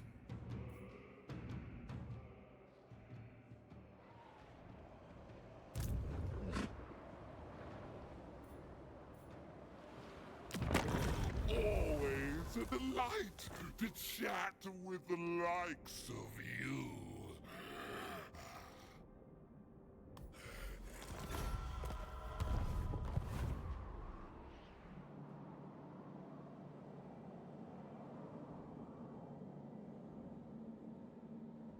Thinking, I'm thinking we might need to build up some undercities here. Read warp scroll. Break water. Because, you know, now this one is now on turn 18. If this one gets in top 20, we're gonna need money somewhere. In top 4.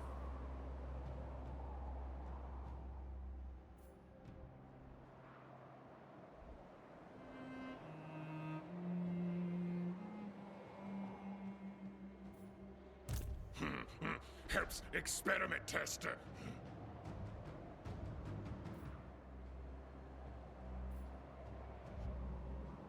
Because how are we gonna hold these territories here? There's no way.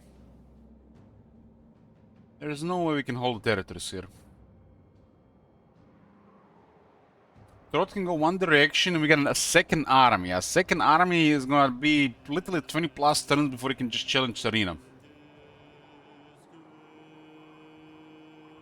And we are still not at war with Malachi.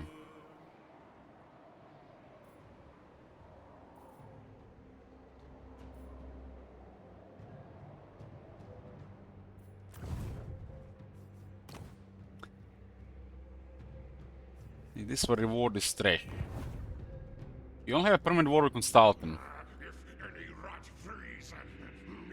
So we ought to just destroy factions we got a permanent war against, and we can rest and build the undercities. That's my answer to this one possibly getting top 4. We get crazy resources from the undercities, top 4 is not gonna matter. Because you never know who you have to fight.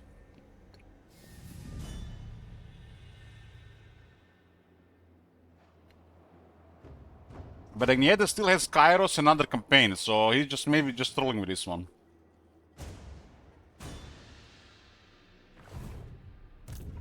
I must eat, feed.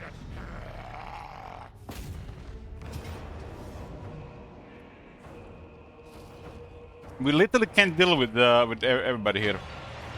It's just not possible to hold territories. What the hell? War on that Nurgle faction. Clan eat well now. Saboteur strikes. Be calm, children. This one, Nurgle, forgive me. I cannot.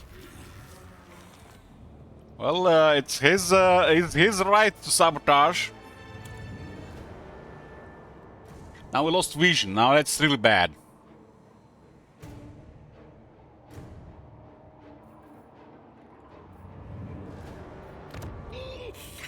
Address me as Cialon.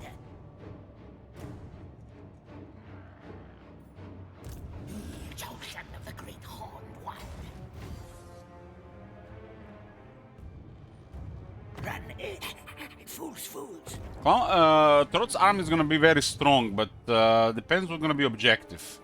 Not a greedy fool.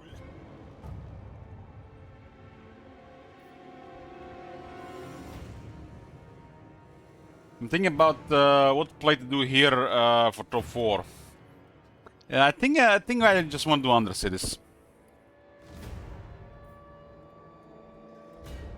I don't think we can actually destroy everybody here. My best hope is this campaign is not top 4. Because I don't know how much effort to put into it until I know where it's going, you know? Who know, this thing here right now and this thing next week is gonna be a different story.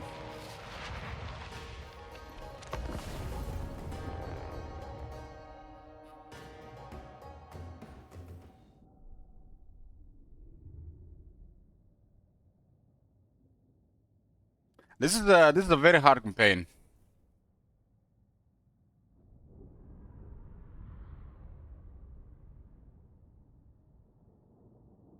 This one has been requested by Agnieta. Agnieta always requests top stuff.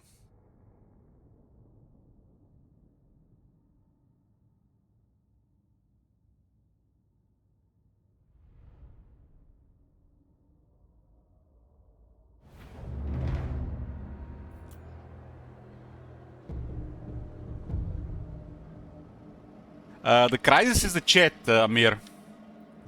The chat shekels and wallets. That's the crisis.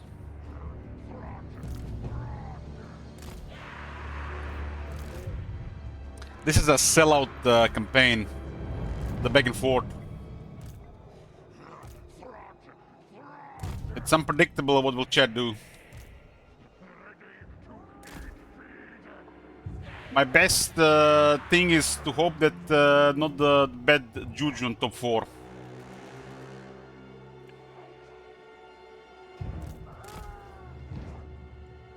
Hunger never end. Where's the target? Find this.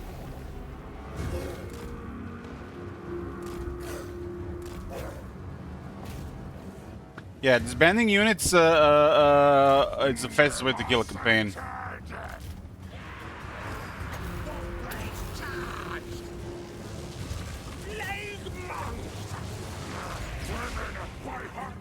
You don't really care about the infantry that much. Hold on.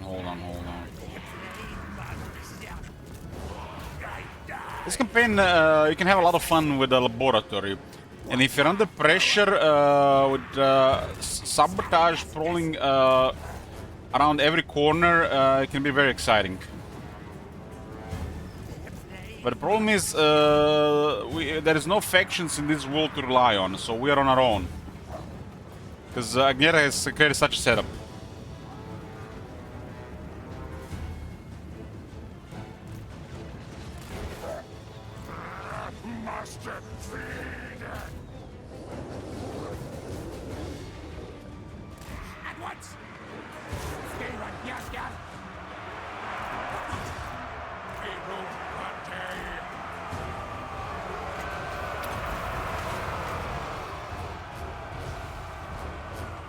This, after Manfred, is probably the hardest campaign we have.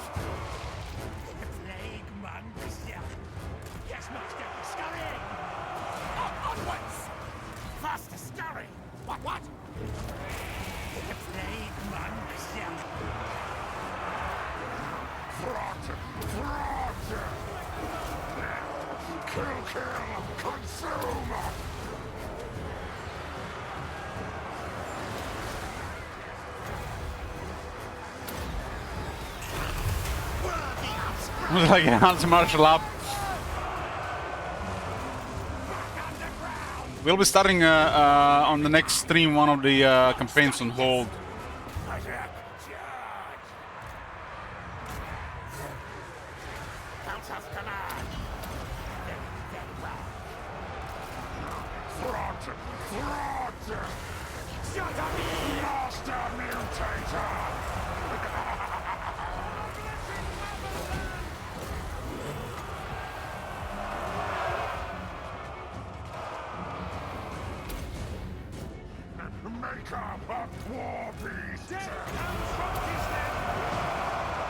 That counts for Kislev, that's true.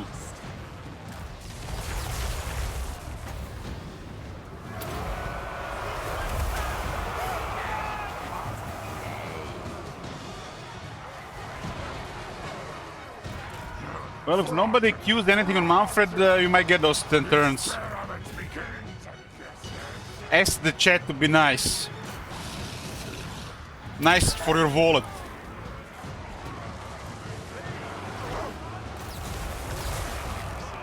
Currently, Manfred is the last in the queue, so Manfred gets all the attention right now.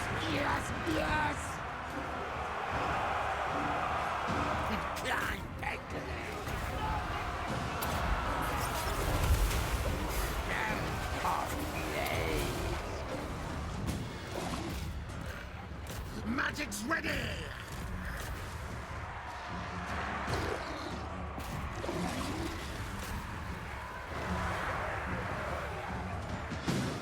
I love Agneta in a full Slanesh type of way. Will dominate all things. Doesn't mean full homo, right?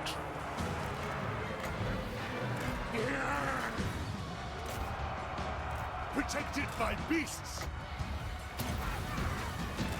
Follow master, beasts. Good hunting ground. Horned rat commands.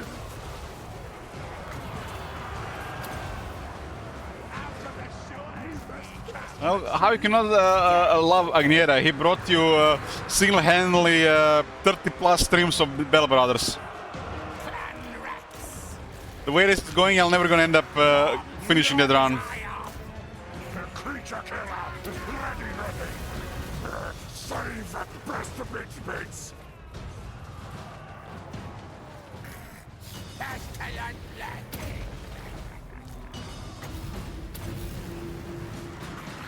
We're still not done with that Bell Brothers run. And who brought us BG3? The chat. Next experiment. Clan, chieftain. I honestly don't even remember the last Zelda campaign. But I blame the alcohol. Bring at me, creature beasts. Master mutator.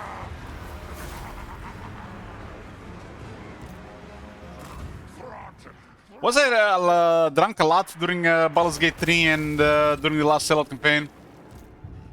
I have barely any memory of it.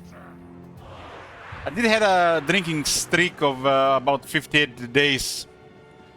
I was sober 2 days and 60 days. That was my longest drinking binge.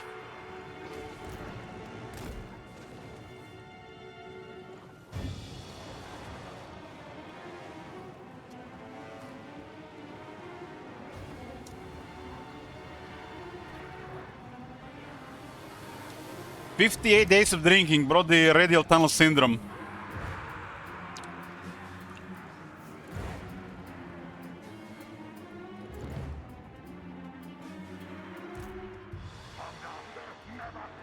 I haven't had anything to drink since December. I had a couple of beers in December.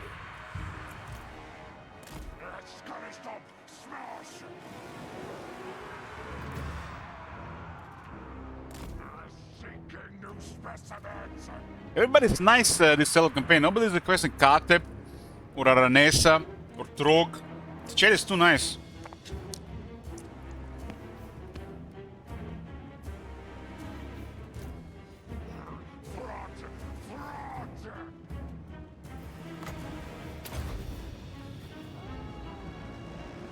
Potential is way more fun, but Katep with potential.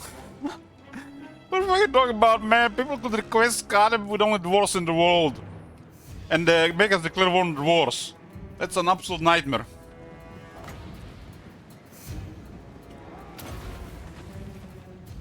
The amount of nightmare scenarios I can think of is many.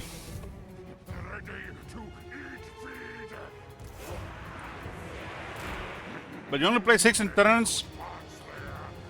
But don't you think there could be people switching to campaigns? Getting a campaign in top 4 should be a community effort, but there could be another Saint Isaac.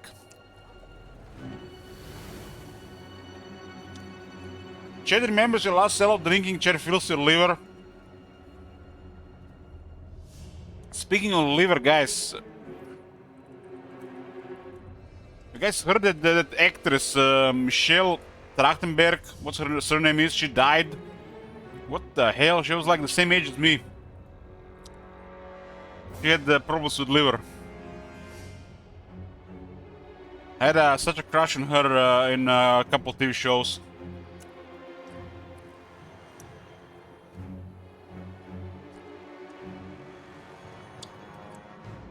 And she has a weird name, but her. She must have wrecked her liver with drugs and alcohol.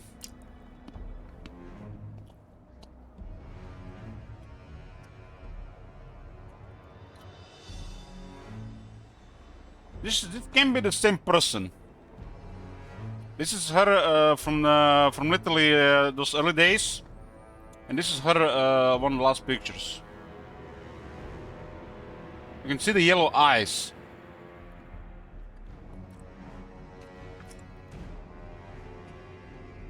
Oh, you never watched Buffy, Top Manager? She looks like 50 on this picture. She's like 39. What the hell? You haven't watched Buffy, Top Manager? What the fuck?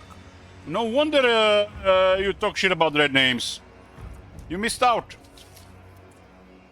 That's the show that started all this sex stuff in TV shows.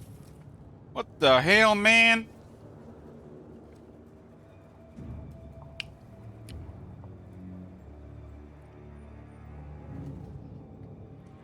Who watches Buffy is like a sexy high school show.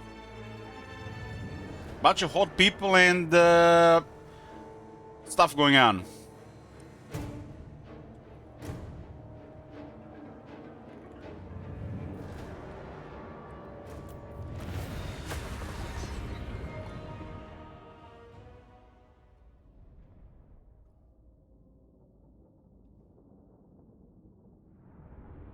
No wonder you're a green name, Bloomcools. No wonder you're a green name.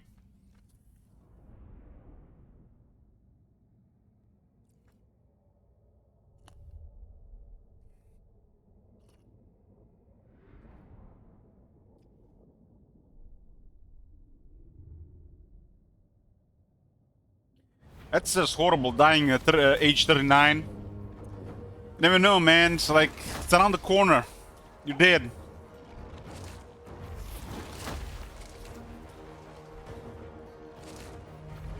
Never heard of The Wire.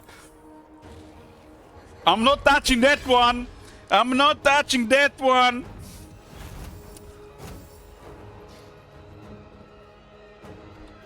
The Wire is little like watching real life.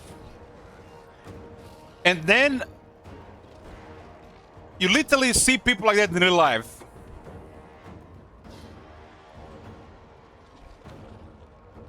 Who produced St. Isaac with Bloomcools?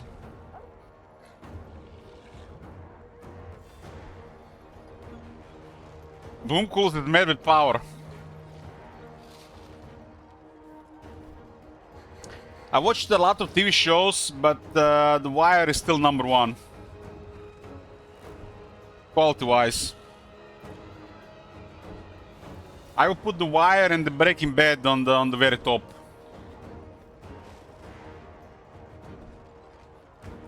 But it's mostly the first 2 seasons of The Wire.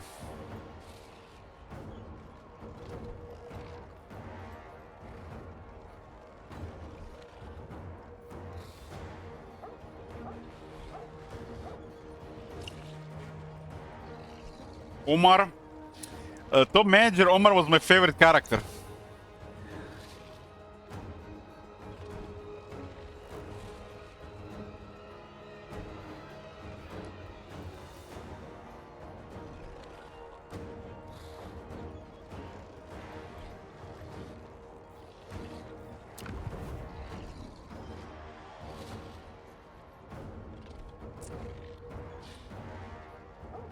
House?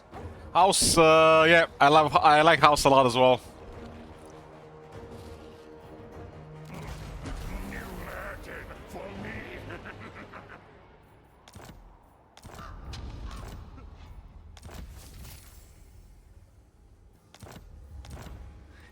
You know what's my favorite episode of House? I will never forget it. When House is imagining her boss doing the strip dancing. That was heaven. I was waiting for that for years. God damn, that was fan service. That was fan service before I knew what fan service was.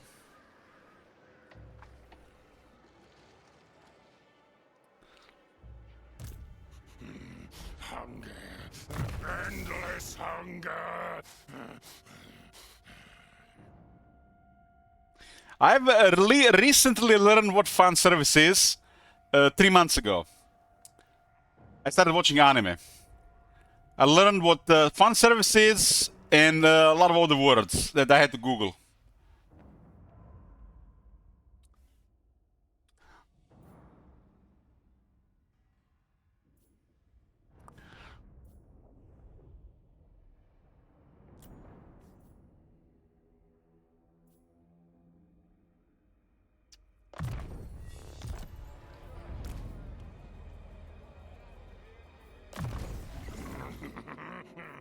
Lots many enemy thing corpses to gnaw you.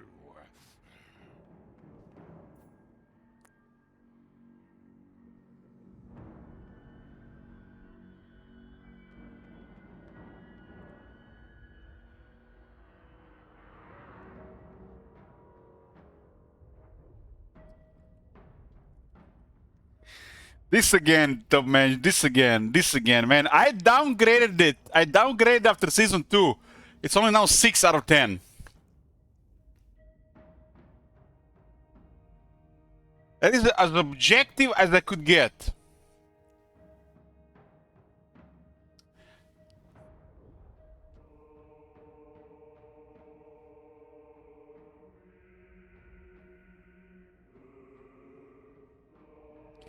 And in the only reason why I'm watching it, I'm rooting for the Sauron to win.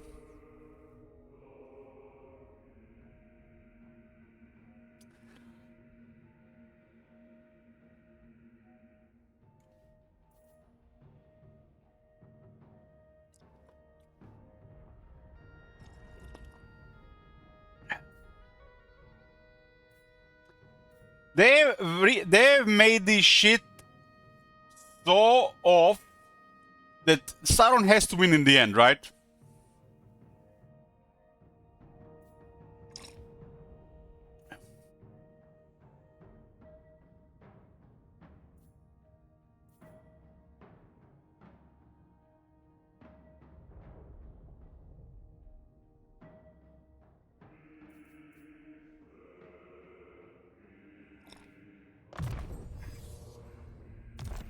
When do we get the next one is the Mutant Red Ogre Cluster.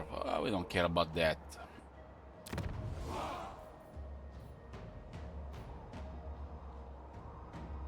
I need to get vision here, vision to save my life. See a lord.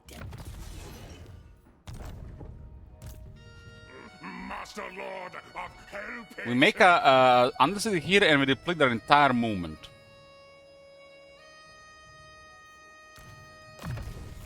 Better than Sunquall? Yes, yes.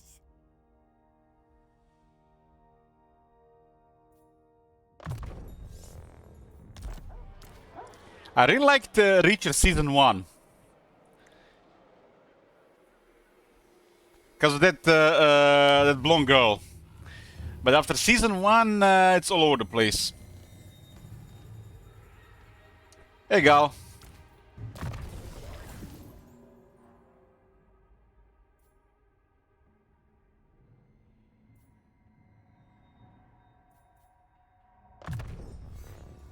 Like the Jack Reacher character, but I'm not a fan of Season 2, not that much. Watch Severance, I don't have it on my platforms. But it's on my list.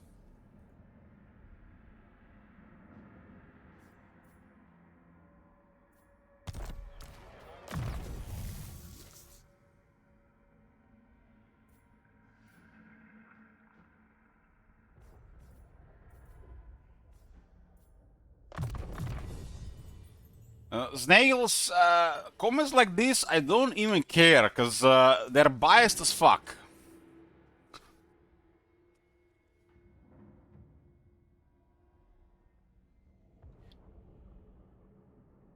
How else am I going to complain about it if I don't watch it?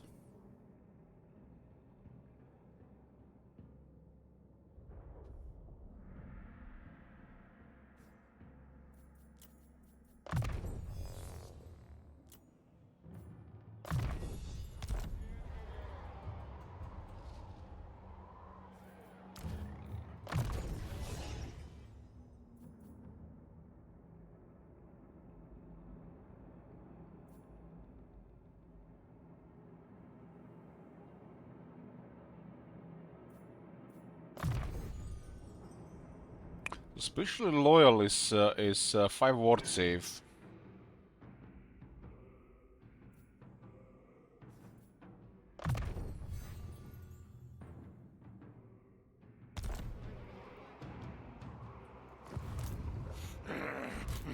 Starving. But the show has deteriorated really fast. The Rings of Power. I was surprised if that show retains 5 at the end of season 3. Good harvest. Yes.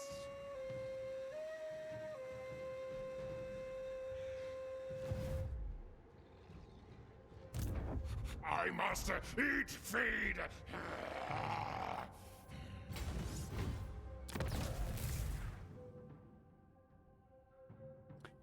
Marconos, there is an episode in Rings of Power that took me over a week to finish. Victory. It was so bad.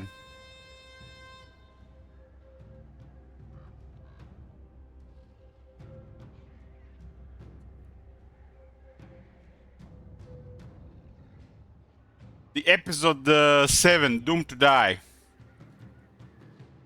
When Celebrimbor you know, finally figures out what was happening. That is so bad.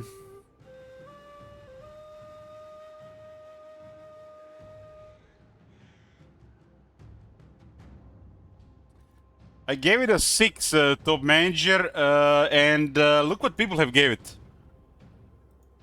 7.9.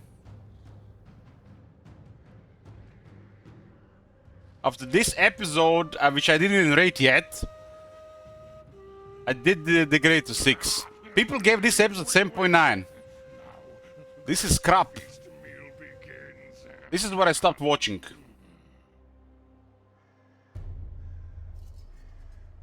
This is where it all went to shit.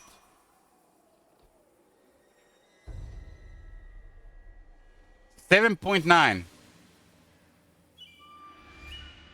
A 6 by MDB is negative in my eyes. It's almost negative in my eyes too, Spartan, yeah. Anything under 7 is poor. But tell this to, you know, top manager, he doesn't get it.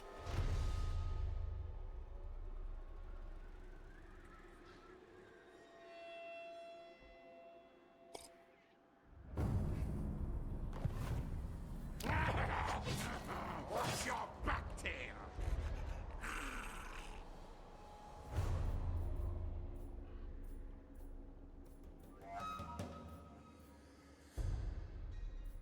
I really like the Sauron character, how it goes in the show, but everything else is poor. Why is that so bad? Why can you accept that? Sauron fucking out with people, making that face like he's scheming, that scheming face. I like it.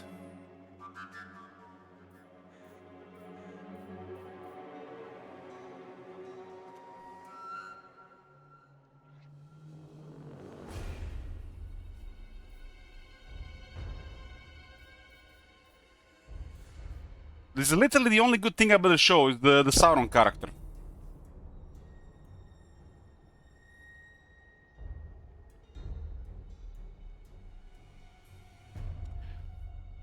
Top manager, I'm not even discussing this with you anymore.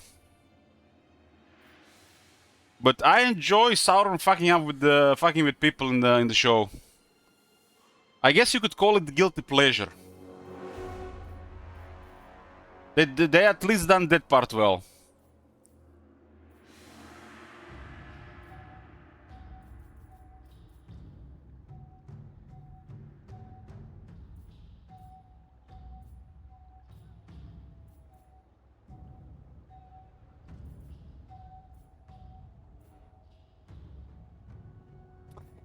Bloomcool says, I rather watch hentai than Rings of Power, and that's saying a lot coming from me. Any particular hentai? In season 1, when the volcano exploded, then soundtrack started playing. That alone was worth watching the season 1. That was amazing.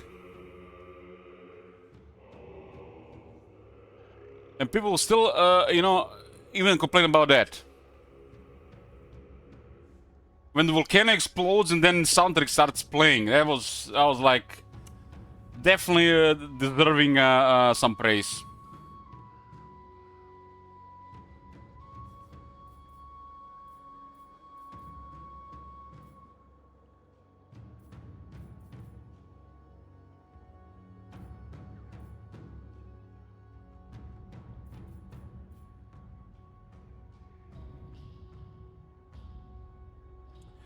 What episode is that? It's a season 1 episode. I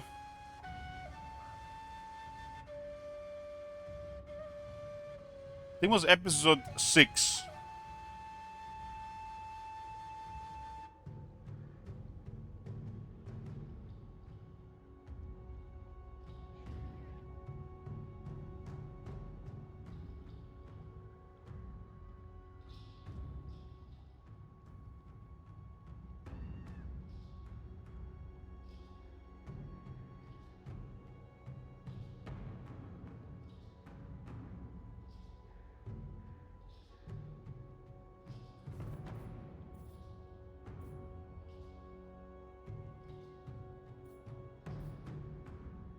Here we go again. Here we go again.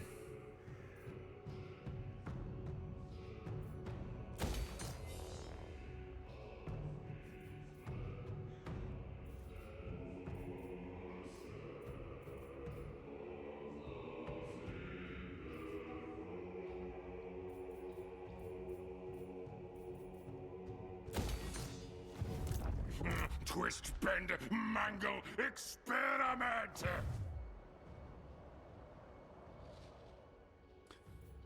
I remember chat being so triggered about some of my choice in Witcher 3. It made me triggered as well. People can respect other people's choice and opinions, even if they are bad. A lot of people have bad taste. I like shit ending badly in Witcher universe. What's wrong with that?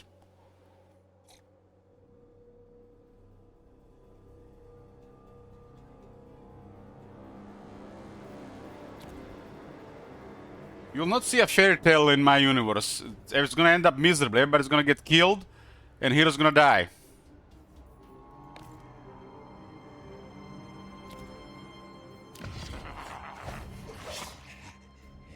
Time to eat leaders.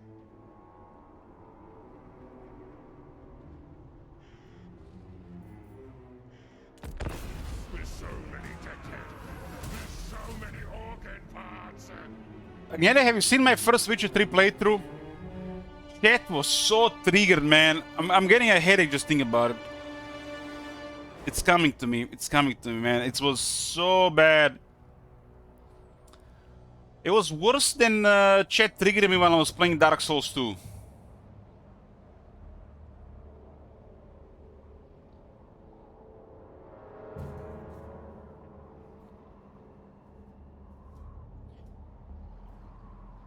If I play story games, you can expect bad shit to happen. I already told you this, guys. Unless I feel like otherwise, there's only bad shit's gonna be happening.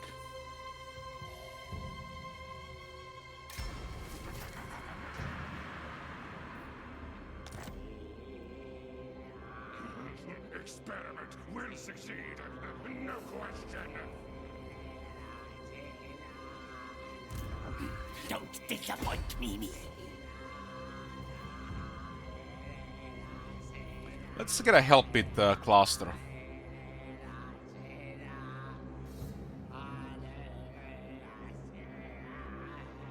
Someone requests Elich to play the new Dragon Age. Little can make the bad choices.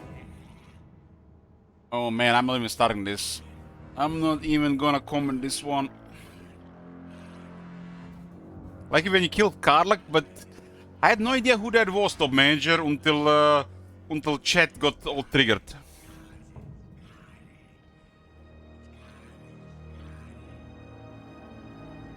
Have I read Witcher books? No.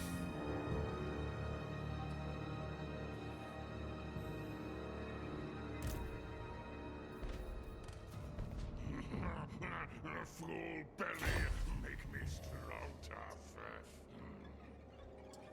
Have I seen R34 stuff for BG3? I only seen what people have posted in Morales Dungeon.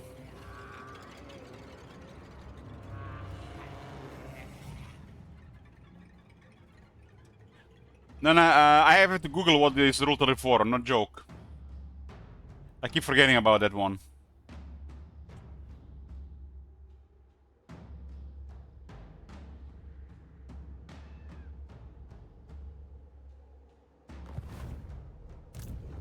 For the 13. Yes, yes. Twisted flesh. Greyest of seers.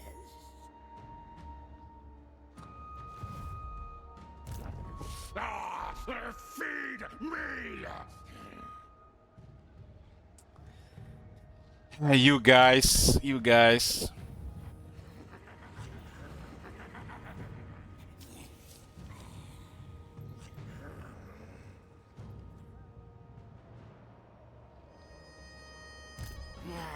just remind me, Bloomcools, of me losing my 2B collection. I am still sad to this day. It's gone. When my SSD died due to a factory fault, it literally was made to kill itself because it didn't have a drive update. And I lost my 2B folder. Some of those pictures I'll never get again. What's a 2B?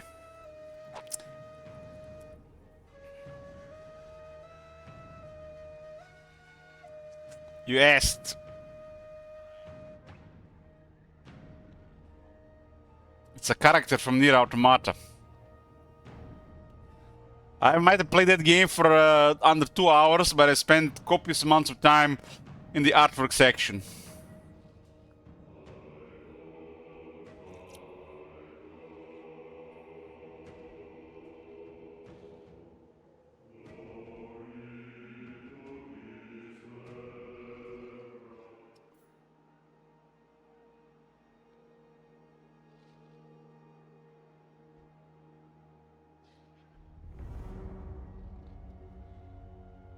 I don't know, all of a sudden I got this nasty headache. It's the Witcher 3 trauma, guys.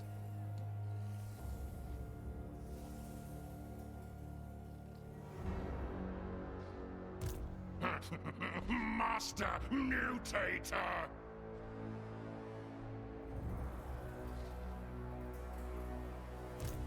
Thirteenth Envoy.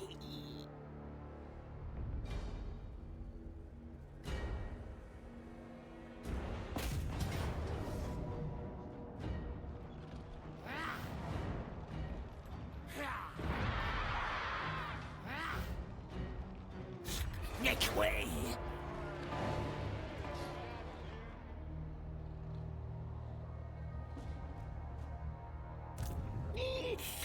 Address me as Cielo.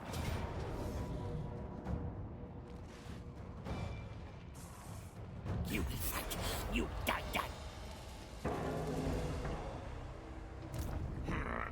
I am Throt, the Unclean.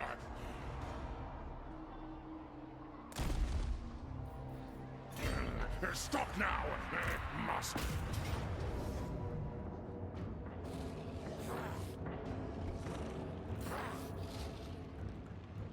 Attack!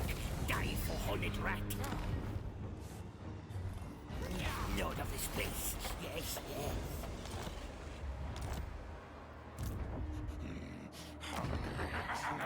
Endless hunger.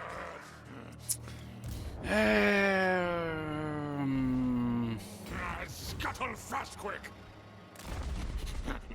Is food meat there?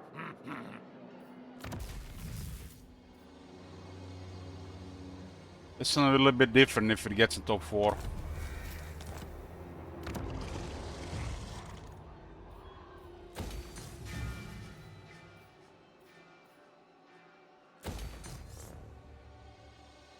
This is the fact. We can't really progress much right now here.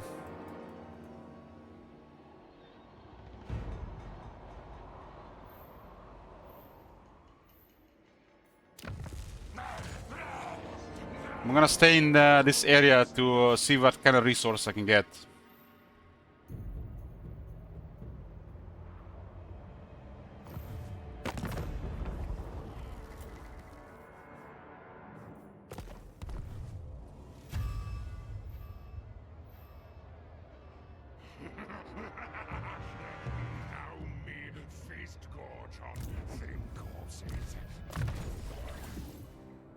We still have some time to build up around this area. This might be a saving grace here.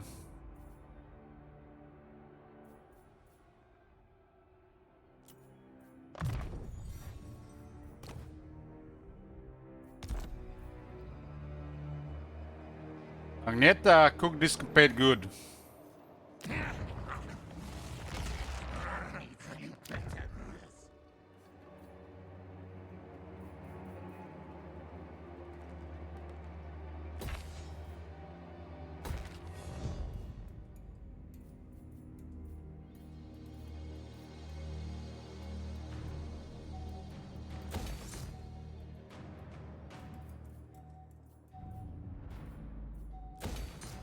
I'm trying to get some setup going here. Because we can't just rely on the treasure, it can be easily sabotaged. And Trot alone is not gonna do shit.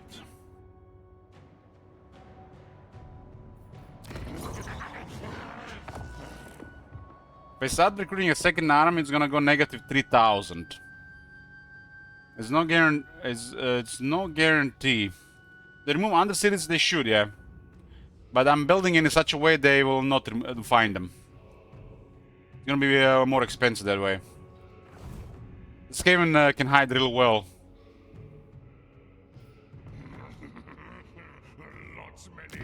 Skaven have 2 buildings that can hide the undercities real well. It's impossible to find them.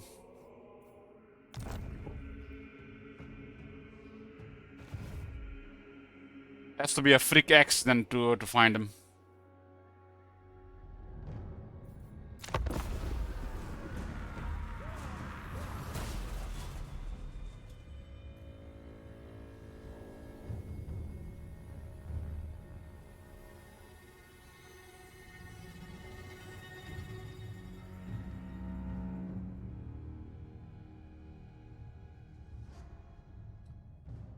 There's Wurzak switch.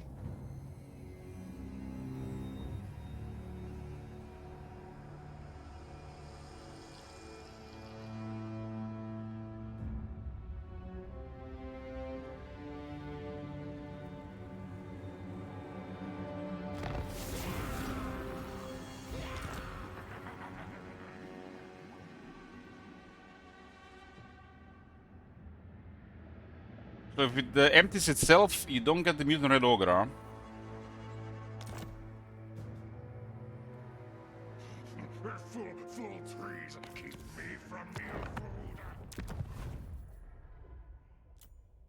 This campaign is feels more fucked up, more fucked long term than it's almost as bad as Mumford one, except Mumford is getting directly sabotaged.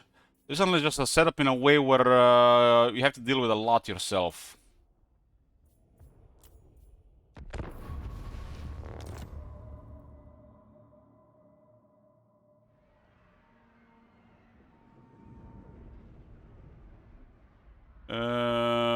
Wurzak. And then it's Mumford again. And then the queue is empty.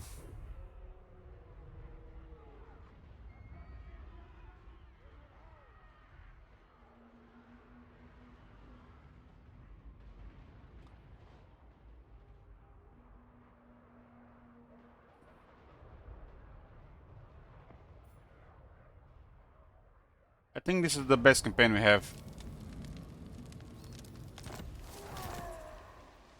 Let's take what should be This arm is just so juicy. Pure pleasure.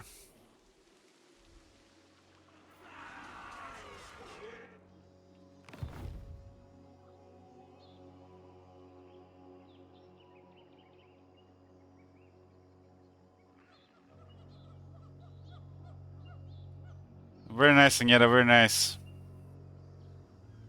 Very nice. That's what I'm talking about. That's what I'm talking about.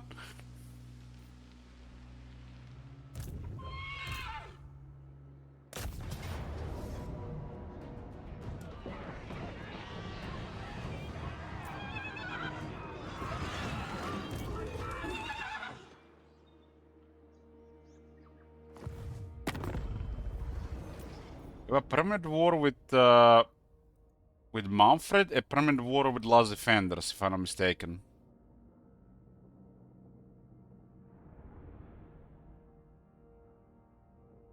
Yes. This is a new Wurzel's location, Bloomcools. It's awesome. Not possible. I have seen the future. Heading out. Wow.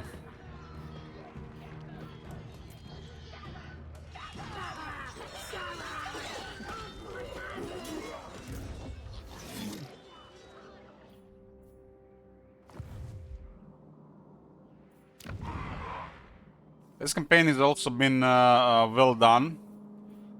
So it's hard to say where this is gonna go, but I feel like Diabora is gonna keep this one in top 4.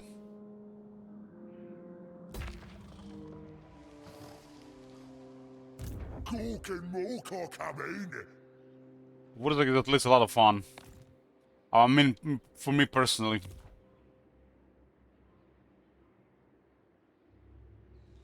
They do some savage jokes even crazier than before, Bloomcools.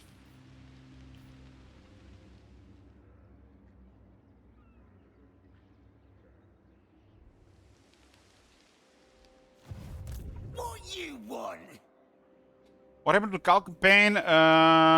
It's on hold right now, but request is ready.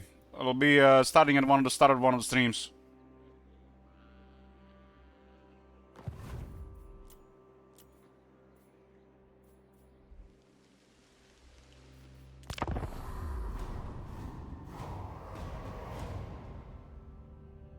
Carl is most likely gonna be what we start on the next stream, since it's been requested before the other two.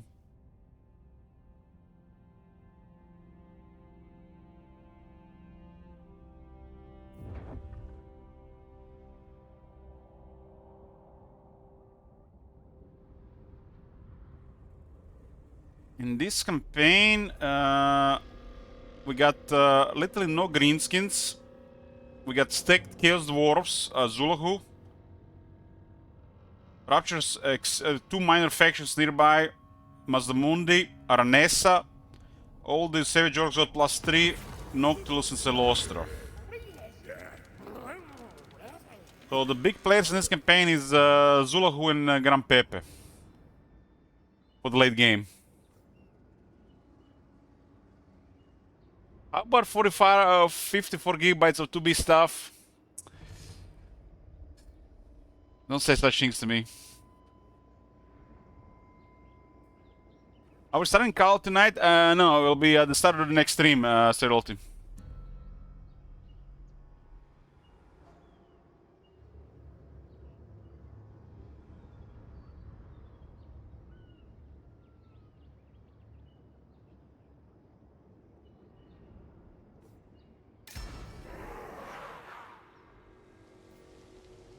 Look at this sneaky shit here. Great and powerful, war boss. Wurzak, the Great Green Prophet.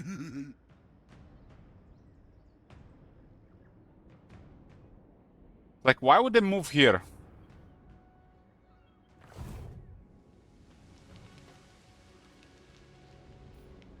Night Gobbo war boss. Leaving. I'm the prophet. You see this shit? They moved at the edge of our visual. And if you don't find where they are, you will not be able to reach them. Just look at this. Exactly our movement here. They didn't move back in their settlement. They moved at the edge of the visual. Turbo War Boss!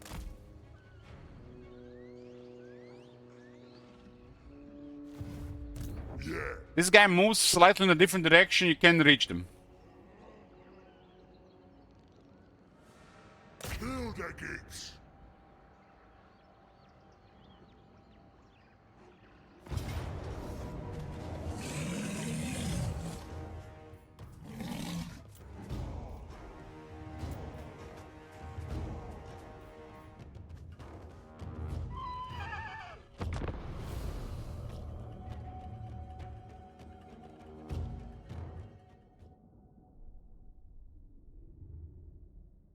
Walking the straight is really good for Wurzak. Close, we are sure about that. Physical resistance doesn't do anything, balance of power, Connor. Nothing.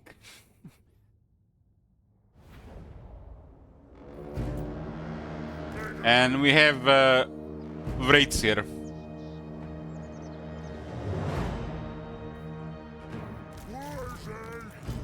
Wills it.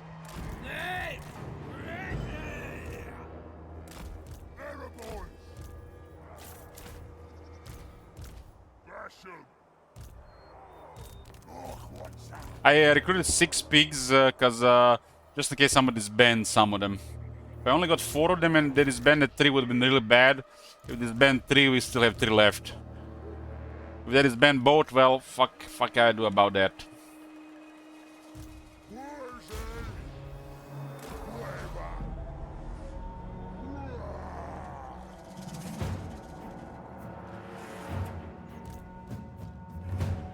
Show us the enemy. Ready to flash.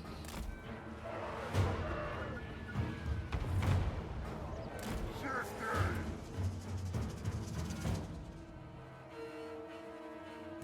Ready to burn. I mean, surely nobody's gonna mess up with Wurzak's army. But just delay our progression forward because we're gonna have to go back to recruiting.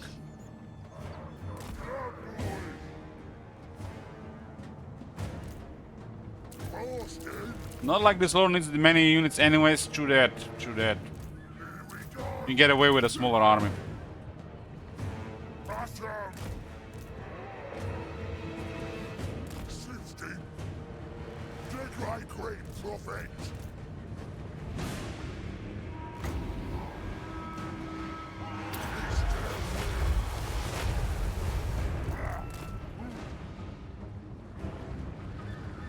Moving fast. Ready. Let's get him. Temper Knights are crazy. Boys. 50. Wait for war. I'm the boss! Smash him. Oh, they're actually going for a charge here.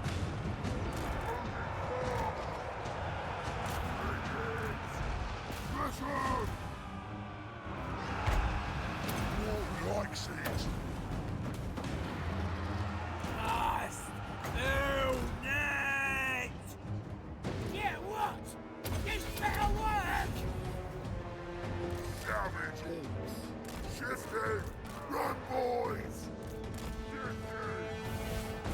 Rivers go! Hey! I don't think he can actually move from this spot right now. Right in. Push him.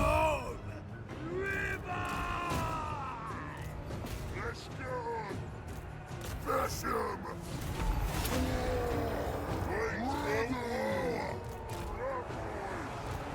Austin. Smash him. The war is here. Let's go, boys. Smash him.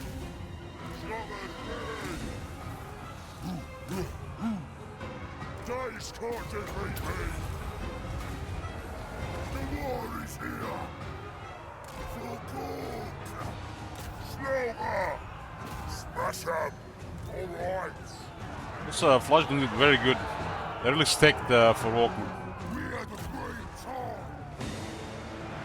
Rivers go! Hey! Where's the spec? Error boys. Free of my powers. Jump grenade.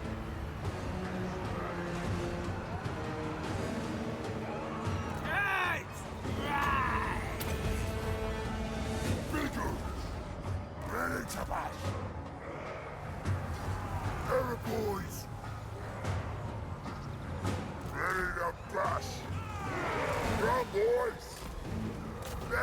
points! Let's have some! 7 points! This is it! One of my favorite things when I play Grimgor, when I click on the Black Orcs and they say Black Orcs will win. Such a simple thing. Let's get some! Time for Is it Black Orcs will win or Black Orcs shall win? Slaughter's out! Green profit! 60! Let's go! Oh, watcher!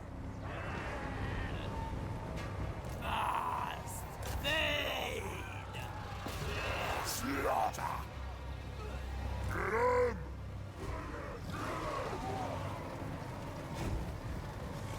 One of the flagellants managed to charge us without us charging and killed the 40 biggins. We have anti-infantry in this army. Where's he?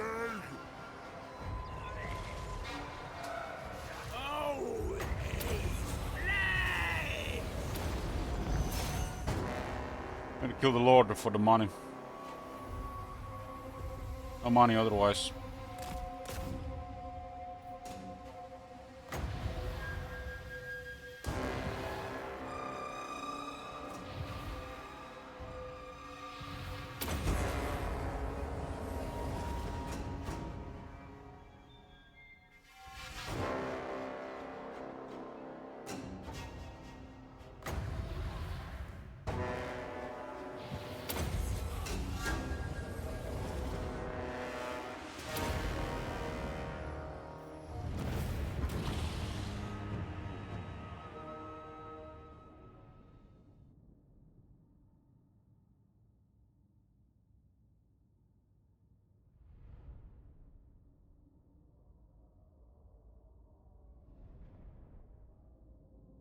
Pigs were almost untouchable this fight. They don't have much experience. What's a spooky cavalry in this army?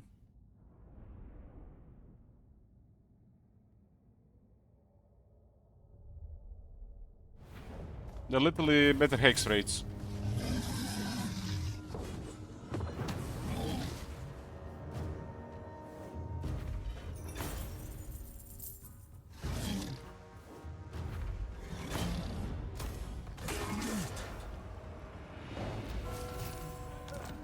Defeating Volkmar grants Wurzak's army +3 attack and +3 defense for all melee infantry. That's hot. Cork and Morkor coming! That is hot. I'm the prophet!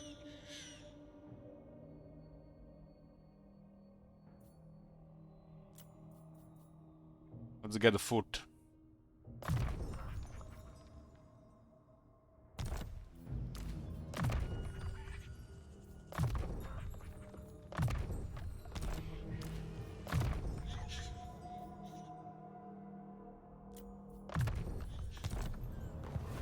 I have seen the future. Where's that gonna do it? Who needs stabbing? Go in! Looks like there's another army that landed here. What a zogging head do you want?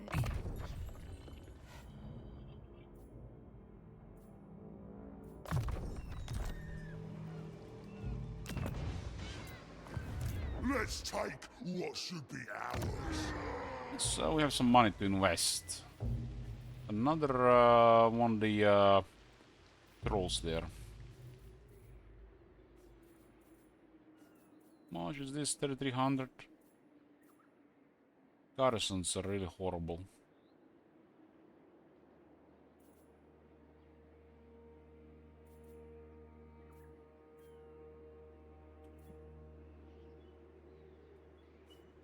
Gonna need a deterrent here. This place is probably gonna get attacked. It'll still try. The lithium will come from the east, of course. Oh man, they're everywhere.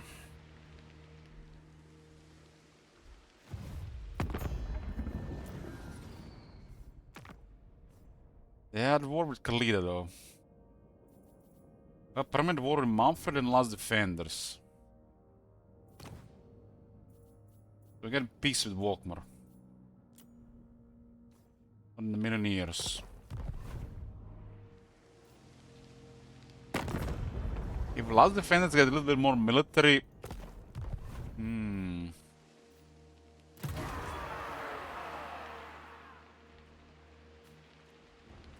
Damn, they're gonna get top 10. Holy shit! Last defenders recruit more units.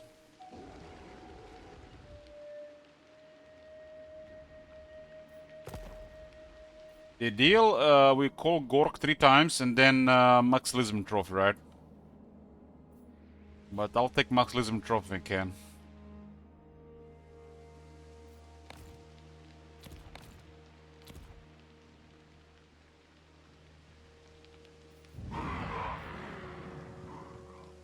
Is the 3 Gork still permanent 10% weapon strength? Maybe they that one don't work anymore.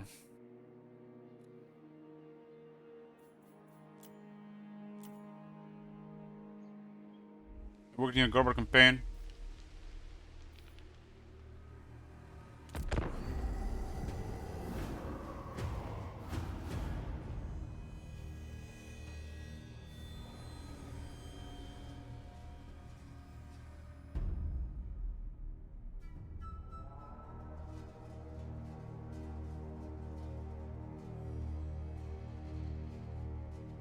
I think this campaign only goes bad if we roll Zulahu.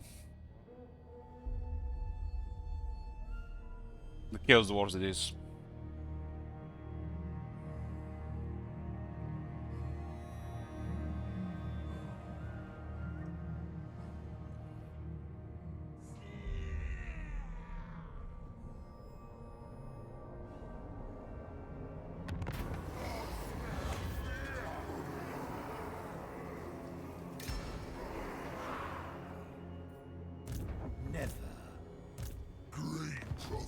What is it in 2022? We are switching to Mumford.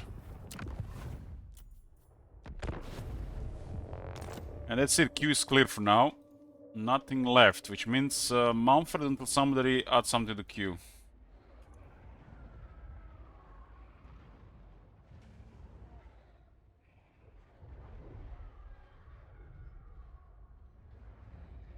Like Sigvald, and then Sigvald goes for 10 turns. The dream.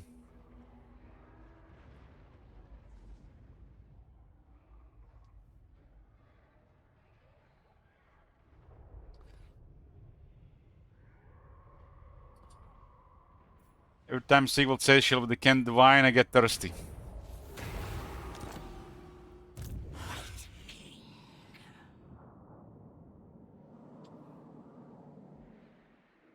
Do you need fresh troops? There should be a limit how far they follow us. But what is that limit? It's hard to say. I obey. Right now there is no race dead in the water. Literally, this is really bad right now. Really, really bad.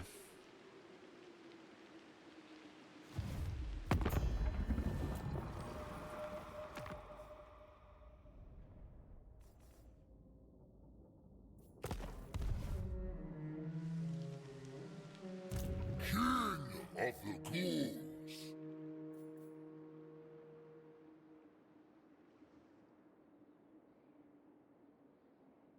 It will be done. I'm hoping we capture Eastern colonies and the AI ignores us. They do ignore the Eastern colonies, but maybe not if the player is there.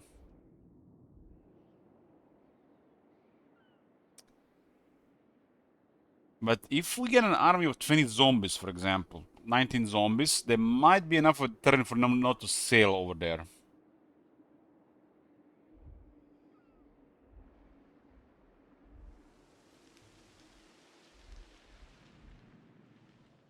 I just need to get rid of the high elves there.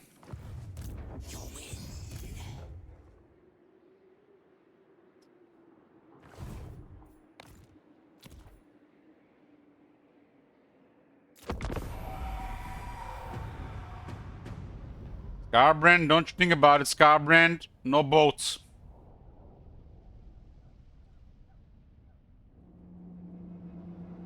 Where's Mumford? Mumford is chilling in the hospital with sex nurses. Vampire nurses.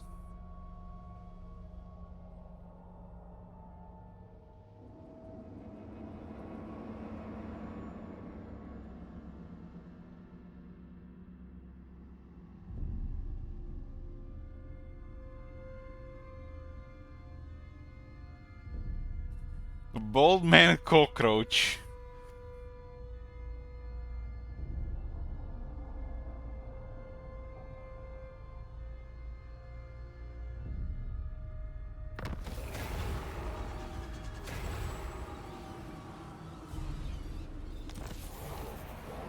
Oh, Nagash sends us help. Only 3 turns though. Yes, that will do nicely.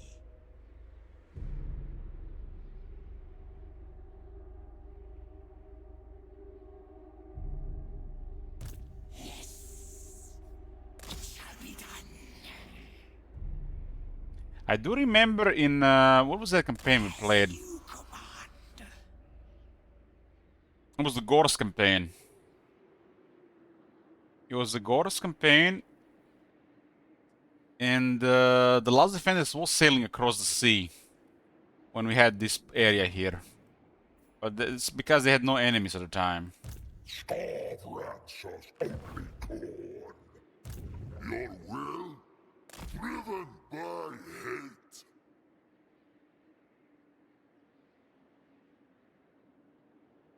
Some desperate shit here. A wise action. At least got money, money piling up again.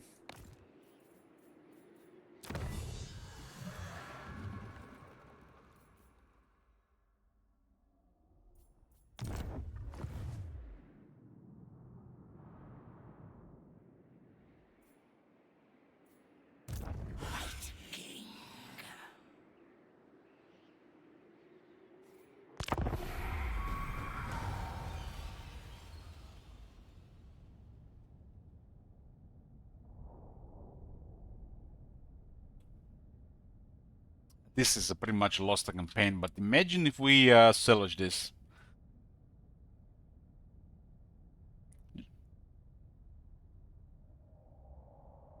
Gotta believe this. I gotta believe this is possible. I have to. I have to hope the AI ignores this.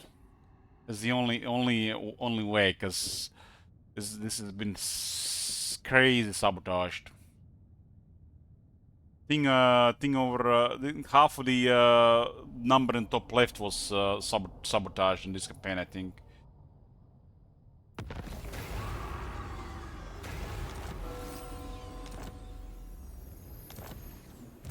This night, this will be fun.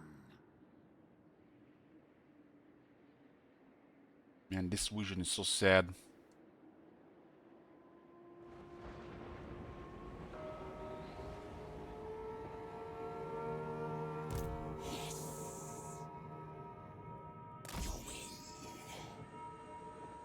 Yeah, he's known to move to this area in the mod.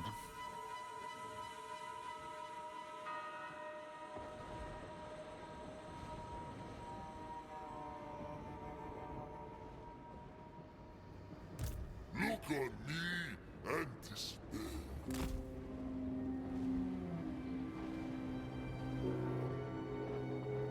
I wish kinda this island had another region. That'd be cool. It's not safe to do a marsh stance. Fog War will strike. Then again, we can get extra movement by replacing Lord.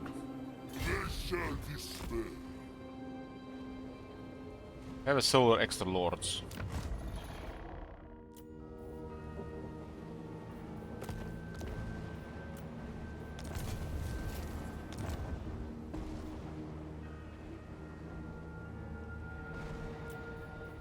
Can't believe Mumford is only rank 10. Thus was my plan. This was his plan all along.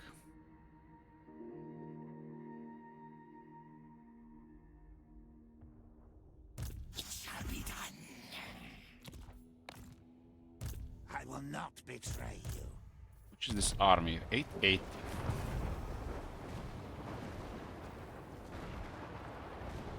Why does Manfred pay upkeep for the agents but not Kairos? I hunt.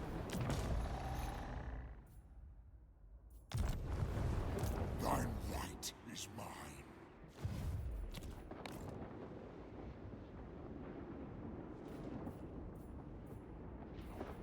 A suspicious amount of ruins around. I grow impatient.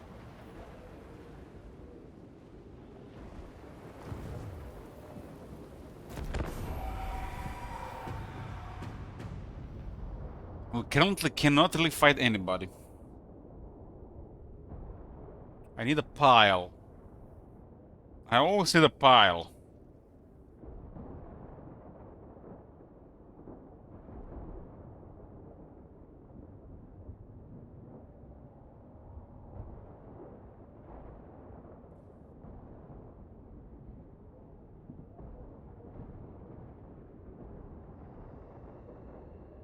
What's going on in this campaign? We're sailing the world.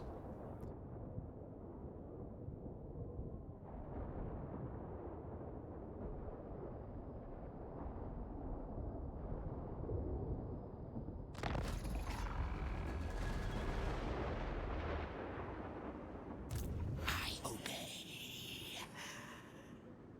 As you command. Encounter Tor Elasor. Here we go. This is a big island, but there's only one region here.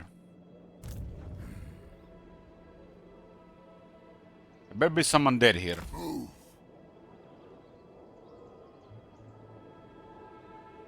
What the hell? Thap Island naval patrols spotted your wood makeshift raft. See what's happening here? I cannot extend a welcome to them.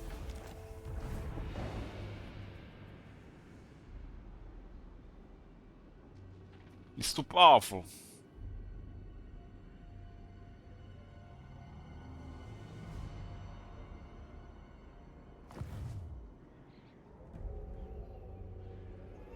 The truth on cast eye.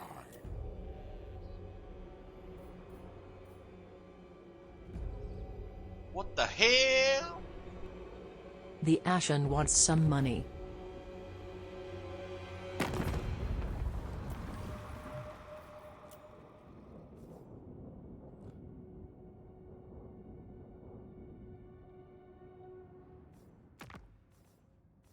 Desanei grat runlef bintasesh.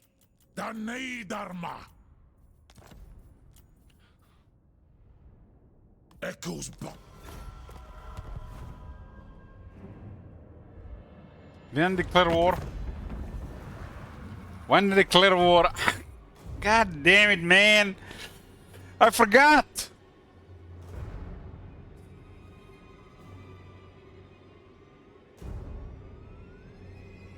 That was the plan, to declare war on everybody.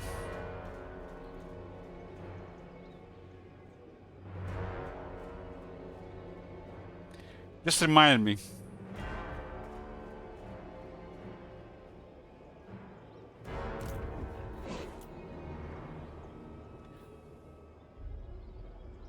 The game is merciful. Look at these free zombies.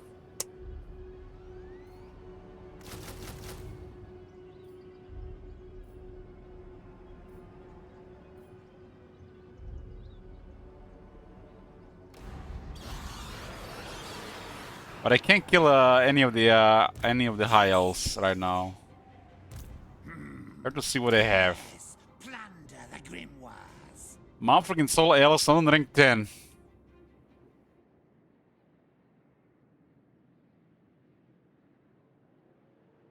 Not on rank 10. Destroy. Darkness comes. White King. I'll take Sigmar's throne.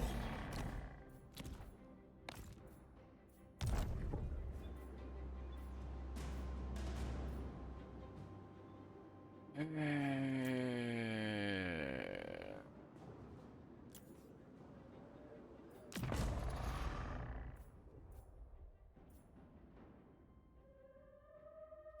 even sure what to do here. Maybe we have no creep ghouls.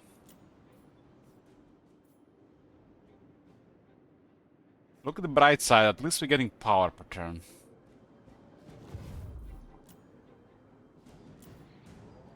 No, I got nothing. I got rank 10.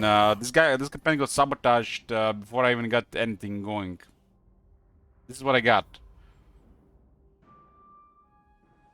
I'm literally turn 10 Mumford and turn 41.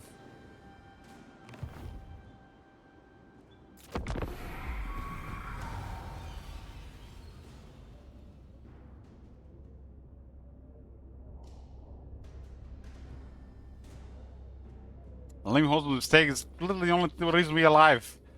But then get the living host, all the units got banned in the beginning. I was struggling to even fight the Dune Kingdoms.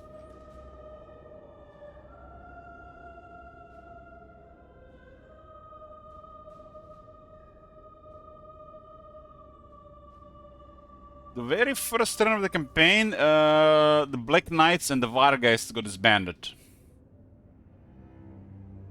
And already the first battle was a trouble.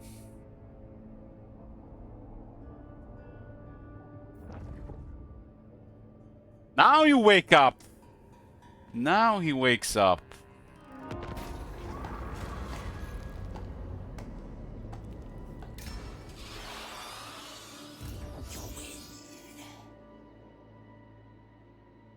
Yes, misery awaits. March. That settlement has 12 units, huh? If I get enough units and get a pile here, that would be the dream.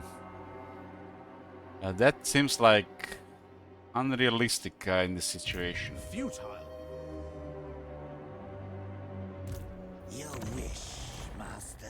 Salt units. Unwise.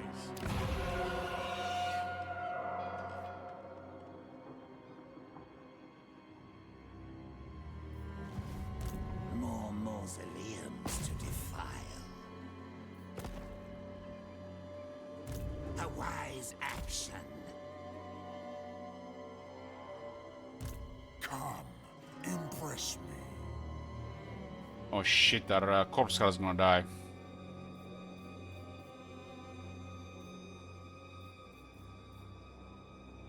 You will survive with 10 health.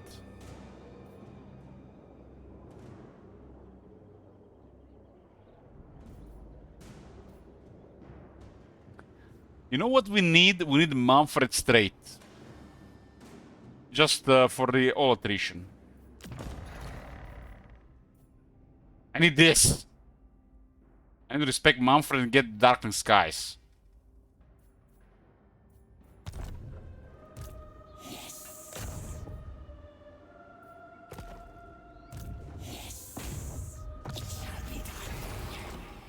Ridiculous. As you command.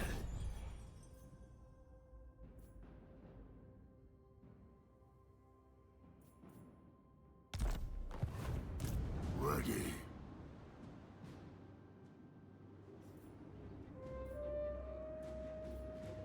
I need this script goal to live. That's like the only chance to capture that city.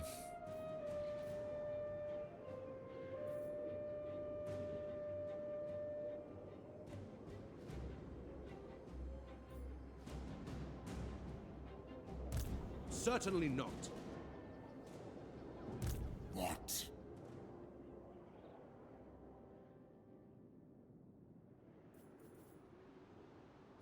This is not a rough moment as I thought it would be.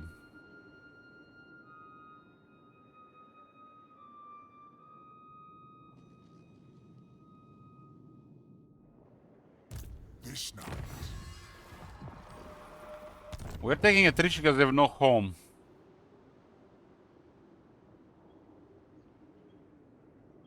An intriguing play. Mostly strong.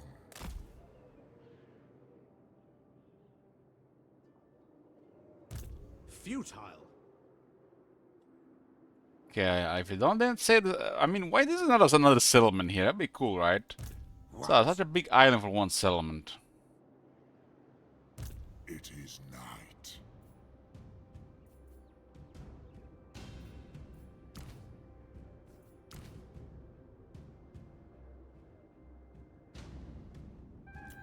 Thou darest. What?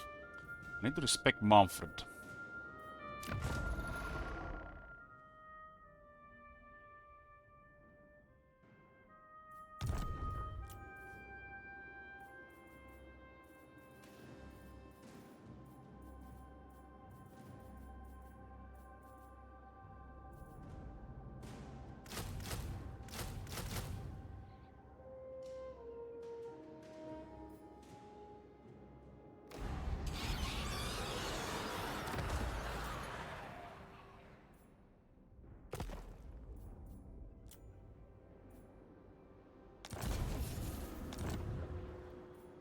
Better be careful not to click that button while I have no money. I'm not really sure what happens.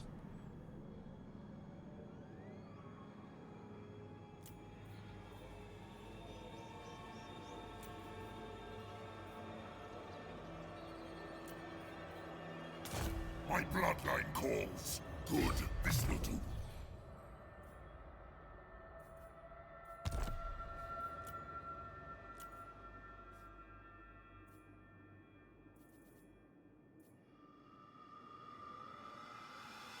This is so intense.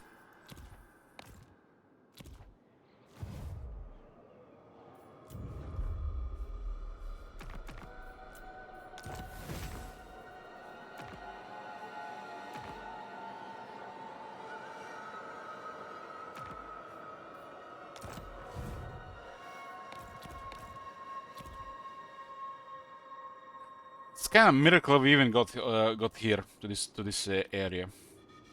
Unwise. They won't be able to catch us here without a second army.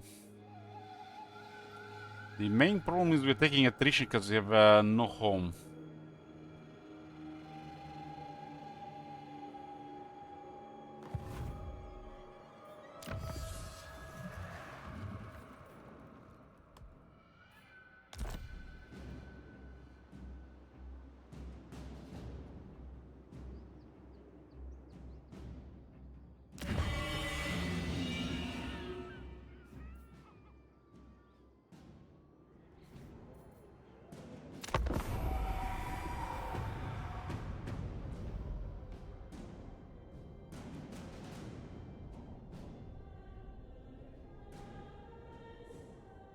There's some kind of cave entrance here, I didn't even notice before.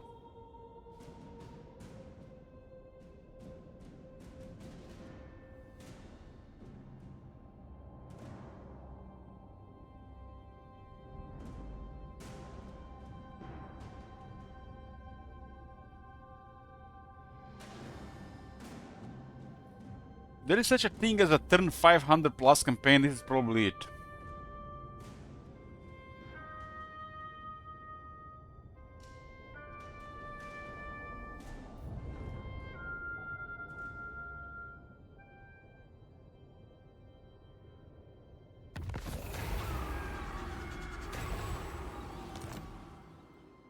I hunt.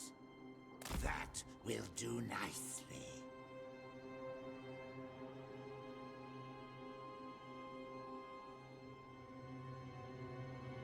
This pet's Like be in my vision, I just need to make Mumford's army strong enough that they can handle any army. But with unit disbandment, that's hard without Mumford being very high rank. Very hard.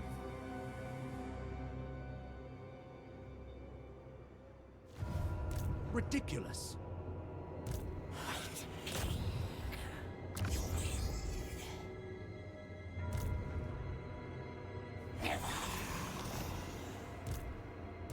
My will alone. Second army is line up on the pincer maneuver.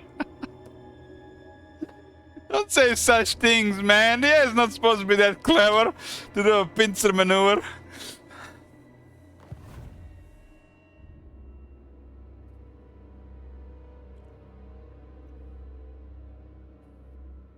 What do you want? More sleep shines.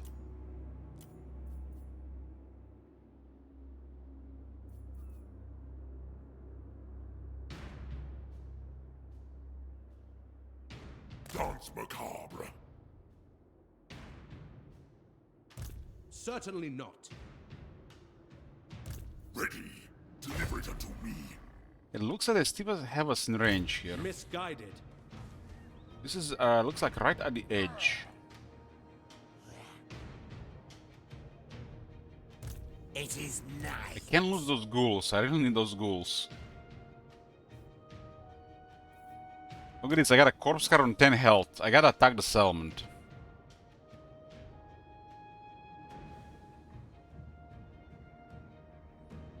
Well, how do we attack a settlement and retreat with us guys chasing us? That's a complication.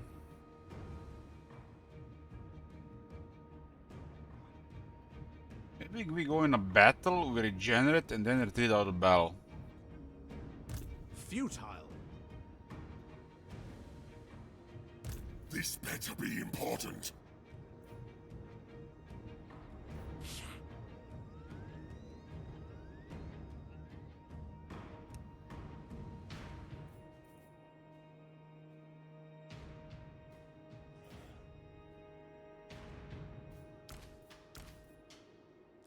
Darkness comes.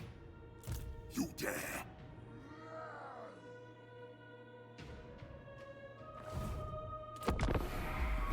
Amon, why you have to be active, Amon? Those guys never move unless the player is here.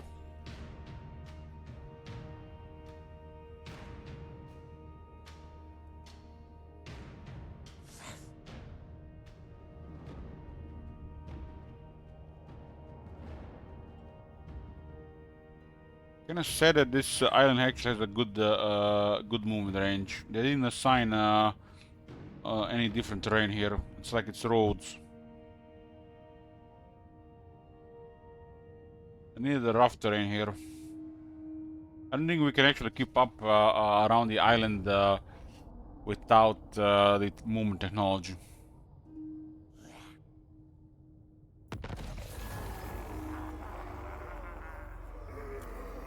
Oh my god, man, what the fuck? Just my luck, look at this. The savage orcs are spawned here already. I will not betray you.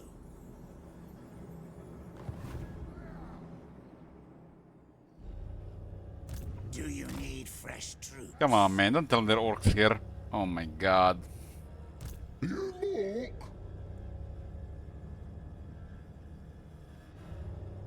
It is night.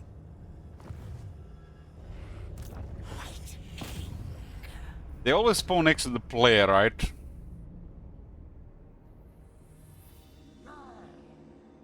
They got another army in one of the mine settlements. What?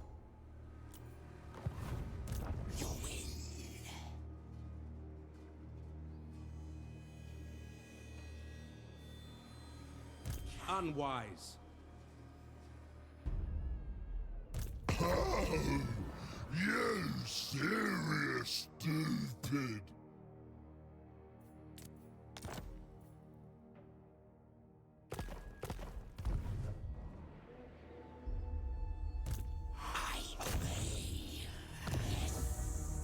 Certainly not.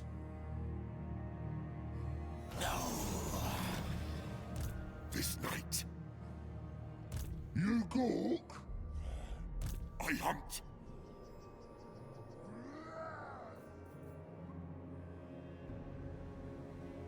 Huh?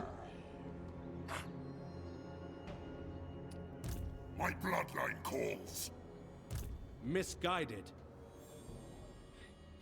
This is fucked!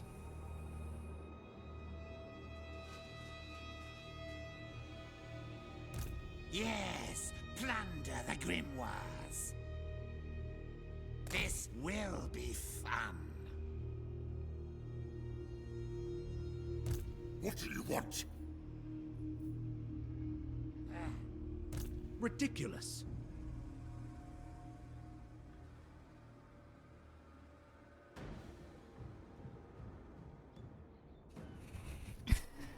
This is hilarious, man. Why did the orc set spawn here, man? I was about to salvage this shit. My will alone. We are in agreement.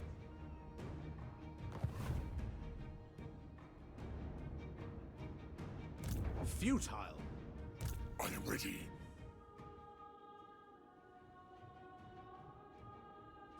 Concede, never!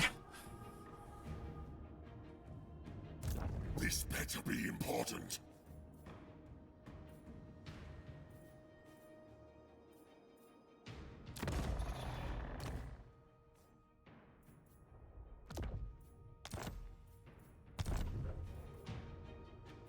If I move here, it's probably gonna be a sabotage, declare war on these guys, and then we're dead.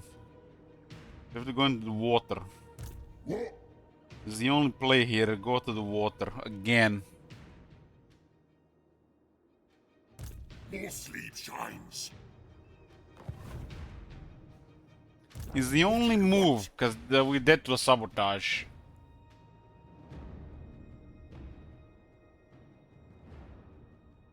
Strike out.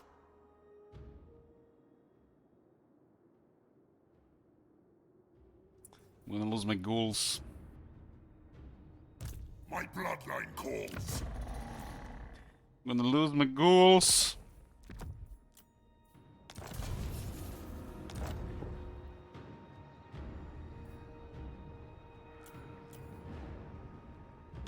What is your will? Welcome to my court. King of the ghouls.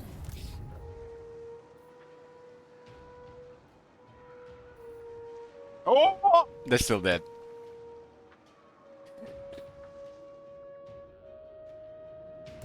From the tombs. Certainly not. Your wish, master. Look on me and despair. The corpse cards are literally the only saving grace for the shit units to deal with this stuff. What the hell? Disband healthy skellies, zombies, wolves and bats. Ghoul King. More sabotage.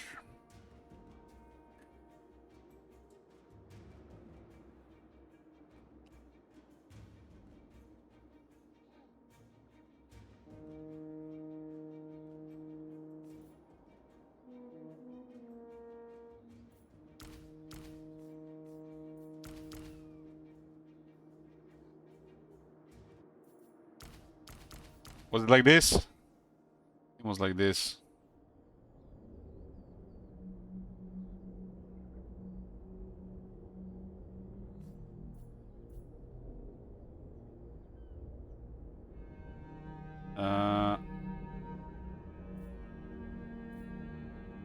He said wolves. I think I heard wolves.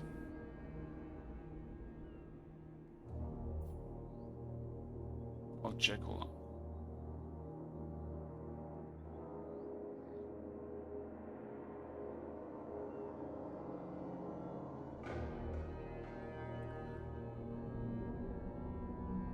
Healthy skellies, zombies, wolves, and bats. That's it. Fear me.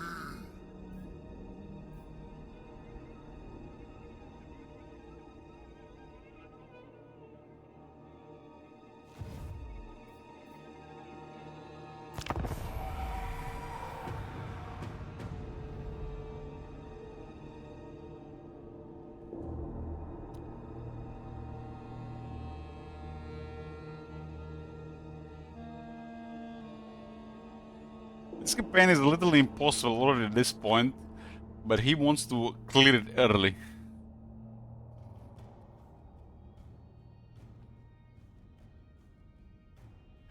I mean, what are the chances to even recover from this point on if there is no further sabotage happening all the time, right?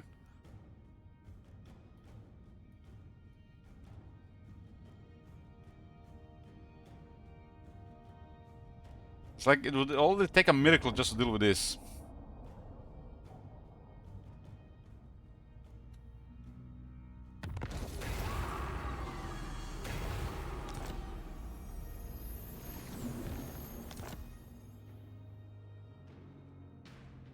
Who shall we destroy?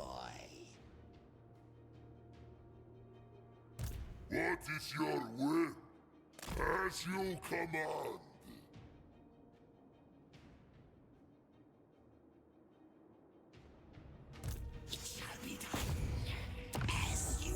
Those guys get wrecked if they follow us in the water because we can harass them every turn. Unwise. Crypt King.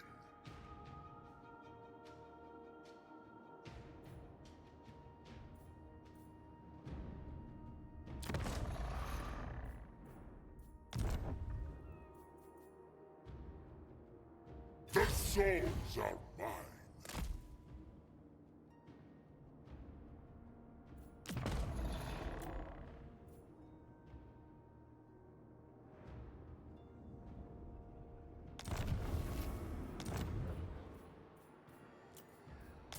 The true Von Carstar. I hunt.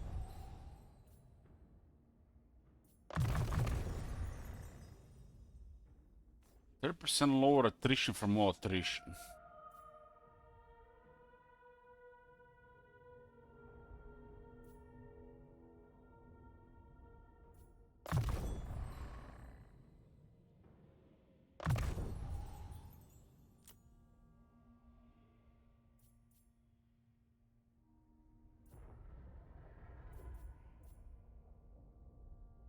Doesn't really matter ending on this point. Unless we get more units, nothing really matters here. Thine right is mine. Just lower the attrition a bit.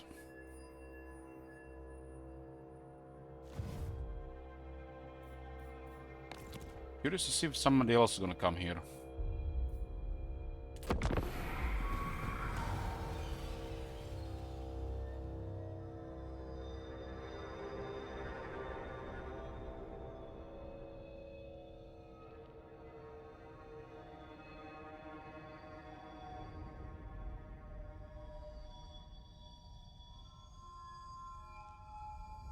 I don't remember last time I was in a situation like this. But we were in a situation like this a couple of times over the years.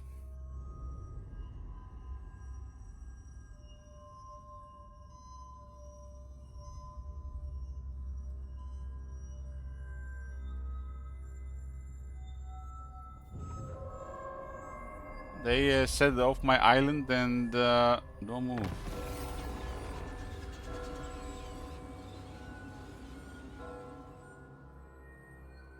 Yes, misery awaits.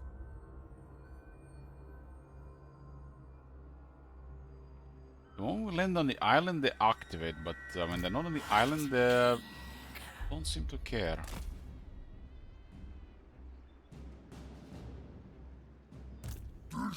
Those guys have activated immediately, that's good.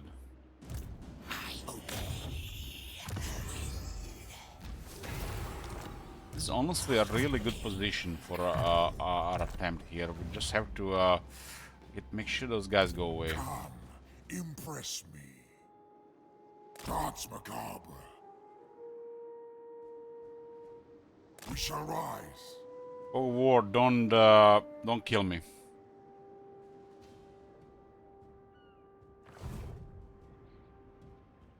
Warhammer 2, the one with Enchantress. Oh man. Yeah, it was a sabotage campaign, but it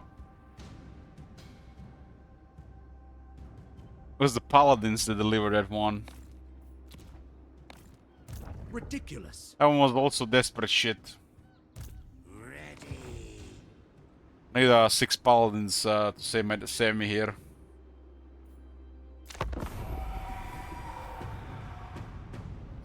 When you're watching this Mafra campaign, what's going on in the game, plus the sabotage coming from the viewers. It really shows you how hard is, or how almost impossible is to literally kill the player. The game gives you so much rope. And usually when people lose campaigns, they just give up. They don't really lose.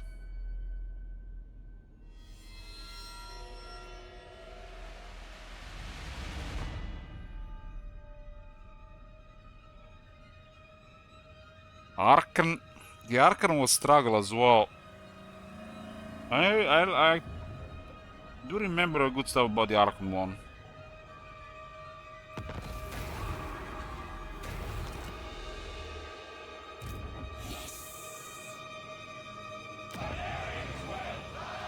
Darkness comes.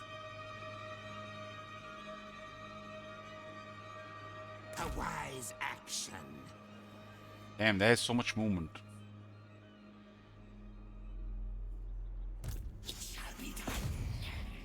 I obey. I'll take Sigmar's throne. Manfred, we gotta take this island first. Stop talking about Sigmar's throne.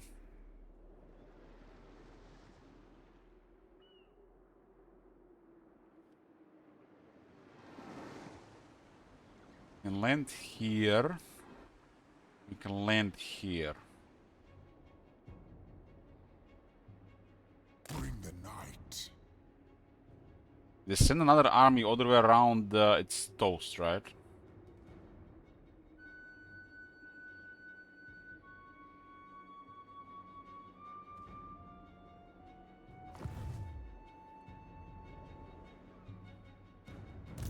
That Kevin guy is giving me a little hope here. I will not betray you. But we really need this to actually to do something.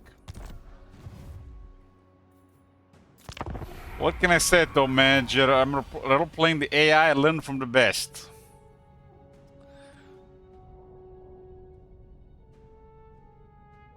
The AI will soon replace us all. We'll see who will be laughing then.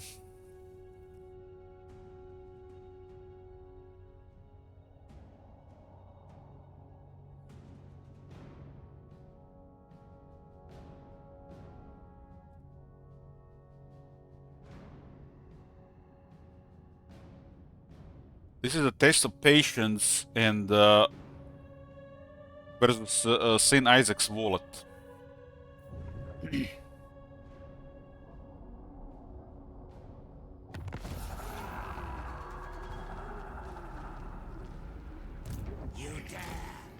They send another army here, so they're going around. Shit.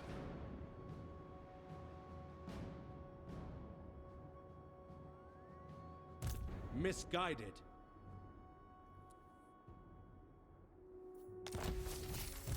Far beneath an archmage. Shit.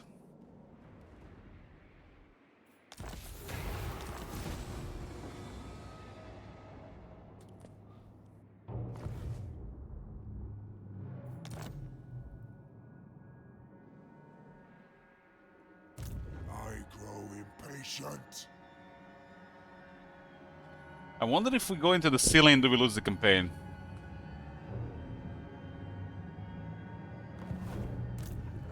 That'd be funny.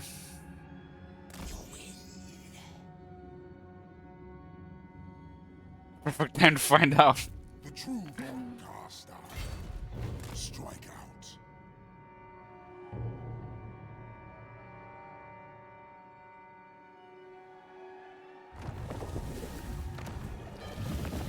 Oh, we didn't lose the campaign. Okay, see, I done something right.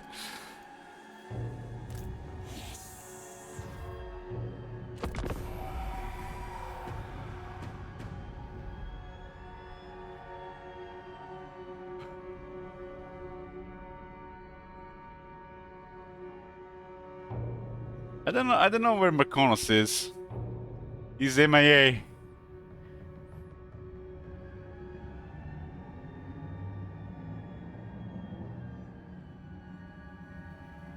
There surely ought to be some tiles in the carte.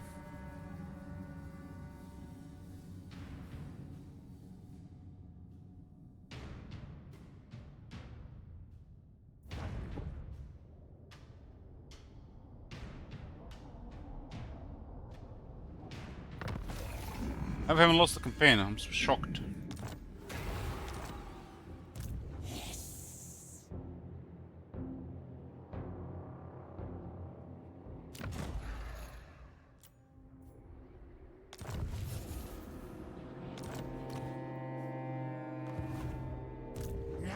I'm not gonna disband the other guy though. that's I disband this guy. I might get the feed screen. No, no, I'm not gonna test that one out.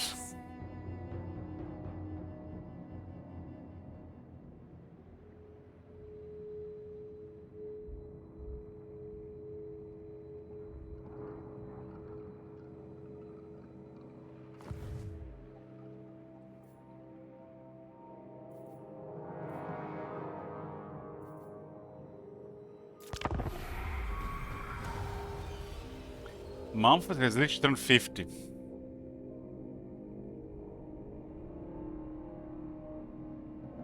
you believe, guys, we got turn 50 with this campaign after that start? Dodging all that shit in the Southlands. Has to mean something, surviving all that crap.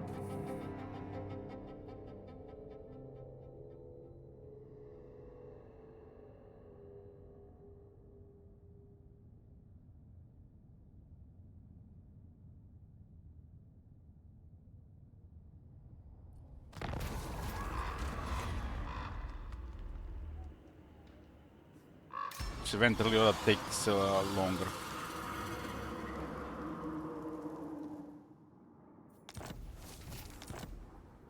What?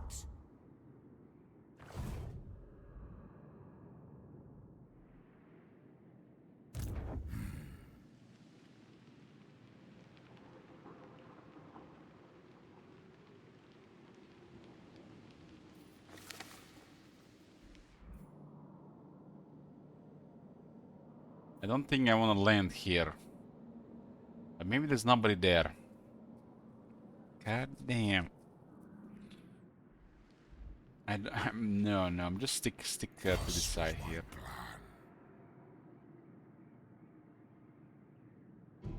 More sleep grows strong. Stay away from the ports. Pirate von Karsten.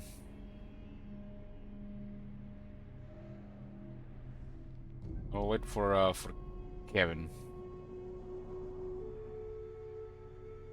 More mausoleums to defile.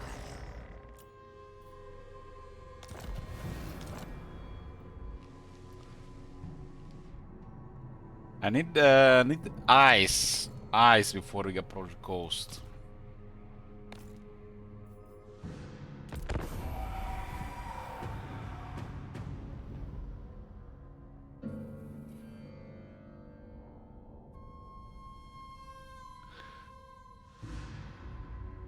This is the most interesting campaign we had in a while. I mean, you can pretty much cripple a campaign and leave it there, and go from there. It's still seems like hard to recover. But Saint Isaac wants to kill this one without leaving it where it is.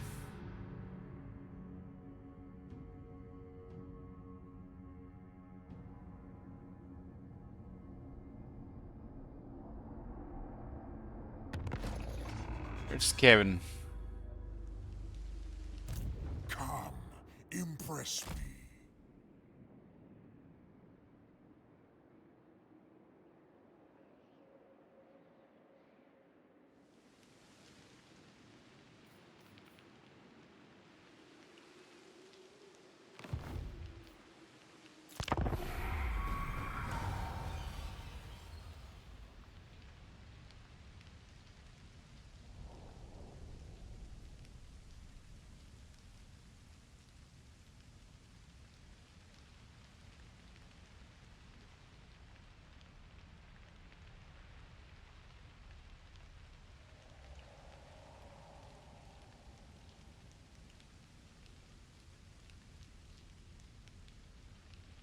This one is the most fucked up campaign we have. The rest of them, some of them have weird setups, but this one was really sabotaged.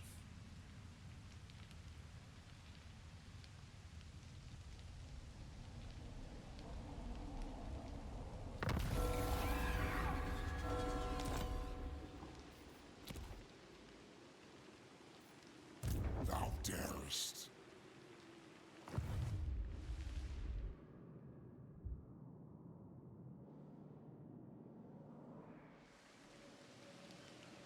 Thine right is mine.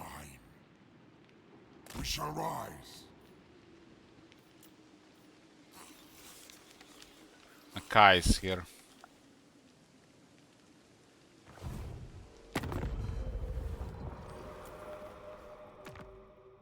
He's at war with Clan Ashen.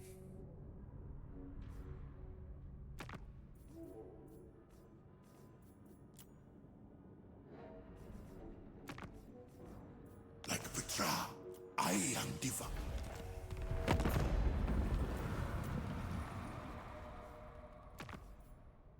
The Horned One seeks a treaty.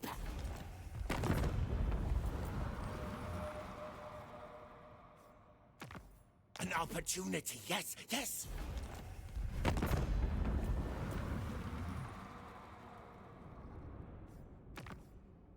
The guys that have attacked Torelos are interesting.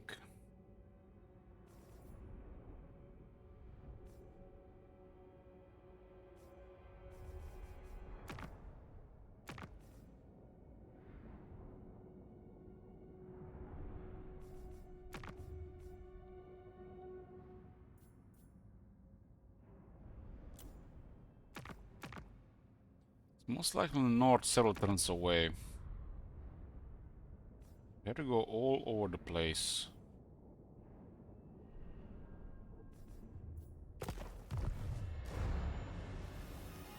The Pendle settlements will be easy to take at least, but what?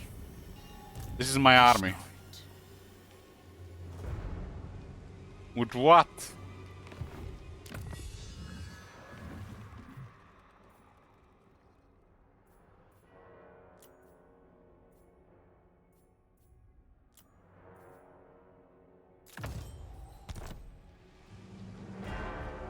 It is night.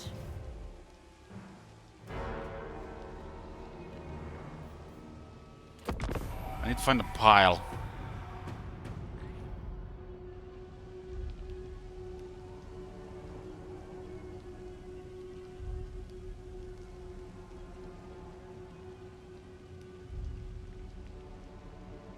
This pile will give me money.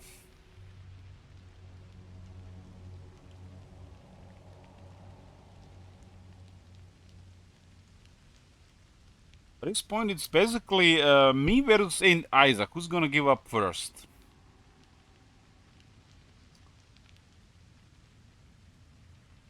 Nah, keeping this campaign top 4 is not horrible for me. It's mean one less in the goal if this one survives. Imagine this one ends on #1 spot. That would be a win-win. Oh man, why are the heroes not coming? Next turn. Follow me.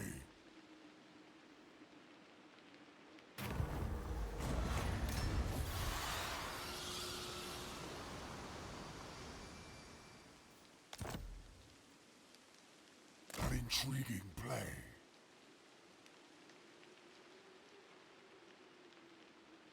Why did they not spawn next to Manfred? It's gonna be the next turn.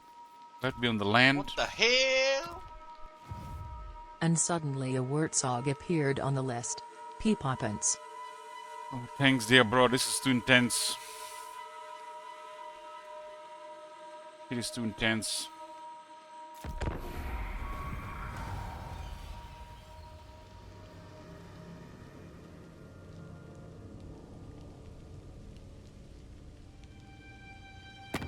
This is a little like waiting for the fog war to kill you. And pray to thine pitiful little gods that they ring true.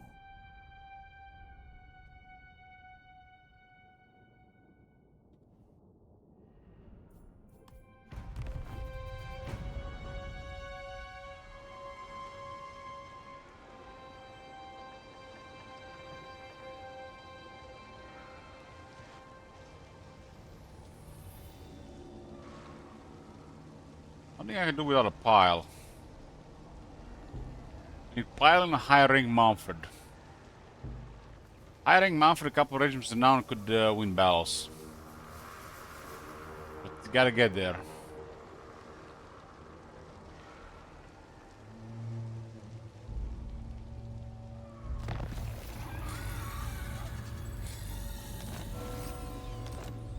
Switch to Wurzak.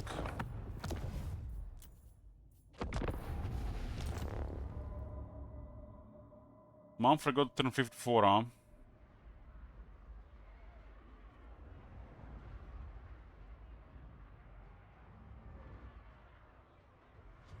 Does look like they don't want to go after us in the water for long.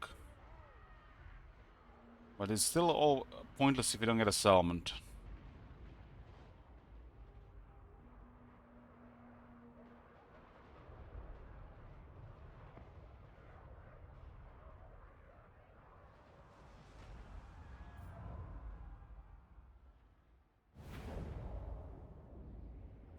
Got Manfred here.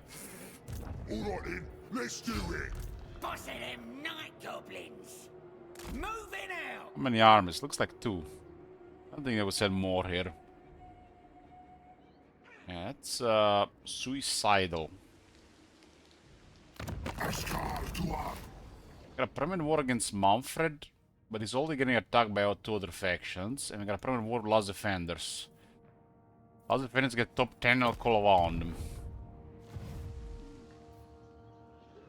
Let's take what should be ours.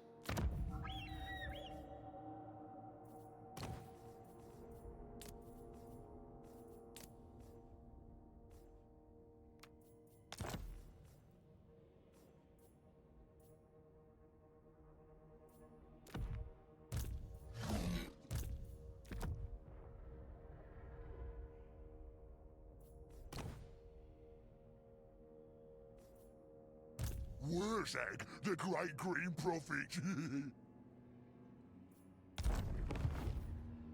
I has powers. Yeah, I should have went for the settlement here with a smaller army. I'm well nasty. I have seen the future. Night Gobbo War Boss. Scrap here.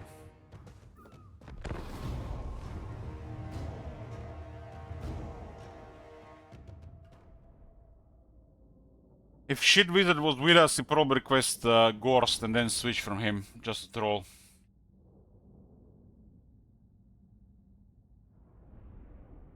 That was one of the reason why I've introduced the immunity to switch, because Shit Wizard requested Gorst and then immediately switched to another campaign.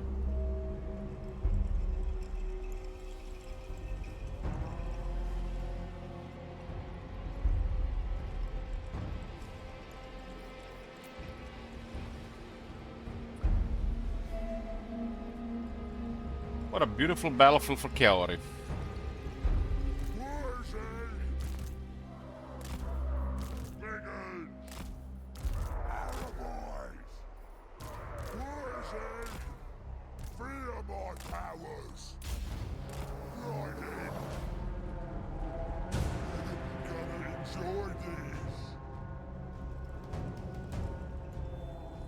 The 6 pigs are just too much for anything in the early game.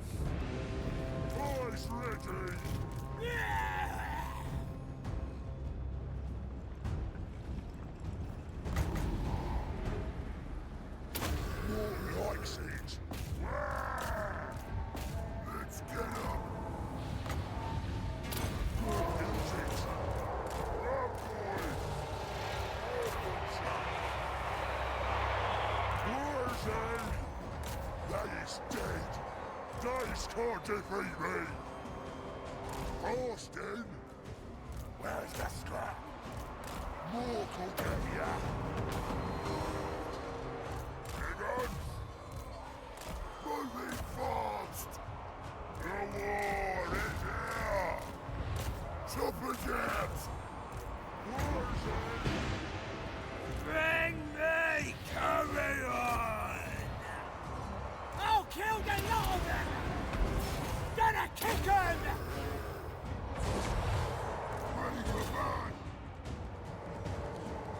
Poison! Gonna enjoy this. Let's fight! I think that food did more damage to our army than their entire army so far. Time for slaughtering! Poison! Take my great prophet! Whatever! Moving fast! We're the grain time!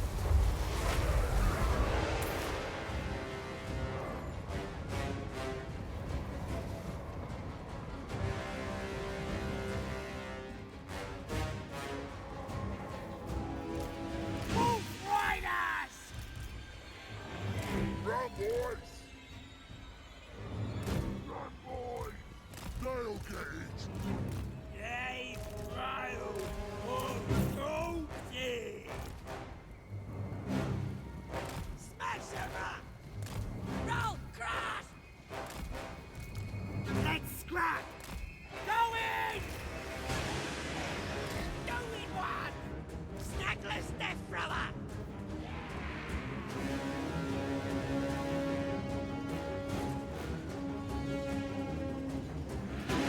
Wolf Riders! Wolf Riders!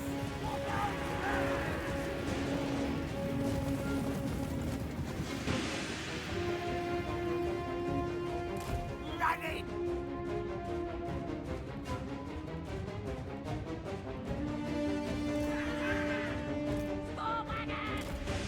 Moving fast! Bring the splatter! Running! What's wrong with these units these days? Why are they not firing? Give them a while to fire on. Moving fast! Wagon crash!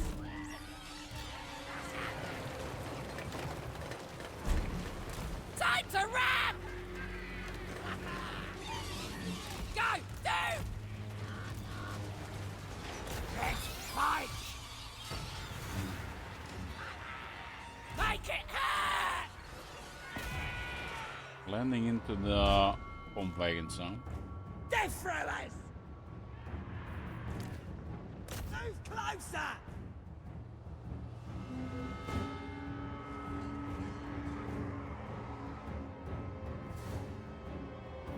Ready! Bigger! Moving fast!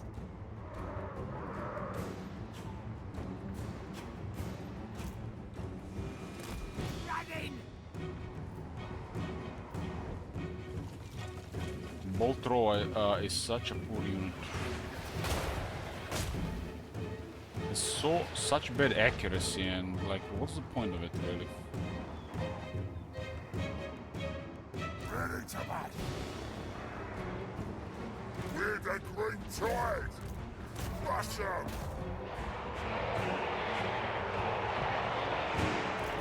Watch ya! Come on! The bar is here! I'll fight ya!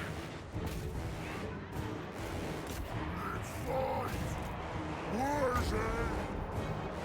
60! Get 'em! Where's the scrap? Shifting! Choppers out! Let's go! The war is here! Snackless death thrower! I don't remember that one. Poison! Suppose so. Yeah. Here we go!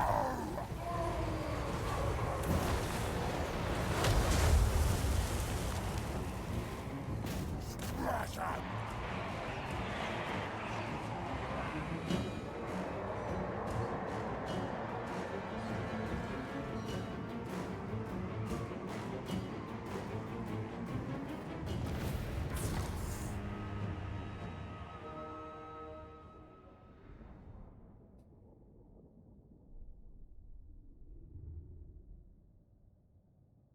Rank 7, we get one of the best battle skills in the game. The orcs have it. Armor, defense, ward save, but Flame technologies no longer have 15% speed and 8 attack.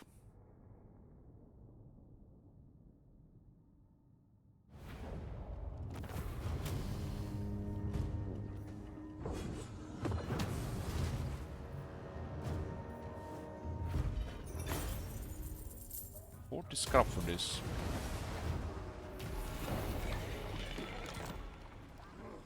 Let's take what should be ours. Let's make the food of Gork really cheap.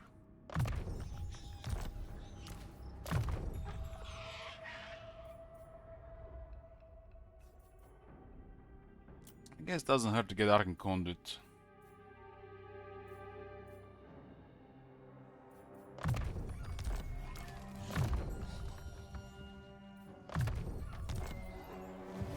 Boss of them night goblins! I veto this.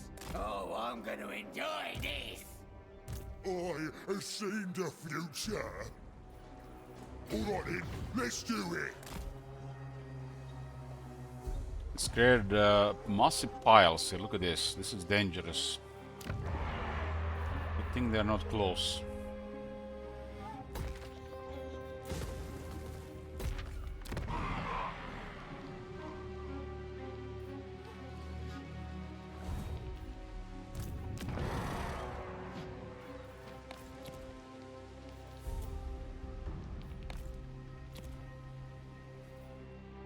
Wurzak, the great green prophet. I don't really like the idea of upgrading units with scrap, because it's so costly, and then they just get disbanded. That just hurt me inside, so I think we just say scrap for this entire campaign.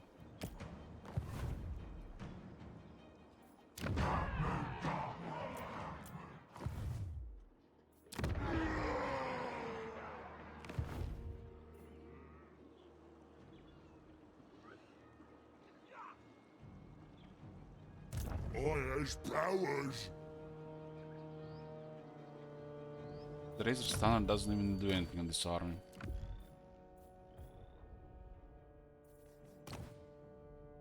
Bit for emergencies.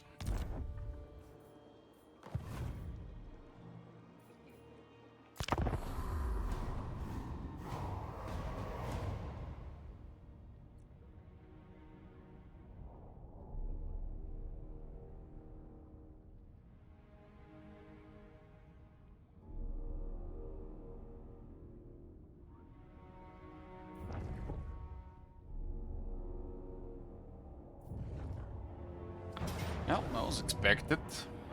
4 Wargeists, damn. That's something we can't handle here. This garrison is too small.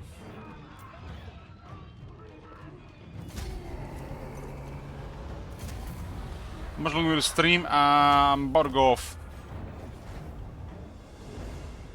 We'll start with Carl next time, but you could kill Mumford right after Carl, if you want. Carl will be the first thing we start next time.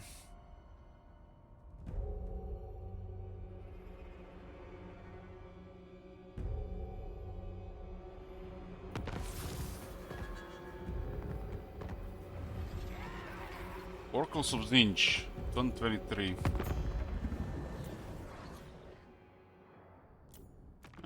Doesn't look so bad.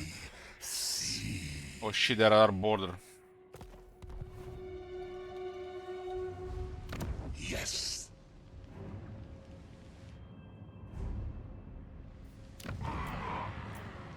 No. I is invincibles.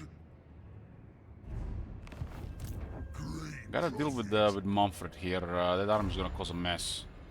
Get more likes it.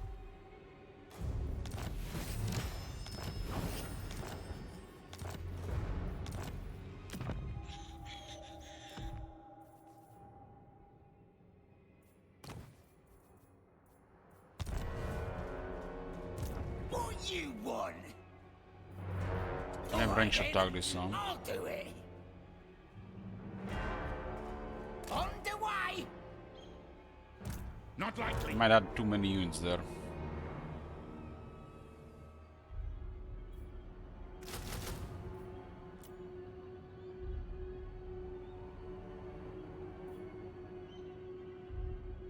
Should be enough in for the range.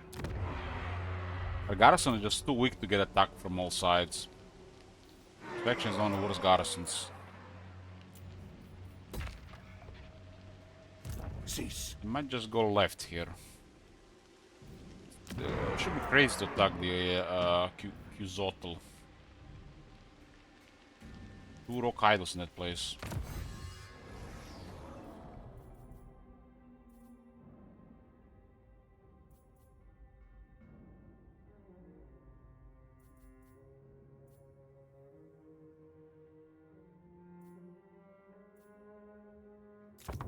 Gotta go all the way here and all the way here just to get in the middle. Yeah, really fucked up the tech, man. And all the stuffs on the way are worse than what it was before.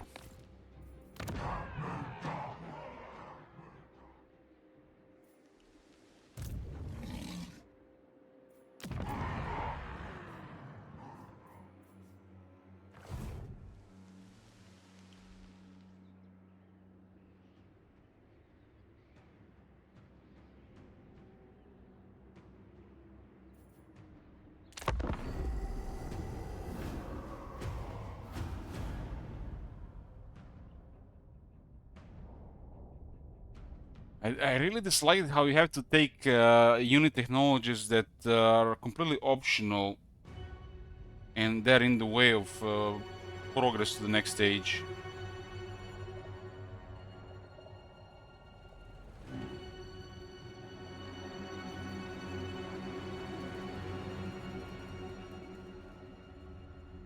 Oxen go after cow? Okay, Saint.